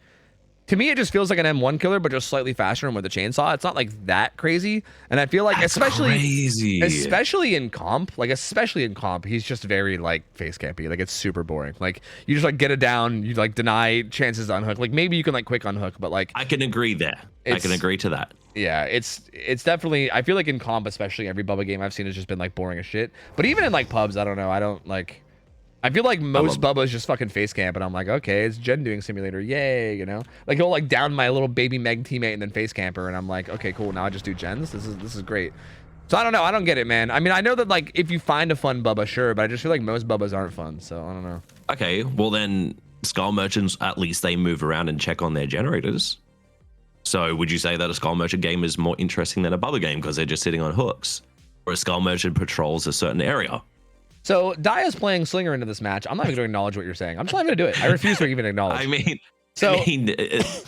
So Kyle, we're going into this game, by the way, and the win condition, I believe, is 9. Is going to be 8 stages, 4 fresh, or 9 stages? Is going to be the win condition. Kyle, okay? That's a lot of words. That's a lot of words for me to understand. You're asking too much. Yeah, well, you better get with the program because we're changing the subject, motherfucker. Okay, so let's go. Yeah. Dale Boba got Deli Unbreakable. DS with live, overcome lucky break here with auto dick dack. Nice. Let's get some stacks, baby. That is interesting. I love seeing that. Also, Daya's got Stabiffle, which is also pretty interesting. Oh, that's a good shot. And what are these add-ons? The add-ons, I was about to say, no cigar. Yeah, I'm pretty sure this right one. I mean, no reload is the interesting thing to me. No keys. So he's got. I'm pretty sure the right one is the cooldown one. Like when you miss a shot, you like recover a little bit quicker. And then the purple chains is like they stay. It takes them a little bit longer to break free from the chains. Like I actually kind of like the purple add-on. I don't think it's completely unreasonable. Yeah, that is a very fast down. We were talking about the first chase. Quick down. Yeah, that's oof. Yeah, that was a really quick one. Yeah, and I'm not surprised that we've got a Deathslinger with Stabiffle. Let's go. Let's get some. Like we got a game of stacks. Like we've got auto didact and Stabiffle. Whoever fills first gets a firm hand holding. Also, Gen in the middle was pain rest, by the way. So they've tried to nail out that Gen first. Oh, this is huge. See that hole? This is huge that he found Deli. If he commits to this and he gets us down, even if he just harasses her and keeps her off of it, this could be this is massive. Yeah, being able to punish this is good. Survivors now have to rotate off gens to consider going for this unhook, right? They can't, because again, like it's kind of like we said, how you can kind of just like let the Deli survivor kind of position for the unhook and just kind of slam gens and not worry about it. This is if you find a Deli survivor, you can get into a really strong spot like this. It's really good pressure. It really puts pressure on them to not just send the Deli survivor and that's it. So Toaster's off this gen. They're healing up Deli, and oh, he finds the reset too. Oh no. Oh, misses a shot. Interesting. Does he commit to Claude or is he going to commit to Ada? And now Ace has got to rotate way around to go for the save. So he rotated way around to the other side. So yeah, like they do get the unhook before struggle, but yeah, the gen progress there was really bad because of how well Daya played that. Good shot. Beautiful shot too. Yeah. So one of these add-ons, is that to make the chain reel last long? Yeah, that's what the purple one is. I actually, that add-on's actually, that's out of range, buddy. But that's actually a pretty decent add-on. I think like replacing Cigar with that, I think is not crazy. There's a lot of tiles where like, even if they just drop the pallet in your face, you can like shoot them while like you do kind of like a fadeaway shot. Yeah, kind of like this almost. Yeah. Like he might go to get it here because of this add-on. Yeah. He actually, I think he needed to like kind of go to the side a little bit as he shot. Yeah. So I think he messed it up a little bit. Yeah, that add-on can be really good for stuff like that. So I actually don't hate that. I do hate the green add-on replacing reload though. I think that's a little crazy. Yeah, I don't know about that. Vault here, bit of a mistake made, but Slinger getting more stacks. 5 stacks, by the way, and not a single gen has popped. And they're about to probably get a pain res here too. I actually think this is a little bit of a mistake from him to not chase Fink off hook. I mean, obviously he doesn't really like know Fink's build or anything, but so okay, Toaster got the unhook, so there's also like a chance. Like I think he's pretty confident that Ada was the Deli survivor, right? Based on how everything played out.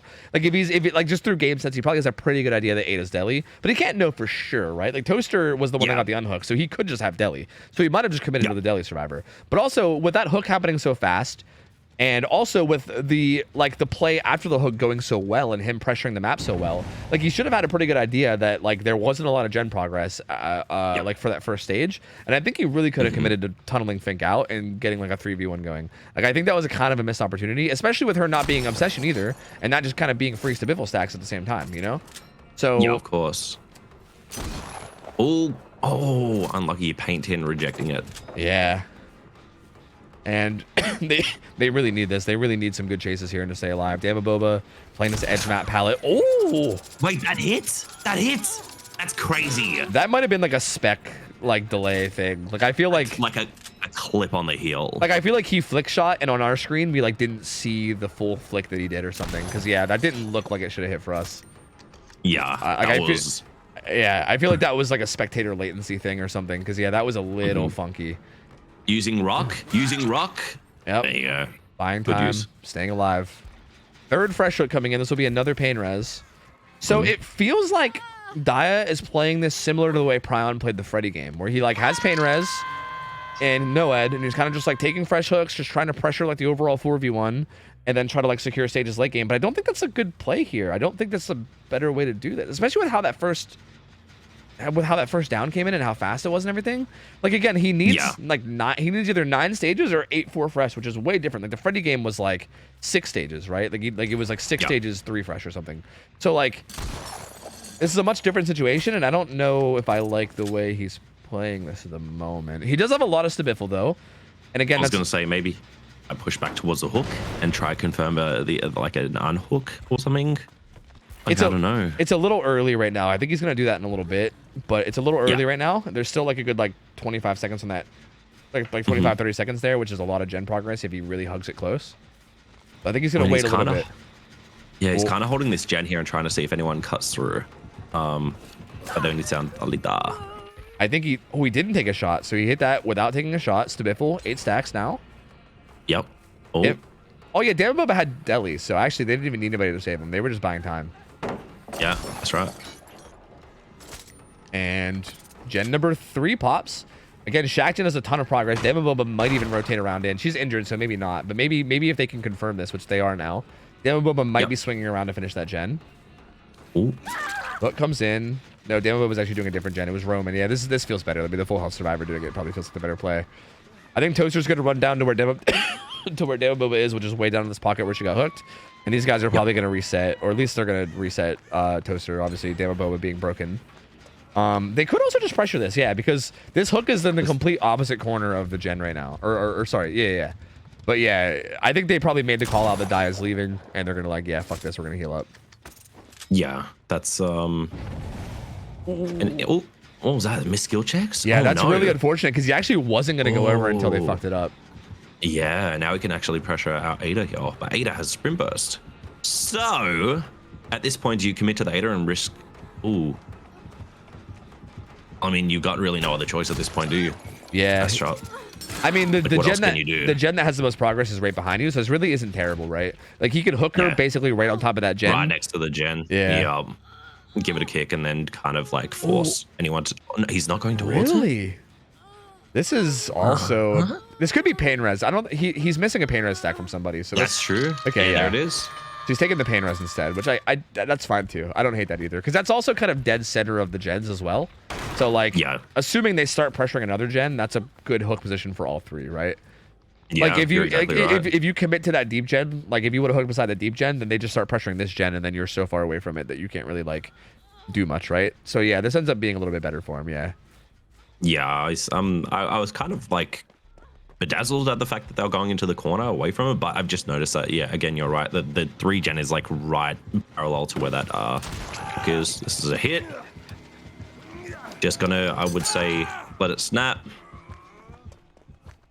Those are just gonna try to get the fuck out of here. Yeah, he's got to overcome, so he's gonna be gone. So he's just gonna get away from this 3 gen. And now we're in kind of like just like a classic like 3 gen scenario, you know?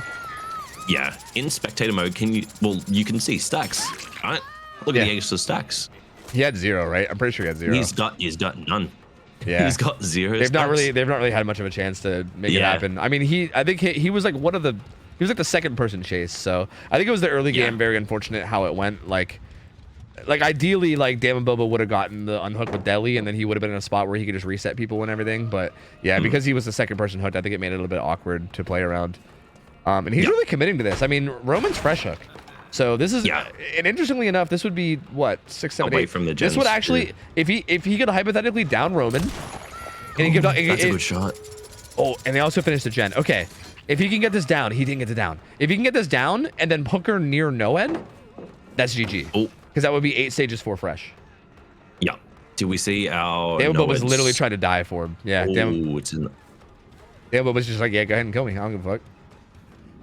Oh, needs to be careful here. I don't think he reloaded yet, right? They have this gate No, he open has too. not reloaded. He's not reloaded. Reload comes in now. You got a bit of bloodlust and no add value. Who That's had- a good down. Somebody had for the people. Was it Fink? Somebody had for the people. Oh, that's gonna be a down. That's a down. Add on value. There you go. Got a little bit. No one gets broken, though. Unbreakable. Gets the fresh hook on Claude. Yeah, Unbreakable will be in play. But the people was on Toaster, I believe, actually. No. It's on. No, it's on Roman who's getting hooked. In basement. That's rough. With This eight. is- Are we 8 stacks? Or no, we would have lost a couple from the last hit on the Claude, so probably 6 stacks, 5 stacks. This is pretty much GG, I think. He shouldn't stand here. He should stand at the top of the stairs. I don't know why he's standing here. Is he worried about? Maybe he's worried about someone like preemptively being in basement locker. I guess it does make sense. I mean, with all these stacks of Stabiffle, this is fine too. Really. Like, I guess the only way he loses this is if like a survivor is preemptively down here in like a locker hiding, and then he goes upstairs and they just kind of sneak and unhook. Like, I guess that's the only way that this could really go wrong. So I guess I really don't hate this, right? All these guys are non-obsession. So if any of them run in, he's going to be able to hit them and also gain stacks from it and just be able to hit more of them. But also they have to. So like, this is about to be a fucking bloodbath, dude. This is going to be an absolute bloodbath. Because they But I'm all have to for go it. for this. Yeah. More chaos, the better for me. Oh. Big hit. Oh. Oh. Little tricky. Oh, stacks. Oof. Biggest death hook. He shouldn't have taken this hook. This was a mistake. He shouldn't have taken this. Yeah, you can just leave her on the ground. Did he? I think he maybe didn't realize she was death hook and thought that she was worth 2. That was Maybe. He had it and he just threw it. He just threw it away. That's gonna be 7 stages. 7 stages for fresh, which is 1 stage short. I don't understand why he did that. He just that had to have been like a split second, just like thinking that Fink still had 2 stages left. I think he must have been like, okay, she has 2 stages, so like this secures the win if I hook her. Like, it had to be something like that because Maybe just a miscount. Yeah. yeah, it had to be just like it was one of the, because he was even aiming his gun towards the people on the stairs At the and Claude, yeah. and he was like, nah, never mind. Like, it had to be something like he was thinking about going for the others and was like, nah, I mean, I could just take this hook and that's all I need. That's so tragic. That's a bummer, dude. That is so unlucky. Because I feel like he had that. All you had to do was just shoot one of those guys. I'm pretty sure. Was he reloaded? He was reloaded too, Yeah. wasn't he? Like, Oh, he had yeah. a load shot. Well, yeah, you have to be to aim. If you're not loaded, you can't even ADS. So. Oh, yeah, exactly right. So yeah, and it also was not Ada that unhooked because she was the first one that got hit and then ran out. So it wasn't even like it was borrowed time. It was just standard 10-second endurance. So had he just shot that, shot her. he could have shot her, just held her, yep, and stared deeply into her eyes. No, Yeah. that is rough. Yep, he literally Well had played that. to the survivors though, to get down and have the leader go down instead of someone else and giving an extra hook stage. Yeah. I mean, That was really like, again, yeah, because like had it been like Toaster that 1-for-1, it would have been game over. GG's. It had to be Fink that had did to that. beat the leader. Yeah, So yeah, that's Oh. it's tragic because like very good heads up play for them, but like also, if we're being honest, I mean that should have been the win for Dia. That should have been the win for Schism. Like, it was just a little bit of a miscalculation at the end, and I mean, wow, what a way to end the set though. Like, this is intense. exactly what I was talking about. I said going into the set, I don't know if you were here, but when we first got into the set, I said Schism versus DC on first down. Something about these teams, I don't know what it is, but something about these teams, I feel like crazy shit happens all the time. This is why I was so excited for this matchup, because I don't know what it is. Like DC on first down especially, but Schism as well. I don't know what it is about these teams, but every time we watch them, some kind of weird, crazy shit happens, and the matches always end up being fucking wild. And this was another case of it. These matches were so good, so close, down to the wire. Again, the tie-breaking match ended up being a 1 hook stage difference. Just a little bit of a miscalculation, and DC on first down ends up taking the 2-1 just barely. That's so wild, man. What a good. You could what a not have good asked for like a closer result. Like, Yeah. honestly, like literally a single stage. Like a single stage was the difference. That is, whew, Yeah, got the old heart racing. You know, it's coming up the ass, but yes. that was really good though, dude. I mean, hey, both sets today. I mean, you missed the first set, but the first set was very swingy too, and it ended up being like a 2-1 set. We went to the tiebreaker for that one. So far, every set has gone to the tiebreaker and been really close. We have one more set for the night. So the teams here, it's gonna be OhTofu's waifus, so my waifus, versus Prism. Prism is a team that we saw them play for the first time last week, and it was a bit odd because I feel like they had one of those sets where they both simultaneously played amazing while also sometimes being terrible, right? Like it was one of those like you can tell that they're really good, but there was a little bit of sloppiness here and there too, right? And like I don't know like going forward if they're gonna like was that a rough day for them? Like was the sloppiness just them kind of having a rough day, or was like it's hard to say, right? Like they might come in today and be fucking monsters. Like I really don't know. You know what I mean? Yeah. OhTofu's waifus have been pretty solid. Actually, well, the waifus are the same. I'm gonna be real. The waifus are the same. They're very like hit or miss. Like they sometimes are like fucking nuts. Like sometimes I'm like, Jesus Christ, these guys are juicers and they're insane and they can't be touched. And at other times they play like a bit sloppy here and there. But they are definitely a very, very solid team. I played against them a bit. I actually was doing scrims against them yesterday, and they it was weird. I was kicking their asses Wraith, but then they played against my Blight and they shit all over me. They made me realize that I kind of suck at Blight because they shit on my Blight, which was really sick to see actually. Like it was very impressive. And so their killers are going to be Deathslinger and Wraith, guaranteed. Those are the first two sets. Yes. Deathslinger and Wraith. Fill up. And Let's then, go. And then maybe Freddy as the tiebreaker. And yeah, Wraith is really strong with our settings too. Like he typically gets really big results because of like Dead Dog Saloon and everything. Oh, is that map choice for Wraith? Yeah. Is it DDS? Oh, nice. Yeah, so he ends up getting really big DDS. results typically. Now I think Firebus is who I'm inviting, but let me just make sure before I invite the wrong really we've really seen this team once, so I'm just gonna make sure I'm not inviting the wrong team. Also, before this match starts, your boy is gonna have to take a second to run ads, and also I think I'm gonna grab coffee because I could probably use it. Yeah. Okay, get wait. yourself sorted. Autumn, I could invite Autumn. Where are you, Autumn? There's multiple Autumns on my friends list though. I'm always afraid to invite the wrong one. I might also go about Autumn now. Are you the Weeby Autumn? You gotta say it. Say it. I'm just gonna do it. Is this the wrong Autumn? Are you the correct Autumn? They joined instantly, so I think so. You're the right Autumn, right? Right? Yes. Okay, good. Good. All right, good. We're set then. All right, I'm gonna hold this lobby hostage. I'm not saying it. It's not happening. So good try, Okay. but it's not happening. That's fine. So the first set is gonna be Slinger, right? I believe the first set was Slinger. So It was. yeah, we're gonna be going right back into Slinger games. So same map, same everything, just kind of different teams. I am gonna take a minute to walk away. I'm gonna play ads. I'm gonna hold the lobby hostage. I'm gonna go grab coffee. Feel free to talk to my chat if you want. Just behave, okay? Like, just be good. What do you mean? Okay, You don't trust me? Not really. No, not at all. Actually. That's actually insane. So I thought after all these years you would trust me by now, but really? of course you don't. You thought that my trust would grow after all these years. You thought that's what would happen. Yes. Oh, Yes. No, I thought you would say like you've trusted me, it's deteriorated.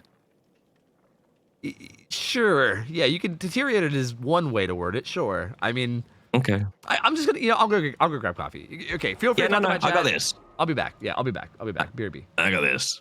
So first topic of today, guys, is shoulder blades. So no. Anyway, any interest in playing com yourself? Your hardcore survival team would be a good fit. No, not really. I mean, like maybe I almost participated in Tofu scrims once with a few friends of mine, but that kind of fell through. So that's the closest I will get. Anyway, who wants to hear a joke? Who wants? Okay, cool. You guys want to hear it? Anyway.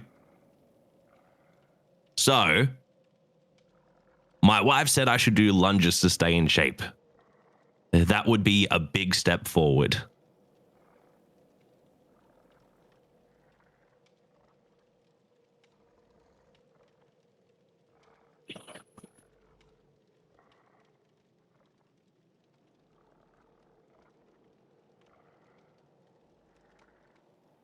What do you call a fish wearing a bow tie? Sophisticated.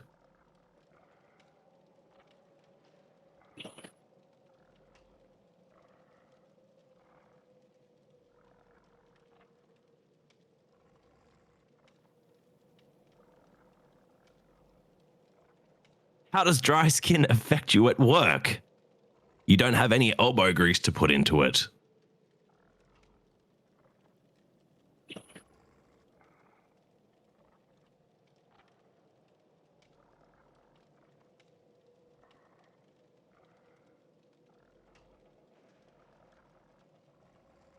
What do you call a factory that makes okay products? A satisfactory.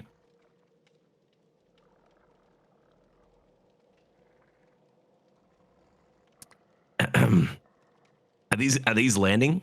Do you guys like these? Are these landing? Do you want more? Do you want more, or do you not? You're not vibing. Yes? You want more? Okay. No? You're doing great? Thank you. I only know 25 letters of the alphabet. I don't know why.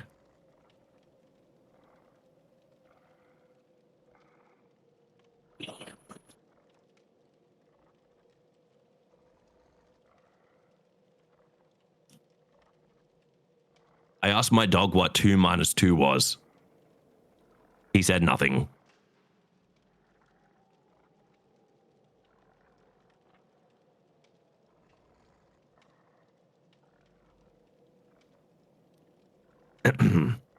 Where do boats go when they're sick? To the boat dock.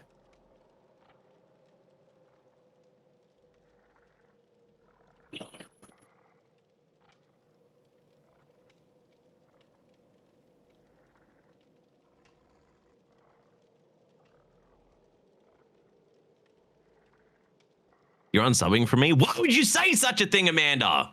This is actually happening right now. Do you want more? Or do you guys want me to talk about my favorite anime? What do you want? What do you want? So, you know what? Now that I've got you guys all hostage, right, this is actually perfect. I'm going to spoil Jujutsu Kaisen right now. So in the latest episode of Jujutsu Kaisen, and as per the manga, Gojo actually gets his nipples framed, put on a wall. And then it ends. Hashtag Jujutsu spoiled.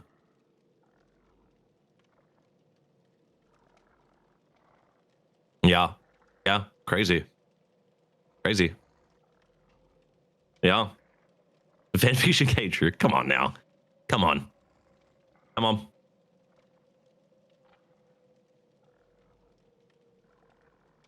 Focus on my voice. What do you mean? Ban call for these jokes? Bro, what do you mean? Why is this even a poll? Why is this even a poll? You're hitting the unsub button right now? Why would you do such a thing? Also, by the way, did you guys know that it's September? 25% off all your subs to my boy. Crazy.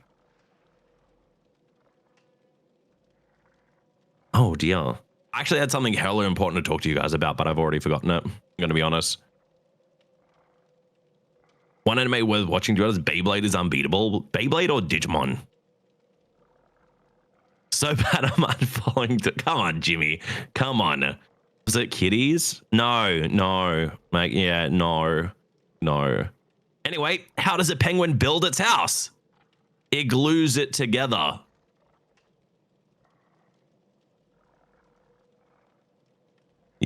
You get it? You get it? All right, I'm back. What's going on? Have you Oh, been behaving? hi. Why is chat Yeah. saying in all caps, "Tofu, come back and save us"? Why is that my chat? What? Have you been behaving yourself? Yeah, no, I promise. It's been fine. It's been good. I promise. You don't have to worry about chat. I promise. Interesting. Yeah, no. No. Oh, wow. Anyway, so yeah. How about DVD, huh? That's crazy. Yeah, how about this matchup? Yep. Yeah. Wow, So, chat is really they're really upset about something. no. So anyway, yeah, Deathslinger. Have you seen any good movies recently? No, actually, no. Oh, okay. No. How about you? Honestly, no.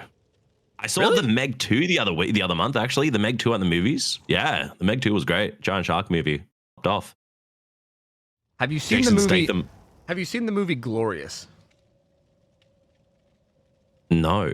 Look up the trailer for the movie Glorious, and then tell me that you don't want to watch it. That movie is amazing, and also I'd recommend watching it. It's actually like unironically, like the trailer is like kind of memey, and like in the movie's like kind of memey.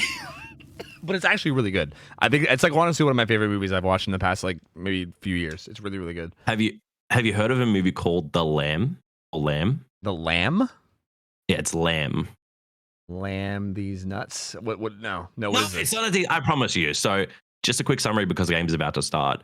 But it's about a family who discover a lamb in their back garden or whatever it is. But it's a lamb with a lamb head and a human body, so they raise it like it's their own child. Oh, I think I did see a trailer for that. I think I saw like a trailer or something. Oh, is it good? Should I watch it? I haven't seen it, but it looks wild. Oh yeah, It's so weird. But I know you're into like weird horror stuff with VHS and shit. So yeah, I'll probably watch it at some point. All right. Anyway, into the game. All right, Happy Shio has a similar build to what we've seen. This is the add-ons that we more expect to see. We're back to keys. Yeah, keys and cigars again. So we're kind of back. We're back to normal, but pretty much this build we expect to see double really strong aggression plus no ed. We're gonna quickly cycle through these. Just so Nia's got Deli Unbreakable. Oh, this is DS Survivor wait, though. What? I don't. How did I not hit? I don't know. He is. You know, saw that first time at least for a little bit. First hit comes in though. I'm sorry. I'm bamboozled by that not hitting. Yeah, that Speechless. was definitely very close. Oh, overextending past the wall there. Unlucky. Yeah, that was. That's a quick down. Yeah, pretty fast down. Yeah, very quick down. It's gonna have pain res possibly. I'm assuming since they're hooking them so deep in this corner, it's gonna be pain res. If this wasn't pain res, it would have been silly to take that if it wasn't pain res. Because ideally, you definitely want to hook people in like the middle of the map, right? But like if you're gonna carry them to a pocket like that, it's probably for something like pain res. So yeah. And also the fact that I think that was more of a tactical choice from the Ada. I think they went down quicker to just get rid of Corrupt a little bit quicker. So I see. Yeah, that makes sense. Yeah, smart by Ada. So well done. So very fast unhook coming in from I'm assuming Nia with Deli. So Deli, you would assume, yeah. So that's an interesting fast unhook because they basically did it as he was out here pressuring. So that should give Prism hopefully the best chance to get away. They might be healing with Will Make It too. No. Yes. Not going to push for pop value, but he's going to go back to the hook as well here. Yeah, and this is. Oh no! Oh, I'm reporting that to the police. Stuck. Oh, getting stuck on everything that was going to get shot here. Oh! Good patience from Happy Child though.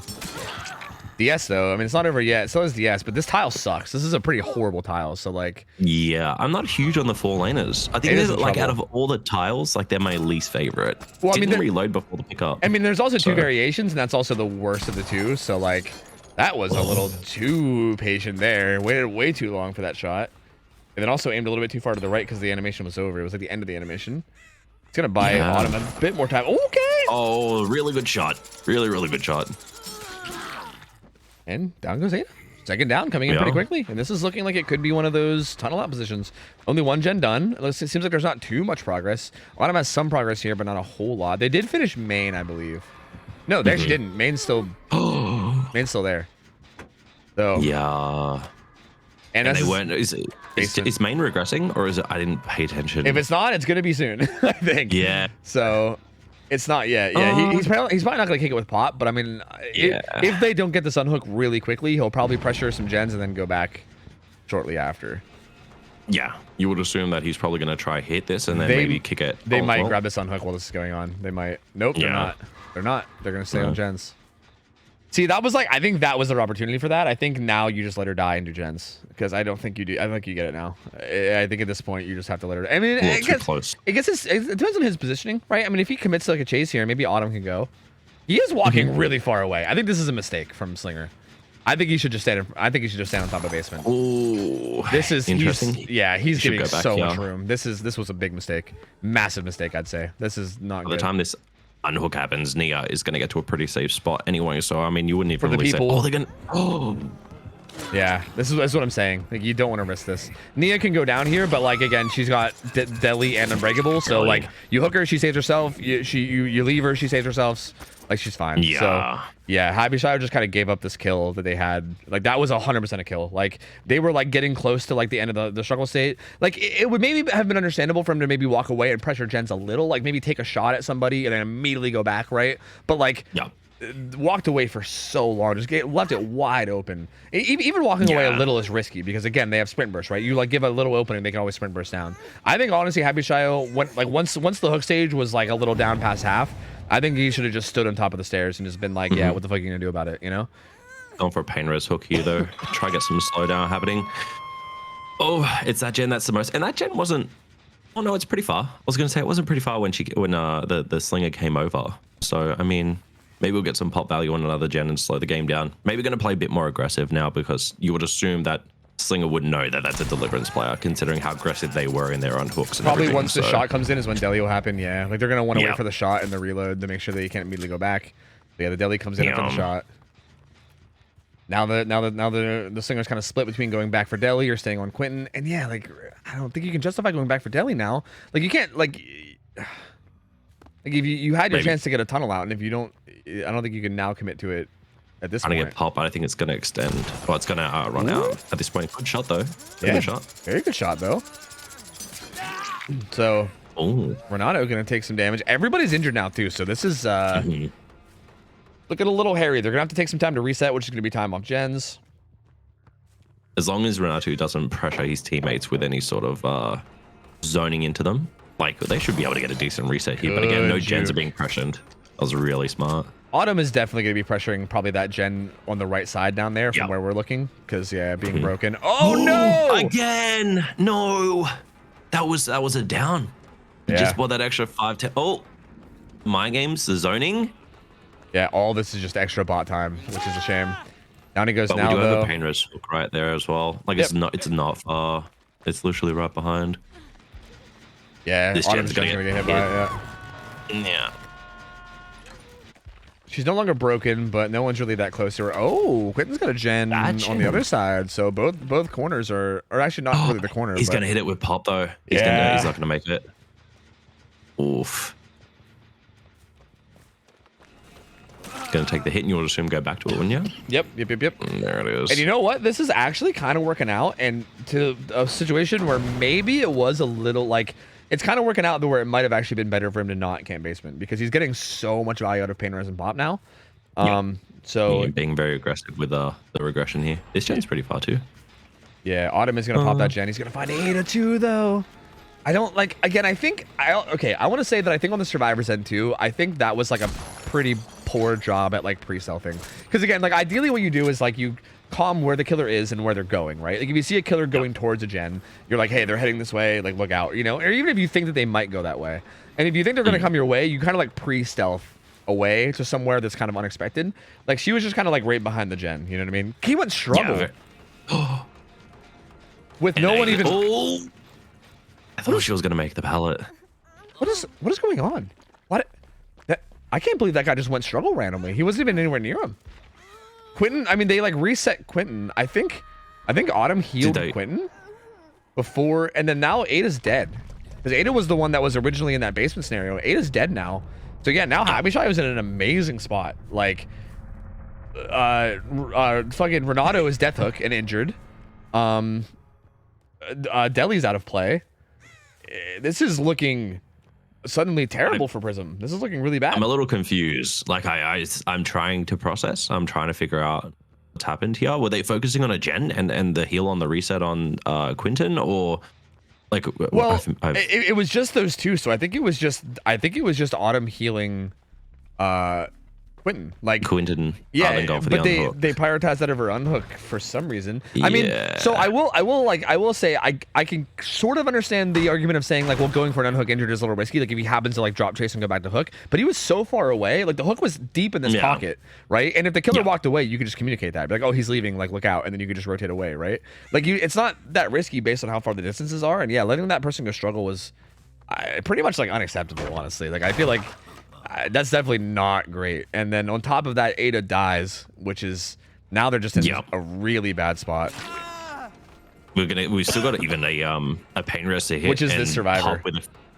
With 6 stages with enough pop value to slow the game down enough. So depending on how our killer wants to hold positioning on these gens, or that was a good fake, and that's such a good play by our killer. But again, it left those 3 gens that are in the corner pretty far, but you would assume that Quentin has not. No, has. Yeah, he's not. He's actually the fresh hook, so this could be pain rest. Oh, he's a fresh hook. Oh, yeah. Well, there you go. There. So, that's nowhere near progressed enough. I'm not sure what gen Nia was on. She did preemptively get off the gen really early, so she might have had a gen with a bunch of progress. I don't know. It seems like it might have been main. Main's regressing right now, so I think she was maybe on main. So Yeah. well, this one's got a good bit of progress too. He's gonna come kick it with Pop. But yeah, none of the gens are really that progressed. This one sounded like it had the most. Main sounded like it was maybe at like 10 or 15. Yeah.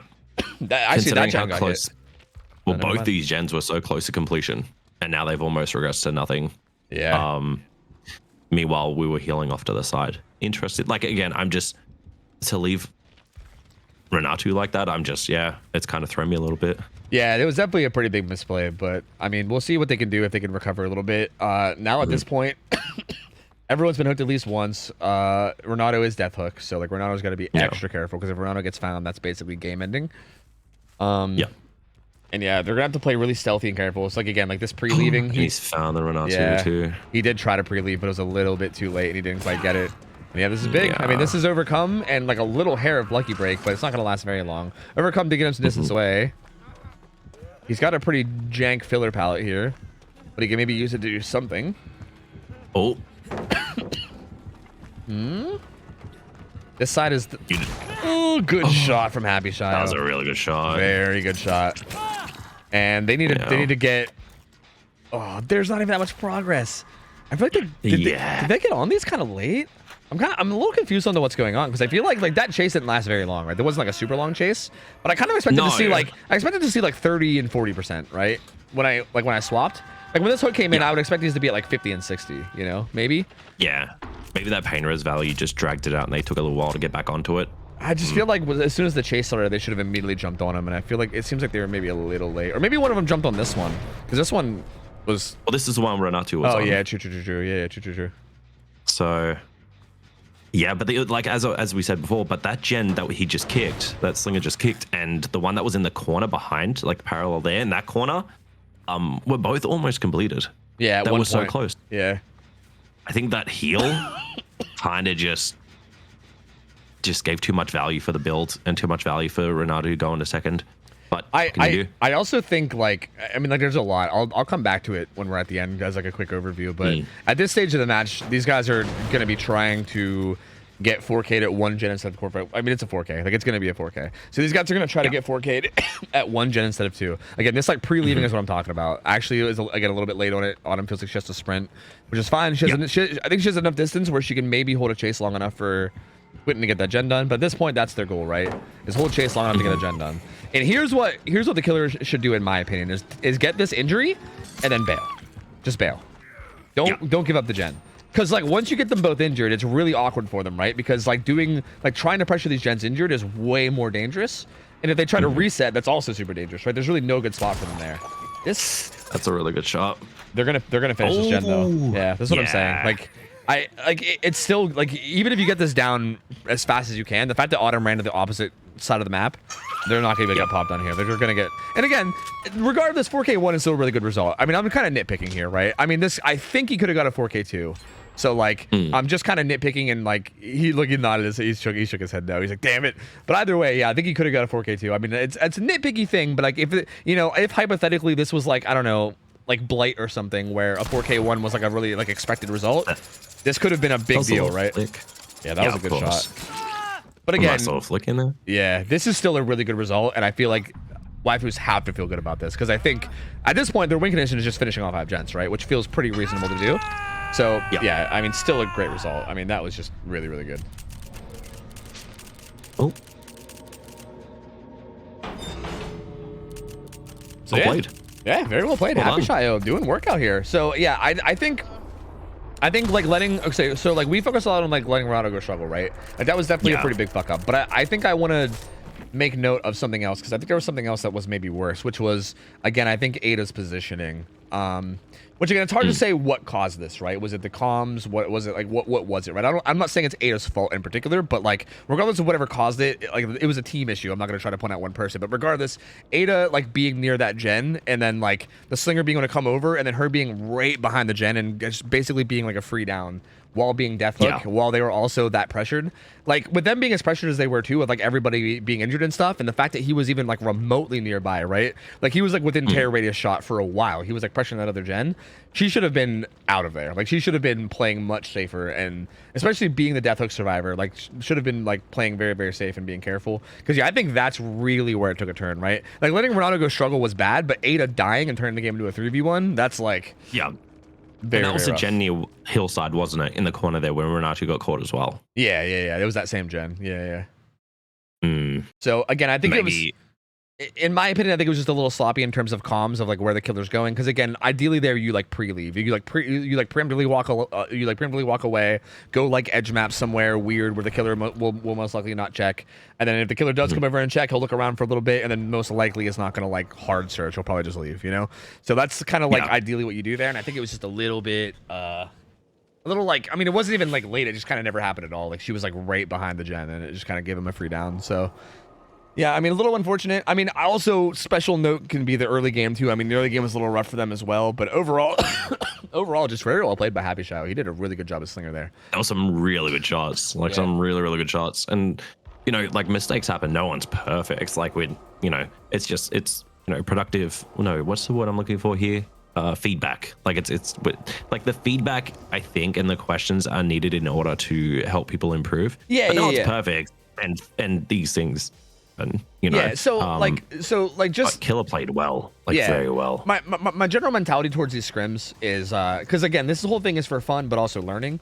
So like I definitely like, it is important to point out the mistakes, right? Like 100%, you can't butter them up. Yeah, like what I try to do is point out the mistakes and talk about how they could do better without like lingering on them too long, right? I don't want to go on and on and on about somebody, right? Like I think it's important just to like point it out, say we could have did better, and then just move on, right? But that is very, very important. Yeah, like we're not going to beat around the bush and pretend that there wasn't, you know, like otherwise you don't learn. Exactly. Yeah.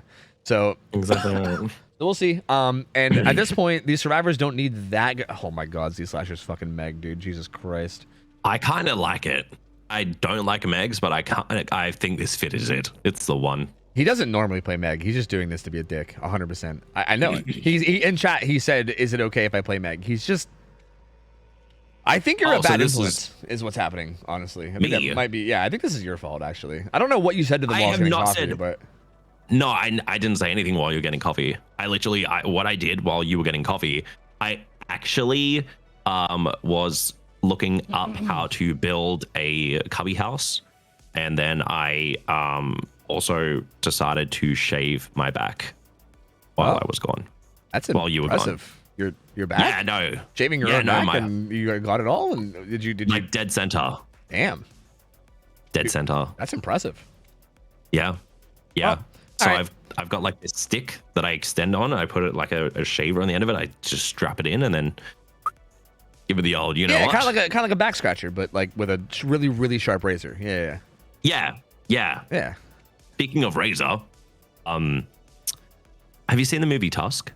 Love Tusk, dude. I love you love that Tusk? movie. I love it. It's so dumb. I love it. It's like it's such a good mix of like actual genuine body horror while also just being like the goofiest, silliest, dumbest thing ever. Like it's actually like decent body horror though, right? Like what he get, like obviously spoiler. I don't want to spoil it, but like towards the end of the movie, it's actually good body horror. And like I actually, it looks great. Yeah, like so it's like a cheesy, silly, good body horror. Like, I actually love Tusk. That's like, I don't want to say favorite movies, but it's like up there in terms of like movies I like. Like I like Tusk a lot. I think it was a one and done for me. I've watched it multiple times. We actually rewatched it semi recently, like me and a bunch of my friends, because I think a friend of ours didn't watch it, and we were like, we got to do it. We got to rewatch Tusk. It was so good. I love it, dude. You know, it was a movie that I actually enjoyed. That was quite surprising to me. What's that? Barbarian.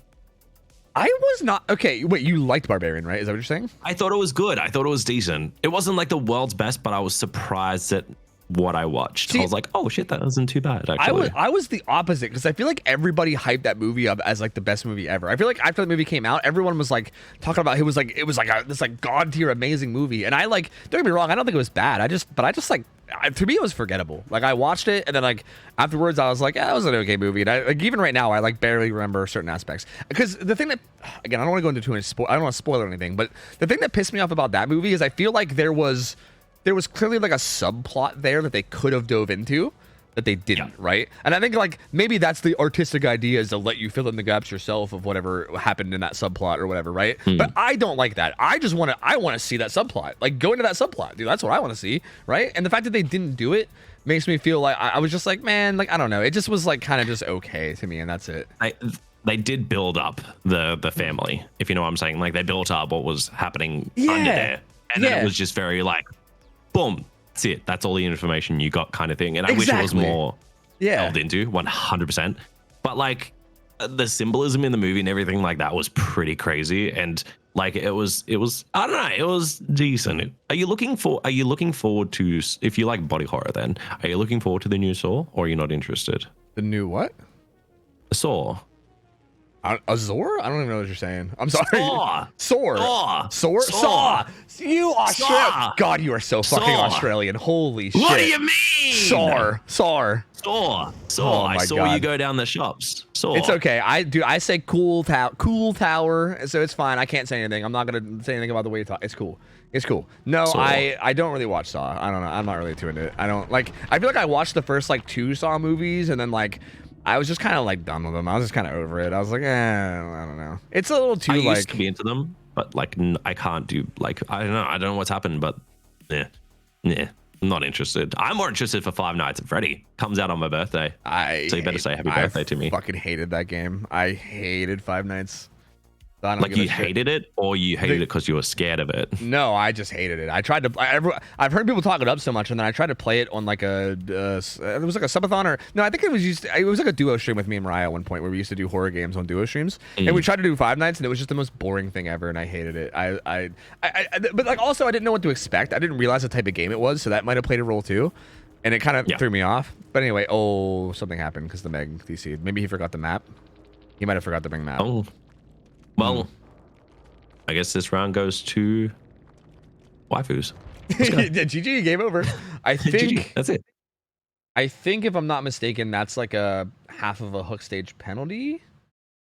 So you count that into, even though it might have been a mistake, you're just like. Well, the thing about it is like you can see everybody's builds and shit, right? So like it kind of like reveals a bit, and like yeah, they can now scramble and change up all their builds and everything, but it's still kind of a like it's.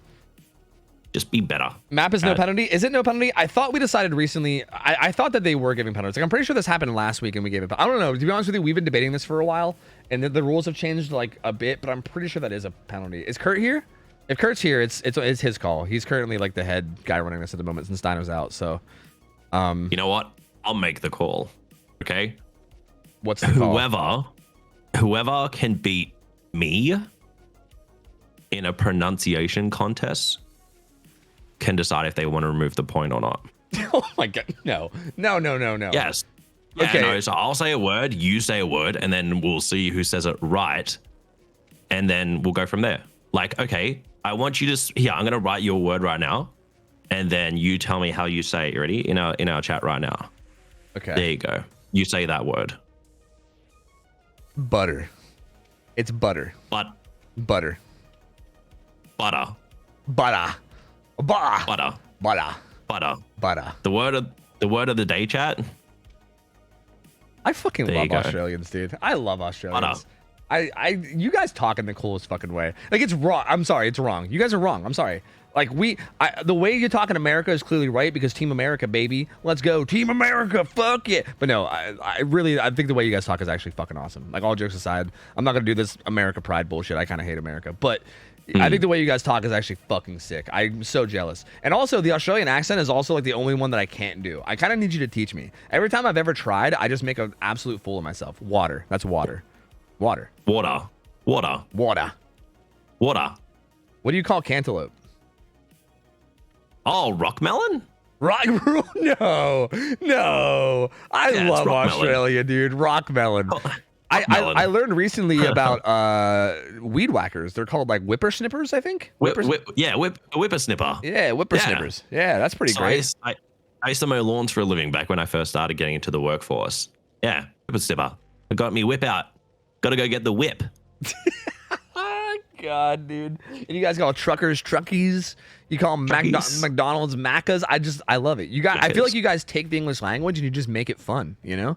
Mm-hmm. It's awesome. I love it. Yeah, rock melon's the best. Yeah, rock melon. I mean, that's pretty, you know. Cantaloupe You know- kind you of know- does look like a rock, and it's a melon, so you know, I respect it. If you ever want to insult an Australian, call them like champ. Yeah, do they not like champ? I don't like champ. Interesting. Like all Australians? Yeah. So like if I try this on an Australian that isn't listening right now and has no idea that you told me to do it, they're gonna like look at me sideways or something. Well, if you say, I think it's kind of like context. So So, if you're okay. like, listen here, champ, like Yeah. Okay, so I'll that's when wait. you're asking for a fight. Okay, so I'll wait for them to say something that I think is a little bit like sus. Like for instance, if you came in here talking about Skull Merchant, and I'd be like, okay, listen here, champ, you know, something like that. Yes. Yeah. Okay, all right, I'll try that. I am definitely gonna try that on an Australian at some point, and I'll that's- report back and see how it goes. Like the CU, like the that word, like that is more deemed as an acceptable like you can a say way cunt to here. talk I to don't someone. mind. Yeah, I don't. Okay, so if you're like if you're like, oh, what a sick cunt, like that's way better than being called champ. my problem with cunt is I can't No, say you cunt say the it way so you guys say it. aggressive. Yeah, So aggressive. I say it in like an aggressive way, and I can't. I just don't have like the accent. I think. Anyway, we'll it come. sounds mean. Yeah, because I think it's just like my accent. I can't say it in like the casual way. Anyway, it's Yeah. fine. It's fine. We'll come back to this. We'll come back to it. Okay, so something I noticed from the waifus is they do this a lot. Happy Shio will hog up all of the anti-tunnel. This happens a lot with these guys. So typically, like what you usually see Split it up a little bit. is a split. Yeah. So like there's a good like 2 or 3 targets that like can be an okay tunnel target, right? And like it's not like everyone else is dead meat. But yeah, this is like it's super risky what they do. But if Happy Shio does end up being a tunnel target, it ends up being obviously super valuable. But yeah, it is odd. They keep doing it. I personally don't like it. I am gonna keep talking about it in hopes that they stop doing it eventually. But hey, I mean, if they want to keep doing it, kudos to them. I don't know. I just personally don't think it's a good idea. But hey, if they feel strongly about it, so be it. If you've been telling them not to do it, do you think they're doing it out of spite now? No. You think it could be a spiteful thing. Maybe. I mean, knowing these guys, I'm they are. spiteful. Z-Slasher is playing Meg, and look, yeah, he got found. So like. Oops. That was a good juke, but this is also the survivor with all the anti-tunnel. So like again, it's working out. So like fuck me, right? Well, we'll see. How's if it feel he's to eat your own words? I don't know. Gives up chase. He might not commit. We'll see. Okay, so so there's kind of something that happened now, which kind of sucks pretty badly. So because he forgot the map. Has he found the jelly player or? No. It's about the win condition. So because he forgot the map. Oh, good shot there. Yeah. Because he forgot the map, that means that there's a minus 0.5 hook stage penalty, which means even if he 4Ks, he technically is going to get 11.5 hook stages, which also means that a potential tie is no longer a tie. Because if they get 4 gens done, then we go to the next tiebreaker, which is hook stages, where it would be 12 versus 11.5. So now the win condition for survivors is no longer doing 5 gens, it's 4 gens, which is significantly easier. Yeah, like that is very, very significantly easier. So in order for him to win this, he needs to 4K at 2 gens, which is extremely hard. So like, again, I would argue that the 4K at 1 gen was already pretty hard, right? Like even that's a pretty difficult win condition to get. I mean, it was a tie condition, but yeah, like the win condition now is even more ridiculously hard. So it's a little tough at this point. But Yes. Oh no. Well, that's interesting then, because I thought, oh god, there's so much math. Like we're talking about discussing like knowing where like pallets have been used and stuff at certain tiles. I'm just struggling to think of things because I'm stupid. That's the reality. Dude, like brain no work. People like one thing that I realized when I got into comp is how crazy hard Survivor is in comp. Like it is wild. There's so much to keep track of. I think like especially like when you're first starting out, like I think once you get up to the higher levels where people start to learn what they're doing more, I think I was told by really high level players that killer becomes like the much more like difficult rule at like mega high levels. But I think like intro to comp, Survivor is like very tough to play at like a moderate level. Your memory has to be on point because I'm honestly like my brain no function. I'm telling you now.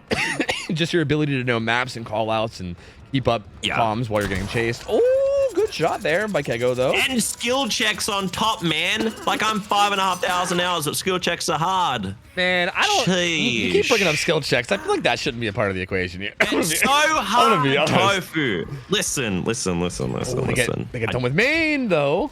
Middle gen's done. And they're gonna finish the third one too. Endwise. Well, is pain that res. it? Pain res. That's true. Pop's coming too. So yeah, he's not gonna. Still finish it. deja value. Wait. Oh, that's about to get popped. Yep, it's gonna regress a lot. It's gonna regress a good bit. Oof. It happens. It happens. They're still in a pretty good spot. This is the second fresh hook. This survivor is the guy with all the anti-tunnel. Although I don't think Kego is going after a tunnel at this stage. I think going after a tunnel on anybody, regardless of anti-tunnel, would be a pretty big mistake at this stage of the match. Yeah. I mean, Sloppy might come in handy at some point throughout what the win con needs. So yeah, but he's really far behind right now. He needs to pop the fuck off. This is a good start getting the shot on Nagasandra at least. But he really needs to pop the fuck off. Like, if he misses, like, more than, like, 2 shots for the rest of this game, he's probably fucked. Unless his drivers make some major throws. Like, good juke from Happy again. The stare, too. A little bit of a pause. That's a little right. bit of a stare. Asserting dominance. You love to see it. Oh, no. And... Just not worked on, but who have we got over here? It's Megan? Meg. Yeah. Another fresh Kinda hook. deserves. Another potential fresh hook for Pain Res, but again, at this point, like all these fresh hooks, like don't get me wrong, fresh hooks for Pain Res is nice or whatever, but like with all 4 gens alive, they're gonna be getting a lot of gen progress while this is going on, you know? I don't want to step away because there's some fun shots you can hit here, so just in case he goes for him, I don't want to step away, but I'm assuming that there's a lot of gens being progressed right now. So as soon as like I'm sure that this down's coming in, we'll take a look. What if he drops? He's actually gonna drop and go for this. Yeah. But it's a full health survivor here. Close. Yeah. It's so close. If Meg jumps on that, which she might, you would assume, if she's confident enough. And look, David on a gen. Dwight actually got back on it. Dwight's on it. Yeah, he hit it around and got back on it. Yeah. So David's gonna finish that one. This gen might even get popped right now but he doesn't realize Dwight's on it. So yeah, that gen's gonna pop too. Goes for a fun shot at least though. Doesn't get it. Yeah. But yeah, this game's over. Because once they pop that gen, it's GG. Yep, that's it. That's actually the official GG. Yeah. But I mean, it seems like they're gonna get a pretty good result regardless, though. I mean, they're looking to be in a pretty strong position here. So due to the map error, that's 0.5 per hook, was it? No. It's just you get a 0.5 penalty overall. So like if he 4Ks, instead of being 12 hooks, it would be 11.5. You basically just get a flat 0.5 decrease, essentially. Right. Again, I thought it was. Luckily, I think it doesn't matter because this game is being dominant. It's kind of being dominated by the waifus at this point. So like I feel like even if the penalty didn't come in, I still think this would have been in waifu's favor. So I mean, clearly, right, based on this is going. So luckily, it doesn't really matter too much because it does kind of suck to see like a close game get decided by a penalty. But also, we kind of have to be consistent with it to make sure people aren't being shady. Like I don't think he was being shady. I don't think anybody has so far. But just to make sure, right, we got to be consistent. Accidents happen, and good shot. You're gonna be consistent on it. Very good shot. Gonna take her for a walk. She's walking forward to make sure the real timer doesn't go up quicker. We're gonna finish the final gen. David's already on the gate, and yeah, I mean, what do you do now? They're probably just gonna. They actually triggered kinship. You would just leave, wouldn't you? Pretty sure they triggered kinship. Yeah. So Meg triggered kinship. So that's 34 more seconds to this hook timer. You can see his bar has not moved at all. So yeah. They're just going to open that gate, and I think they're just going to leave. Meg's maybe the only one that could die, but she's too far away. She's not going to get that, yeah. That's a good shot, but he doesn't have no-hit or anything, so this isn't going to result in a kill. He should let him break free is what he should do for the faster recovery. Yeah, he shouldn't have swung. It doesn't really matter. I mean, the game's over. I don't think he really cares at this point. It's like, whatever. So there you go. I mean, again, very, very dominant first match from waifus. That's going to be 4 stages with 2 fresh versus the 4K 1 gen. So that's... yeah, that's a pretty big discrepancy in result here. I think if I'm not mistaken, Kego, I think is the person I saw earlier in chat that said, oh, I think I'm last minute filling for Desslinger or something. I think I saw him say that in chat. So to be fair to this as well, I think I saw that. I don't know if this was supposed to be their single player. I think he might have last minute filled. And I always feel bad for that shit, dude. Because like if you're like someone that doesn't like main a killer, or you're like last minute filling a killer that you normally don't play, and then you have to come on to like a stream where there's like a lot of viewers watching, and then you gotta like fucking play this like stressful game. It's obviously tough, and it's always hard to blame, but this is live?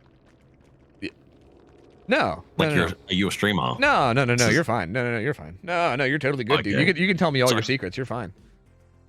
Oh. Okay. Yeah. Well, I may have committed tax fraud in the last 5 years. So what's the Australian equivalent of like the FBI? You know what? I was actually having this conversation the other day.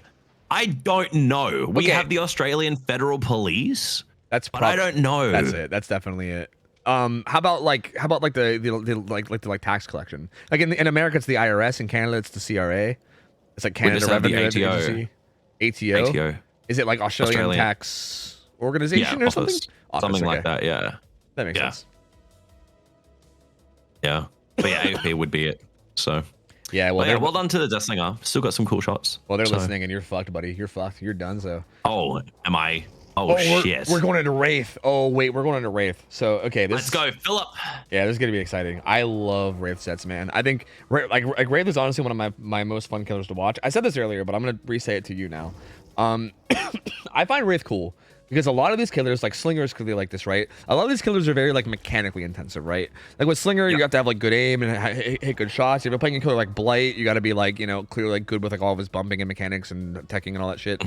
Wraith is just a fucking speedy, stealthy M1 killer, right? There's not a whole lot of fancy stuff to do. Like there's obviously going to be some mechanical stuff to every killer here and there, but like it's mostly just like smart play and good decision making on the Wraith side, which also means that on the Survivor side, it also just boils down to how well they can play, right? Like it feels like on the Survivor side, it's not like, oh, this Slinger is just landing every shot, there's nothing I can do. It's like it's a Wraith, man. Like as long as you do the right things, you're good. Positioning is key. Yeah, but also doing the right things on Dead Dog Saloon is fucking hard. Like Wraiths really dominate this map, dude. Like they shit on people on this map. So yeah, I've seen a fair few Wraiths in like competitive settings play on this map and actually do like very, very, very well. Yeah, and I mean like the thing is with Dead Dog is that it's a map that's like well known to do well for most killers. But the reality why I think Wraith does so well is that there's a lot of like vision blockers and it's already hard enough to see Wraith, but there's also once a certain amount of materials are gone, which is what Wraith is good at shredding through, is that there's not really many safe spots. Like there's a lot of dead zones. There's not many vaults throughout like the center of the map aside from Shack side and out towards like the carts and the noose area. Like there's not many vaults per se. Whereas if you go to the other side of the map, there's very limited usage and visibility to see which way a Wraith might be playing. So it's a lot of dead zone, but very good ability for Wraiths to use what they have well. Yeah, and and like the main thing too is that even the even the pallets that do exist on Dead Dog are generally like, aside from like the across the street, like across the street is kind of where like the, I don't know, like quote unquote maze tiles are of Dead Dog. And like and like they have some pretty strong setups, but aside from those, most of the pallets are not very great, right? Like all the ones like behind Gallows, those are all like okay. They're like risky palette. Like they're like slightly, I'd say they're like fair palettes. I actually like them. I think it's one of my favorite maps in terms of palette design. Like I love palettes like that. And like same thing with like the ones out front of main, out behind main, like all those palettes are kind of the same in the sense that they're like okay in strength, but they're definitely not super strong. And if you're not like a really, really good disciplined survivor, it's really, really easy to fuck up on those pallets and get hit, right? Like you have to be very, very good to play them correctly. And again, it's a very difficult skill. It really shows the skill of survivors. I think that's why I like the set so much. Like this set, I feel like is a very heavy test for survivor skill, and I think that's why I love it so much. Something I will say too is that it seems like people have found a pretty good way to basically shut down main, because I noticed when we watched some like very high tier scrims on like really, really good players of Wraith Dead Dog, and they kept running Bamboozle. And I was like, Bamboozle? It's kind of weird because like you already have like Shadow Dance and stuff, and you can just kind of like go through windows quickly. And I was like, do you really need Bamboozle? But after like after doing some scrims myself with Wraith, it is very good. Like basically any window that they vault, you can just follow them through with Bamboozle, and you can usually like, you do it so fast that you usually just like with Bamboozle and Shadow Dance, you do it so fast that you can usually just like get out in front of them and cut them off from like anything that they do, and it's really dirty. So yeah, that perk, I hope that we see it for these guys, because if you do run it, it shuts down even main, which again, like you said, is one of the stronger spots to be in terms of Dead Dogs. So yeah, you can basically shut down that as well with Bamboozle, which is really strong. And yeah, I mean, this is definitely one of those matches where things can start to snowball out of control really quickly. The map is kind of small too, so like if you get to a stage later on where like you have a bunch of people injured and he like just stealths up and like drops chase, it's very high stress, right? Like if he finds you healing and you know there's multiple injured survivors and you're in like a tough spot, like I don't know, a lot of things can go wrong. Like a lot of things can go wrong on this map, and killer can snowball really quickly. Question on the main building, because I haven't played much in the last few weeks much. So with the recent patch, the upstairs, is one of those doors open into that bedroom now? It's like an RNG for it to open, but honestly, it's again, with Wraith, it's not even like worth doing because he can just cloak up, go fast, and get in front of you and body block. It's honestly not even useful. Yep. I don't think it's even worth. Yeah, like I think if we had like certain, I don't know, if we had certain killers on that map, like Legion or something, that would, yeah, it would be a nightmare. Like it's like a literal infinite. But yeah, against a killer like Wraith, I don't think it is like an RNG where it could be open, but I don't think it would even matter if it was. I don't think it would play that much of a difference. I love playing against Wraiths. I love playing against most M1 killers. I think that's the funnest interactions in the game. But there's a way that I just don't really enjoy Wraith's playstyle a lot of the time. It's a lot of like injuring and leaving. Like the whole hit and run mentality, like playstyle, I've never really enjoyed, especially as of late. But it's effective. Like it's effective if you've got really bad positioning and you're like, oh, we can safely heal here as long as Sloppy's involved or anything else. So like your positioning can be bad. So here's the thing: hit and run, like purely hit and run, is like obviously really good in like public matches because even like Survivor Friends, like I mean I could say solo queue, but even Survivor Friends, like if I'm gonna be real with you, most Survivor Friends that play DVD are not that good. It's like killers like to act like every Swift is like some god squad when they're not, right? So even if it's a Swift, hit and run can be really powerful just because people don't play correctly against it. And it takes a lot of coordination to, or not a lot, but it takes a decent bit of coordination to play smart against it, right? So like that kind of stuff is really miserable and it dominates a lot in pub games. But the thing I love about Wraith in comp is that it's like a nice mix, right? Because obviously you can't just hit and run against like players of like a comp level, because high like caliber, because they're just gonna run away, heal each other, and then you're never gonna get it down and never get any pressure, and then nothing's gonna happen. So I like it. I think it's like a nice mix of like hit and run mixed with like committing, and it's like a really interesting setup because like you have to like kind of decide when to hit and run versus when not to hit and run, and it kind of leads to some really interesting strategy choices, and it ends up being like, I don't know, I think it ends up being really, really cool, and it leads to some very interesting decision making. Ooh, he went back in. He didn't get spotted somehow. I'm just gonna quickly check. Unbreakable, I'm surprised he's sprinting. Maybe he actually did commit to him. Yeah, I'm surprised he Slasher sprinted there with him having Deli and whatchamacallit, Unbreakable. But yeah, Vines. Mine's Dwight. So he's vaulting over. He's basically spamming that to make sure that the killer can't bamboozle it. But yeah, he's not gonna be able to block this. Oh, what he did. Yeah, that was a pretty big mistake from Dwight. Yeah, the full stutter. Yeah, he had it and he just kind of like gave it up for free, which is unfortunate. Maybe he wanted to like try to bait him into dropping off, dropping down a hole or something. But yeah, it's ended up not paying off. Oh, that was actually a really good stun. Yep. But again, these pallets, even after they're thrown, are kind of risky. Yeah, it could have also maybe got the stun while it was in the... He's going to need a hit, otherwise it's... Oh, he actually canceled the uncloak. He should just come into that uncloak. Huh.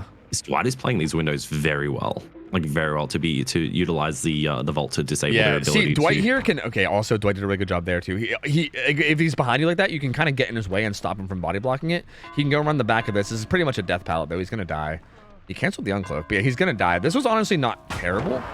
He doesn't die. On top of that, this is a huge mistake from Key, because not only did he get stunned there, but he literally swung at the side that gives Dwight the rest of the map, right? Like if he would have got stunned on the other side, at least he would still be zoned into the corner. Pushes him out. Yeah. So that was I think Key is misplaying this quite a bit, actually, unfortunately. They actually popped the center of the map gen too. That's a really good gen to get done. Like that gen and Gallows gen are the two most important by miles. And Gallows gen was blocked, so they couldn't even do that one. So they got the best gen possible out of the ones they had. Oh, that was such a good stun. That was a good play. Z Slasher he's a juicer. You got to keep an eye on him. This motherfucker does some weird, tricky shit on Survivor. He always is really fun to watch. He did a really good job there of taking the angle that prevented the body block. He does have a pallet up here he can use. He might not make it though. He does. Yeah, nice. Well played. 2 gens done, still not a down. Everybody full health. This is looking really bad for Prism. The waifus are dominantly ahead right now. This is a very, very bad start. I mean, there's still no ed for late game, so anything can happen. You never know. I mean, like, I got to give him raps. Like that chase at the start, the Dwight Andrew played that so well. And as you said, I think that's one thing that a lot of people don't think of is like positioning on pallet sides and how important it is. And the fact that, Andrew pushed the Key onto the outside wall, gave him the ability to go back into the map. Like, it's just such a lot of people don't utilize it. I don't mean to be pushes up glasses actually guy, but that's actually kind of incorrectly stated because it's actually on the killer to like decide that, right? Like the killer, yeah, like because like exactly right. Because like as the killer, you can basically choose what side of the map that you force the survivor to.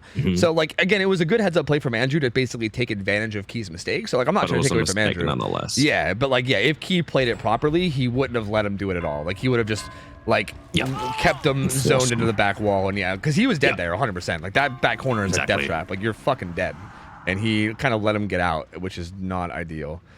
This pallet's kind of the same way, right? Like as long as you just zone him into this corner, he should be essentially donezo. Which again, this is. You might He'll just run around outside. Yeah. Andrew really getting the better of him here. He's really. Oh, he should have been down now though. Nice. That was well played. But 3 gens done by the time the first down comes in. This is 4 gens done. That's pretty brutal.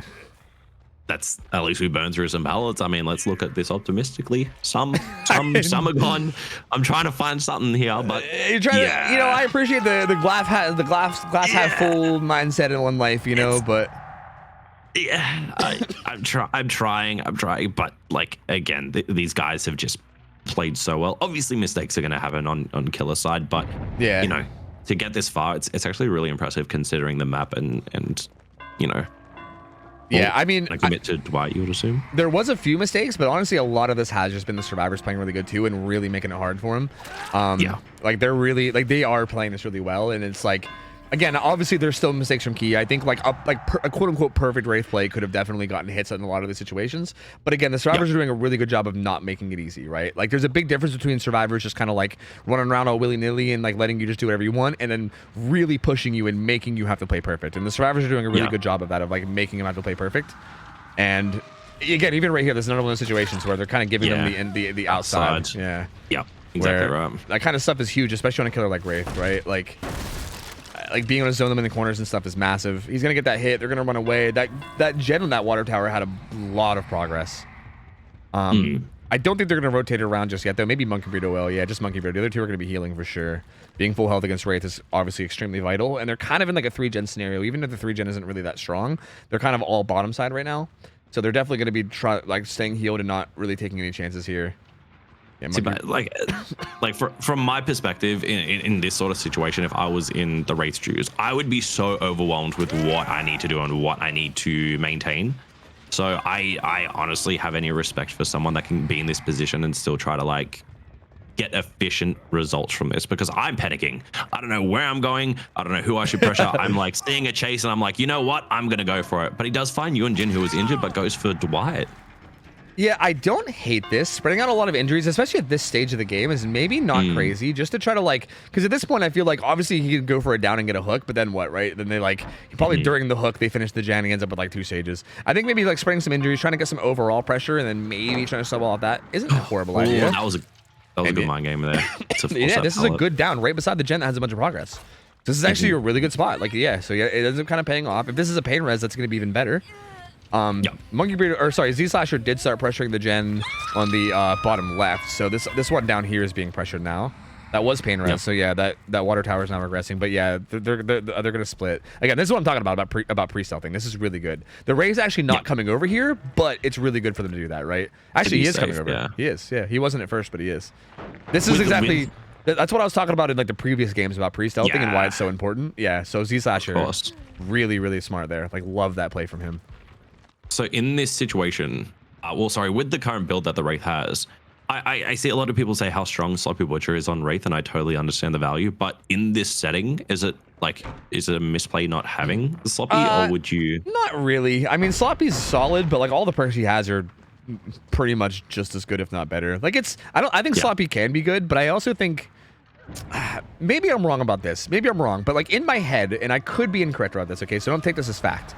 Like I feel like a really high caliber player. Like if like Laser was here, I was co-casting with someone named Laser, who's like one of the best players in the world, and he's fucking nuts. And he was sharing so much insight with me. But like if he was here, maybe he'd give you a more solid answer. But I think Sloppy would probably be more valuable against a team that you expect to play Sloppy. Actually, ironically, Sloppy would be better against Sloppy players. So like, I think like a team that you would not expect to play super sloppily and make a lot of mistakes, I think Sloppy would be less valuable. Than what he has here, because again, Bamboozle really vital for like shutting down main. Pain Res just obviously an insane fucking perk. No-Ed is really, really good for cleaning up late game. You could even argue to replace No-Ed with like Pop Goes the Weasel, and that could be insane in this situation too. So yeah, I mean, I don't think it would be crazy to put Sloppy in this build. Like I think you could easily replace pretty much any of these perks other than Corrupt with Sloppy, and I think that would be fine. I wouldn't call that like a bad build.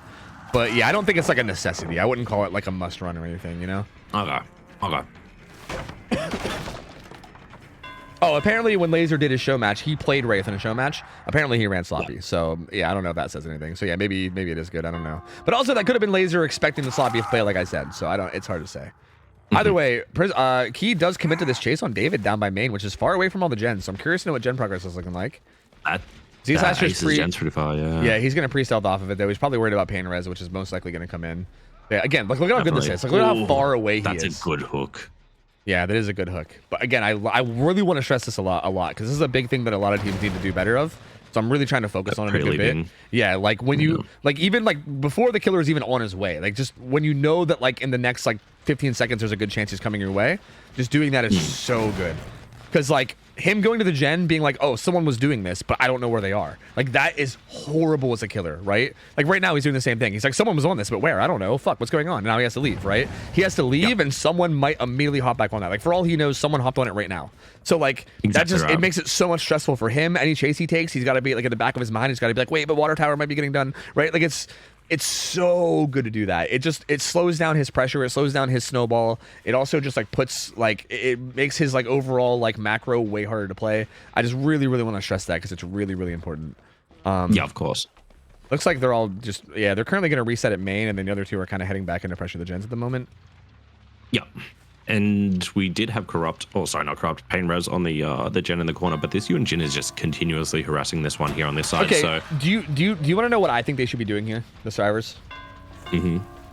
I think with having people injured like this, right? If everybody isn't full health, what they should have done, I think, is they should have had a survivor stealthing near the gens. Like I think Yun Jin running towards the gens like that. Again, what they're doing right now isn't terrible just because they're so far ahead. But I think the ideal play here is to have a survivor stealthing near the gens, but not actively pressuring them, and then waiting to see what the Wraith does, and then rotating. Basically just like letting your team reset once everybody's back to full health. That like I think they're kind of doing it now. I think the Z-Slasher's doing it. Like basically let all your teammates heal, let everybody get back to full health. Once everybody's full health, then you attack the gens as a unit of 4, right? But but it is important to keep somebody stealthing topside, or sorry, not topside. It's important to keep somebody stealthing near the gens, because if the Wraith decides to venture away and go try to like find the heal, then you need to have somebody in a position to take advantage of that and punish it, right? So yeah, I think like again, I think them just charging into the 3-gen while there's still people injured, I think is a little bit of a mistake. And I think what they should be doing is just having one person stealth there, reset, and once everybody's full health, then go at it. So like. Again, like this is like, I feel like they're still in a winning position and they're probably still going to win, but I feel like it's, that is interesting. I guess he just ate it because he didn't care. He just broke it anyway. Yeah, just get it done. Oh, that's unfortunate. He actually should have gotten that. I think he just missed a little bit. Andrew's doing the gen bottom left. Yeah. And I think value. Yeah, yeah. Like he's definitely going to check on it because he's been away from this gen for a while, so he's going to check it. Pre-running away and getting towards main. Yeah. Yeah. And I mean, as long as is Yun Jin maybe pressuring one back on the other side? No, because she's injured, so she's not going to. She's getting reset. Yeah, they're going to be healing. And like this is exactly what I'm saying, right? Like I think they're still going to win this, but it feels like it's just taking a little bit longer than usual. And like the longer the longer the game goes on, the more resources get used, and also the more chance that something could go wrong if they make a mistake.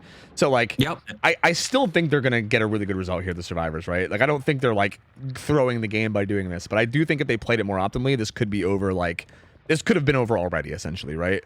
Because they're kind of like pressuring these survivors, like, or sorry, they're kind of pressuring the gens like one survivor at a time, and like then they're getting hit and tagged, and they got to run away and reset, and then they send one more in while they're resetting, and then they get tagged, and it's like this like slow, like yeah, they're still gaining progress a little bit, but like it's just so slow, you know? Yeah. I think if they officially just got themselves reset and then like heavy reset. And then push in like a rotation. Right yeah, like right now it's like I think they did a pretty good job now. Z-Slasher was somewhat stealthing over here. He's just gonna loop this and try to buy time. And then when he gets hit, he's gonna go to main. So yeah, he's gonna bail and go to main. And while this is going on, they're probably doing water tower.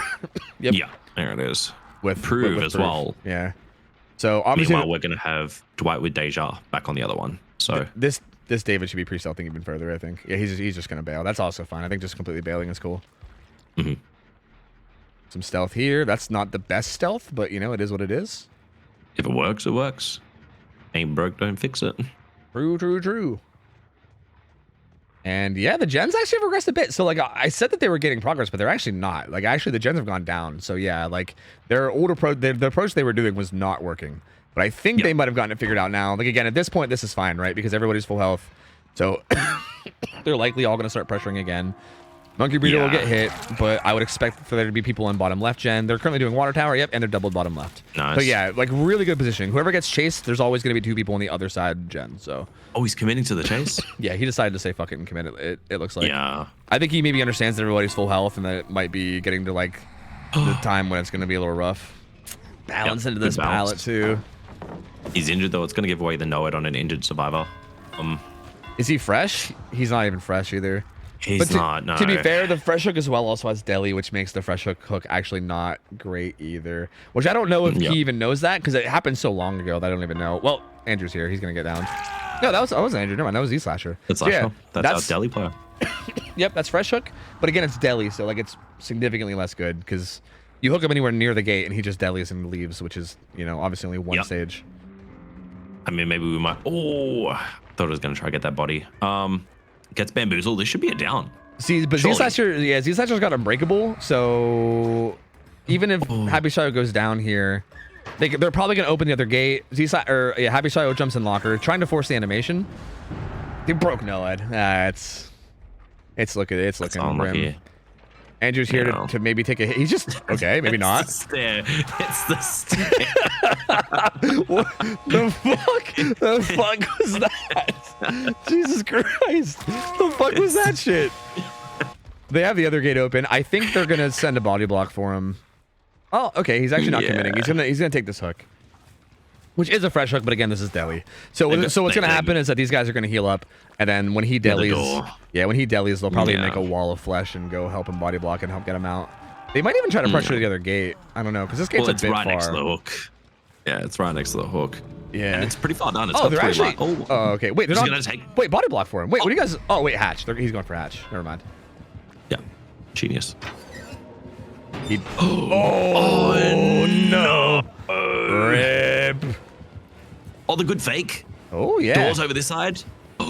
No way he makes this, right? Wraith's got good pathing here. Cuts him off. He makes it now. No. He makes it. Yeah, I think him hard committing to that gave it to him. He should have played around bamboozle in that window. He should have like doubled back and then tried to bamboozle the window in his face or something. He just committing to the right side like that is definitely not. Wow. So that ends up being, I think 4 stages, right? 4 stages, 4 fresh. Everybody was hooked once, so just 4 fresh and that's it. We get 0.5 penalty. Wait, for what? Oh, they had 2 Shroud of Bindings. Oh, they're supposed to bring Shroud of Binding and then Shroud of, what is it? The one that Vigo Shroud, the one that makes you spawn far away. Yeah. So they actually do. They get a 0.5 penalty. yeah. Hey, kudos to them for just like coming out and acknowledging calling it out. Yeah, for like realizing, because I wouldn't have even checked. I wouldn't have even realized. Like they must have realized whenever they spawned, they were like, wait, something must be wrong here. I don't know. But yeah, I mean, like going back to that ending there, like it came back to that conversation you were having about the pallets and the pallet side and killers forcing positioning on survivors rather than letting survivors dictate it. Yeah, just zoning. Yeah, like just just like using your position to zone is so huge. Yeah, and I feel like it wasn't taking advantage of there as much as it could have been. Yeah, could have stayed the inside of that tile and kind of pushed Ace back into the map a little bit, or just held their position to try to secure the kill. But you know, we live and we learn. Now, just a little thing. I'm quickly going to go a bite to eat. I trust you with the chat. I trust you with. Yeah, I gotta play some ads anyway. Are you like? Should I like? Do you want me to like chill and wait? Or are you gonna be like? Are you gonna be like 2 or 3 minutes? Or are you gonna be like 10 minutes? I'll be like 30, 40 seconds. But, okay, that's fine. Yeah, that's true. Yeah, just I trust you, so don't do anything awkward or embarrassing that might. Nobody would do that stream or in this stream ever. Like never. There was never a single time ever that anyone's ever done that. So you're fine. Yeah, just kind of set like an example of what I would do. Not doing that. I'm not going to do that at all. But you can go ahead and get food. What do you? I don't know what you're trying to say. Nothing. What are you implying? Nothing. Enjoy your Also, food, do you Kyle. know? Do you know that you've got a cough? Just letting you know. All right, bye. See ya, man. See ya.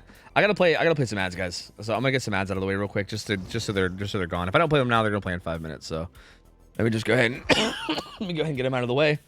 So while we're here and also while Kyle's gone, I've been kind of ignoring subs all day because of having a co-caster. I don't like to like just sit here and thank subs while I have someone hanging out with me. So yo, Pine Twins, thanks for the 8 months. Togepi, thanks for the raid. Amy's Luck, thanks for the 35. Koala, thanks for hooking up. Loris with a sub. Autumn Apocalypse, thanks for the 29. And Quego, thanks for the sub. Appreciate you guys, man. Welcome in. Thank you. Appreciate the support. Grant the Ostrich, I'm gonna miss you too. Thank you, dude. Appreciate the support, you guys. Thank you. You guys are the best. I love you guys. So this should be interesting. The win condition here is pretty light. So we'll see what happens. Where's the promised 360 Deathslinger no scope? See what I mean? Oh, from Happy Shio? Yeah, it's true. It's a good point. A pretty good point. I want to play Freddy. Yeah, I don't know what to tell you, man. If you guys 2-0 this, I think we're bailing. I kind of have some stuff tonight that I would like to do, so I'm really not opposed to like it ending slightly early, to be honest with you. Like I'm not like I gotta be perfectly real with you guys. On top of me being sick as well, like me being sick as well as having shit to like do tonight means that like I'm not dying to like see every single set if we don't have to. You know what I mean? So also like especially if this ends up being a bit of a blowout, because then I don't know. I just feel like it's probably better to just not, you know? So what you're saying is to lose this match, bro, please. If I see Alcasandra doing some fishy shit, I swear to fuck. I'm just going to DQ you for the whole best of 3, and we're just going to say person wins. All right, there you go. I mean, if he genuinely loses, then so be it. But if I see him doing some fishy shit, he's like, oh no, my keyboard broke, and now I'm AFK. Oh no. No. Nope.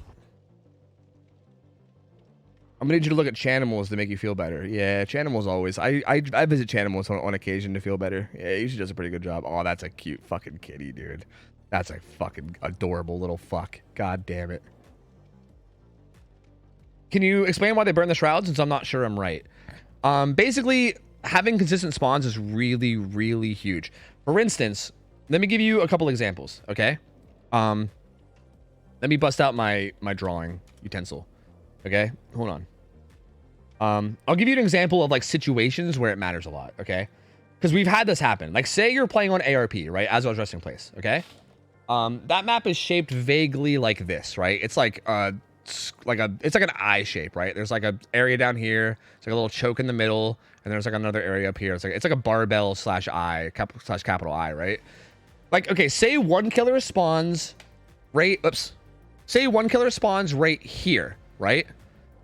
And when you spawn right here, it's very likely that the survivors will spawn like here and here, right? Which is like a pretty good spawn, right? They're all on this side of the map, and you have this side of the map pretty much to yourself. Especially if it's killer if you spawn like here, right? Like, I don't know, maybe that was a little too low. But still, like if you get this spawn, right? Then you get a really good setup, right? Like there's no one on this side. You have everyone grouped together on one side, which is ideal. Like this is a good spawn for killer and helps you a lot in the early game.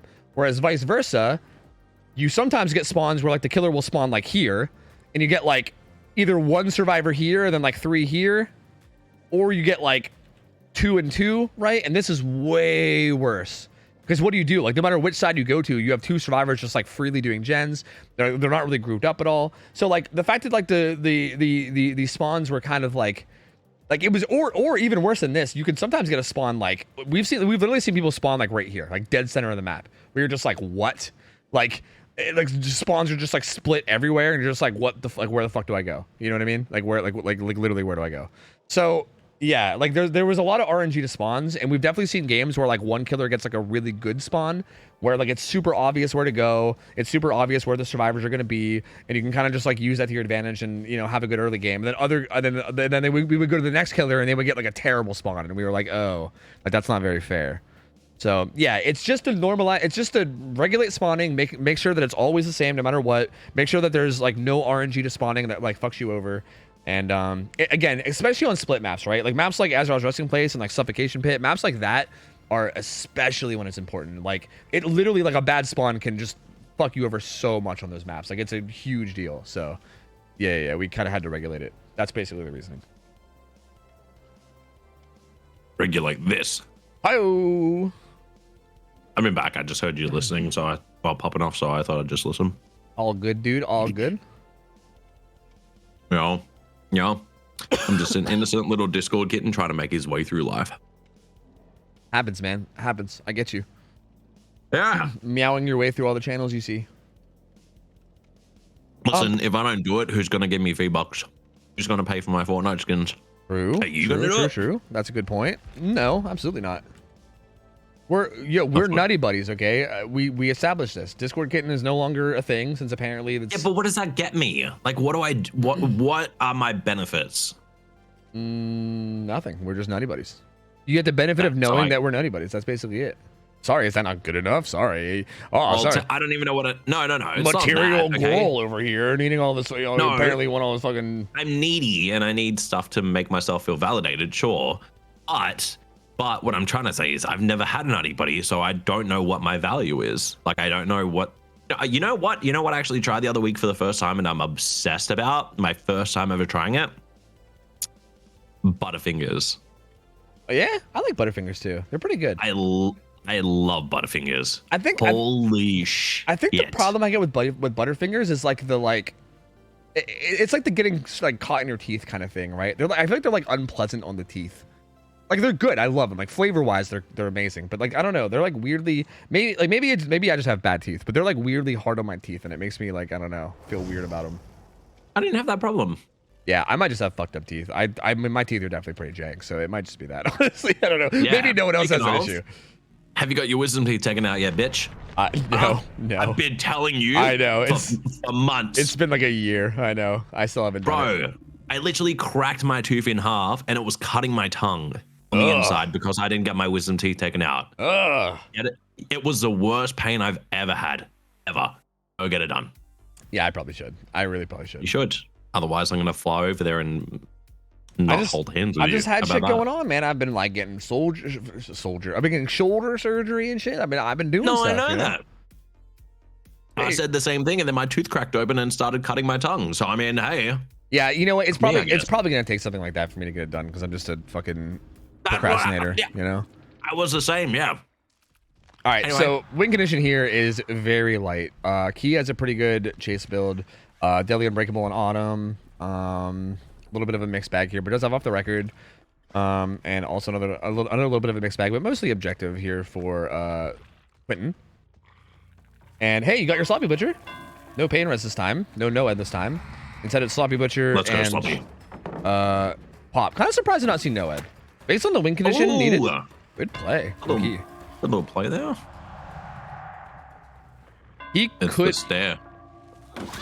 Does get that hit though. Yeah, getting a little too brave here. I think is gonna get that hit, and yeah, again. So the win condition here is basically just like It's 5 stages essentially. 4 fresh would be a tie, but 5 stages is the win. So who requested Wraith, by the way? I am not 100% to be honest. I don't know. I think it would be. Okay. Pretty sure it would be. Wait, who went first this time? I think it would be Prism that did. I think. Because yeah, I'm pretty sure the teams go first on the killer they selected. Alcazandria, what is happening, brother? Whoa, what is going on here? Control your hands, man. Whoa. I swear it was auto aim. I promise. Oh, that was not good from Andrew. Whoa. He's got to reel that in, man. My lord. Okay, he's got bamboozle in this window. And yeah, there's 2 survivors here, so they're gonna have to break it up and get out of here. He should. Was not quite getting a hit there. Oh, would you say that main gen's like a sacrificial gem? Like you could just like not worry about it because then you have to play around main building? Yeah, I mean, I wouldn't say that like what he's doing right now is wrong. Like if there's 2 survivors up there, like, you can feel free to go up and like chase him just to take a chase or whatever. But like yeah, like trying to actively like defend it and keep it up would be really silly. Yeah, because it's just really hard to defend. You know. It's like in a really strong area. You also have to go the whole way up the stairs to get to it, which is like, you know, gives them like usually a good heads up that you're coming and everything. It's just not an easy gen to defend, but yeah, I don't know. Whereas like Gallows, for instance, like this gen that he just went to is like the opposite. It's like the best gen ever to defend. It's like dead center of the map in a massive dead zone. Yeah, he can get in front of this, and he is. Quinn's gonna go around the side though. This is the small side, and yeah, he's gonna be in trouble. Down he goes. Plays it well. Hold on. Yeah, first hook coming in. He's split in half, but you know, happens. A They might be able to pop. I think they're gonna pop main because I'm pretty sure he'll probably go back to Gallows. They like go for pain res. He doesn't have pain res, but he does have pop, so he's probably gonna come over here to Gallows, especially since you just saw that explosion. Definitely gonna go over.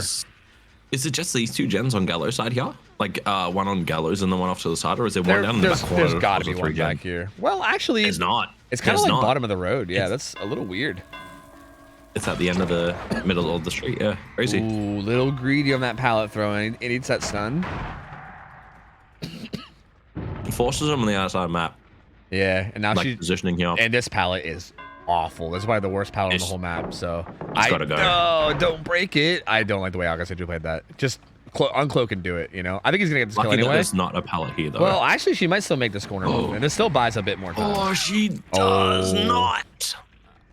Yeah, it doesn't make it. In that. He definitely, for the record though, he definitely shouldn't have kicked that pallet. That pallet is dog, dude. Like you definitely just like if they throw that, just like finish her uncloak and just play it. Like they're dead there 100%. So, because like hypothetically, like she could have like made it somewhere. Someone could have taken a hit for her. Like I mean, obviously it ended up being fine, but it definitely could have been very not fine. So. I don't know. I'm not crazy about it. Again, it's not that big of a deal, but I guess just for the sake of learning, you know, I'm gonna be a bit nitpicky. Also, it is they're just relying on. I just noticed that they're relying on pop other than just pain res. Yeah, which I don't notice. I don't really hate, to be honest with you. Like, to be honest with you, that's one of the things I'm a bit surprised about. Like, again, this is one of the like when it comes to like I guess like high tier players or whatever on these maps, and when I see them run, I'm always a bit like I was a bit shocked at Bamboozle at first. I'm a bit shocked at people running like pain res over pop, because Wraith feels like he's such a good pop user, right? Like again, like the main downside of pop is that yeah, like his mobility is insane, right? Like the main downside is that you're giving up a bit of distance to go kick the gen, but like you're so fast that I feel like it almost it's not that it doesn't matter, but like I feel like it matters way less. So yeah, I mean I love pop on Wraith, but yeah, I don't know. You got the possibility of 10 to 12 users, depending on how the game goes. Like you've got the possibility to use it much more, like many more times than pain res. Obviously, like the value kind of depends on progression, but regardless, like this map isn't the biggest map in the world, and you can get lots of value from it depending on how even aggressive you want to play. Yeah, and also it can work if you're tunneling people out as well. Like if you're tunneling someone out, you get one pain res on them. If you're tunneling someone out with pop, you get 3, right? Like you get 3 pops. Yeah. This is the 3rd fresh coming in. There's still 4 gens left. Well, 3 now. That was a good gen to do. That one. That was very good. They're 2 stages away from the win condition, so I feel like they just have not quite played these chases well enough. I mean, we'll see. At any point, I mean, it could still swing, right? Like if Akaseju just like hard commits to a chase and then gets juiced for a while, like he could be in trouble, right? Like anything can happen. Yeah. But as of right now, he's looking to be in a good position to at least secure the win condition. It wouldn't be crazy for him to just play close to this hook at this point too, right? Because in order to not give up a free hook on an unhook, you need 2 people, right? You need to have 2 people there. So if they would have to send 2 people for this, that's like obviously way less gen progress too. Also, just a lot of hits with sloppy. So yeah, I think he's just gonna force struggle here. Which kind of confirm this out. Yeah, which I honestly don't hate. Like I feel like if you were going for an overall good win con, this probably wouldn't be good. But just based on specifically the win con that we're playing for here, I don't mind this. Yeah. So yeah, that's stage number 4 right there. So more than likely we'll pressure the other gens now. Yep. And then come back to maybe whoever's going for the unhook. Oh wait, he does again. Oh! I think he might not even go for it at all, because all he needs at this point is another hook. So it doesn't really matter who he goes after. Yeah, he is going to go back. Yeah, he can go after whoever he wants now. It really doesn't matter.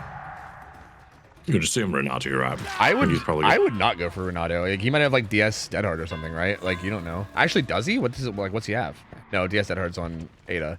But yeah, like if he has like DS Dead Hard or something, then this actually could be the harder chase. So I think considering the win condition is just hooking one more person no matter what, like I would have just smacked Nia and went after her, to be honest. But still got this palette, not the safest one in the world, but yeah, this is pretty much a death palette. Like if you go to this palette, you're just resigning your fate, right? You're like, I'm gonna go here to die, and I'm gonna use this palette to maybe buy an extra like second or 2, which he didn't really manage to do. But yeah, he is gonna die. So you know what? If Akaseju wants to get like a somewhat big result, he's in a position to do so now after getting that kill. Win condition's also secured though, so waifus are gonna take it. That's gonna be the 2-0 of this set from the waifus for sure. Yep. And who won our first set? The waifus. So yeah, the set's done. So oh, it's 2-0. You said, yeah. Yep. Side gen gets kicked with pop. He interrupts his gen at 6. They do pop the gen top right though. Ooh. Commits the corner. Comes out wide. Quentin, you're doing great. Yeah, he's doing a pretty good job of just being like a little slippery in that corner and just delaying the hit for even just like a few extra seconds. Yeah. Ooh, making it to this pretty good window. Takes the vault. Should have just revaulted it probably, but instead he's gonna keep running. He'll probably go down here. Yeah, down would he not have goes. come out of cloak by that time. Yeah, he could have just revaulted it, and then if he started unclicking after that, he could have ran to the other window. But unfortunate. One of these is gonna get hit by pop. We'll see which one. More than likely, you would think Gallows. I think is Nia he? gets hers done. Where is he taking him? Is he gonna wiggle? He's taking him hella far. He's taking him to water tower, which is interesting. I don't know what hooks are available, but he wants to kick 6, which is not where any of them are. Okay, yeah, because that's right. He chased him off with this gen, and when he chased him off, it had a bunch of progress. So I think he was worried about it. He probably thought somebody like rotated to it. They actually didn't. They rotated to the other side. So yeah, he's gonna come over here. Wasted on that now, which is really good. Yeah, I mean, obviously, yeah, there's no way for like Andrew to know that. So yeah, but exactly. But yeah, for the survivors, you are right. Yeah, it's a pretty decent spot. This is good. I like this. Being like, I think with that gen, I think he should have did this sooner. I think the second he hit Ada, he should have turned around and tried to catch. He saw this other gen pop, so he knew where Nia was.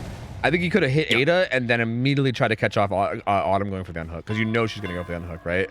So you can immediately just kind of like keep an eye on mid map and just kind of like try to catch her off. So I do think he could have played that a little better. Oh, back on the gen. And she's injured. Not gonna get it done. This is really risky because if you go down, his pop goes to Weasel on that gen, right? So like, I don't know how I feel about this seeing this gen injured, especially with this pretty dead area. There's this pallet that's okay. Oh, she played that well. Gets the better of him there. Are they gonna try to rush it? Well, no, they're actually doing a different gen. They're doing top right. Oh. Yeah, at this point, you just got to cover it on the chin. Yeah, she's gonna go down. There you go. But you yeah, also assume, knowing that gen is being progressed on Gallows, that's going to get the pop. Yeah. No, because he walked past that gen on the side, it was nowhere. Yeah, they're 100% going to finish this, yeah, because he's probably going to kick that with pop. Actually, kind of smart. Yeah, okay, sorry, this is bottom right, not top right. But yeah, this is actually a really smart heads-up play from him.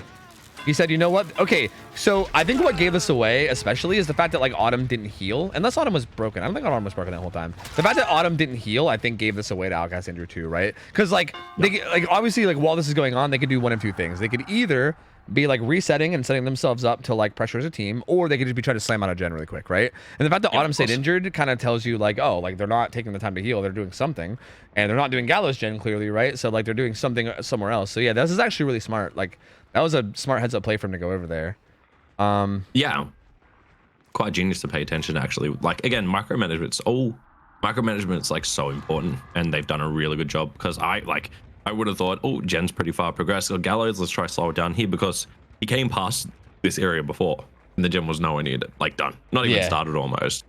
Yeah, and but like, so smart. Yeah, but like that's the thing about this is you always got to keep that in mind of like the possible, like what could possibly be going on. Like hypothetically, if both survivors jumped in this gen the second they were able to, how far would it be, right? Like you got to keep that in the back of your mind all the time, because it's yeah, he is gonna find Autumn though. Autumn's got delis. This is a bit awkward, because if he hooks Autumn and then hooks Sinful, they could maybe just deli into like Hatch or something, but they're probably still Horcade.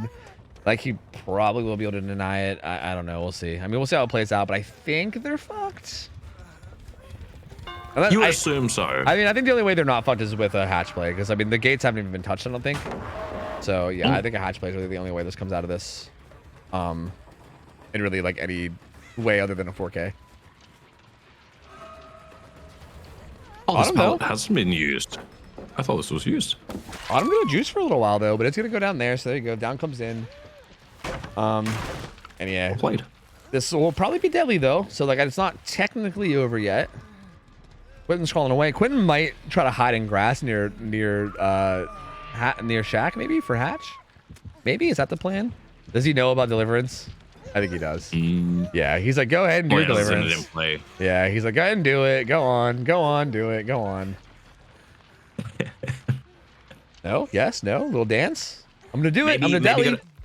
Maybe gonna wait for old mate to bleed out a little bit here, and then we'll go for the Hatch. Oh, there's no way he bleeds out in time. I mean, last second.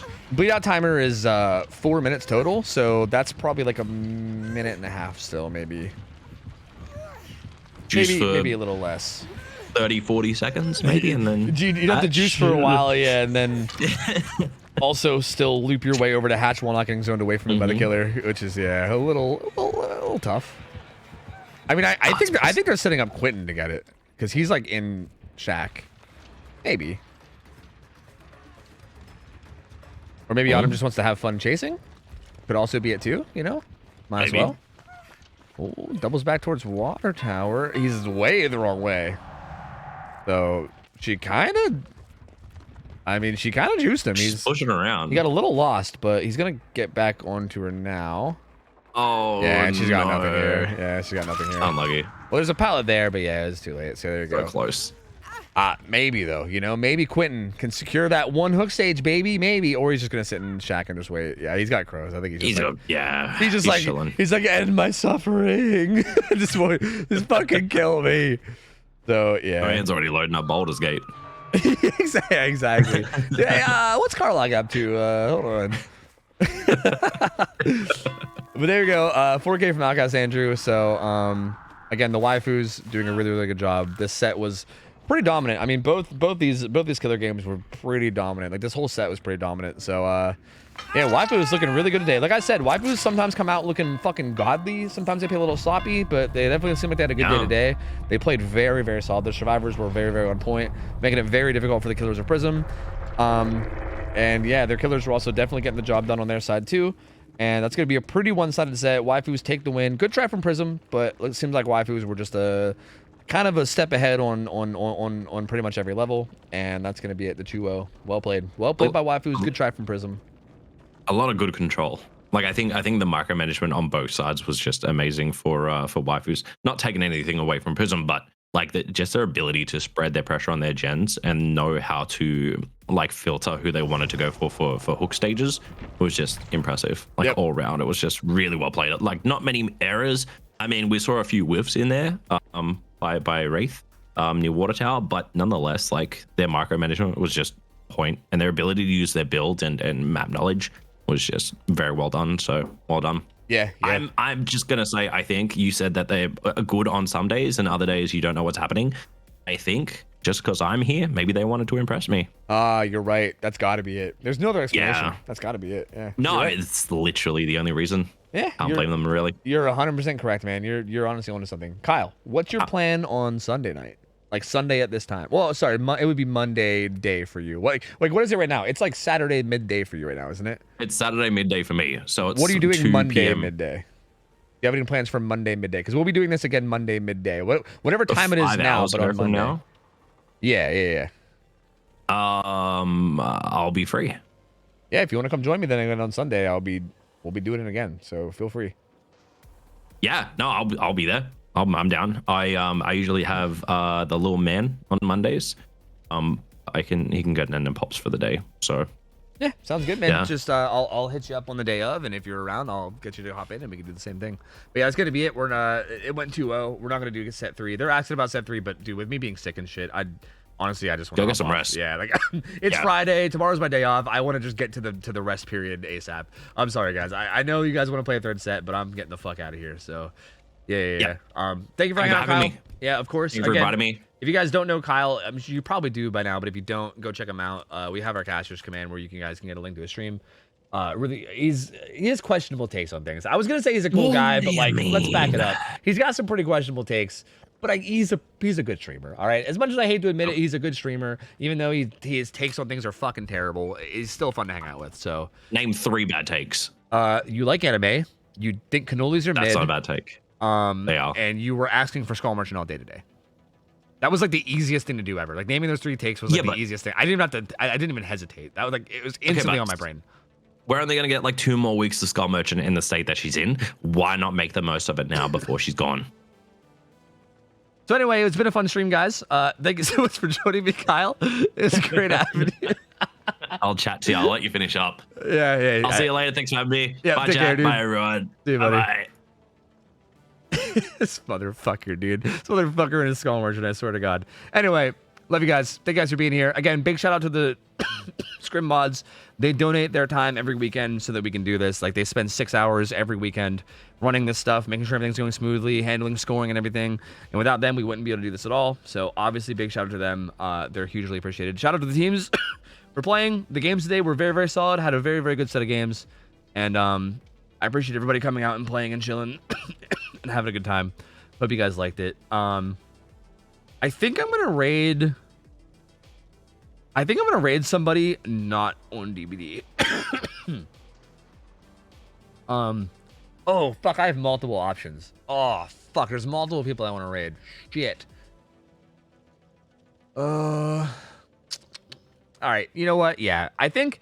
Because, okay, so Nightlight's currently doing a subathon, and I think I'm going to take this opportunity because Nightlight never streams at a time that I can raid him. Like, the other people that I want to raid are people that are normally on at this hour, so I think I could just raid them, you know, like, next week and, you know, whatever. Like, I feel like I don't get a chance to raid Nightlight, like, ever.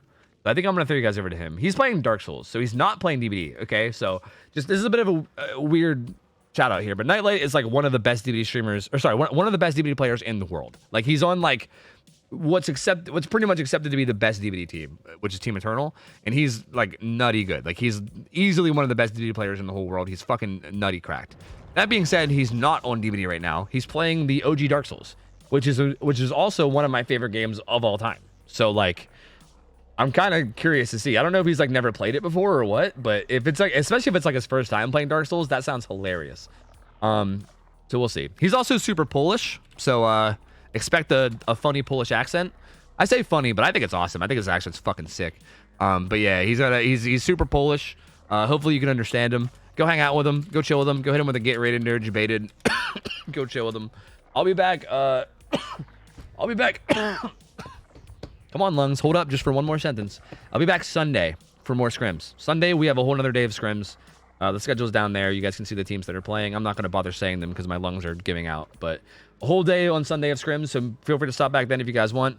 Tomorrow's my day off, though, so I'm going to enjoy my weekend. Hope you guys enjoy your weekend as well. Thank you guys for vibing. I love you guys. Have a good one. I'll catch you guys Sunday. Take care. See ya. I'm out of here. See ya. See you later. See ya.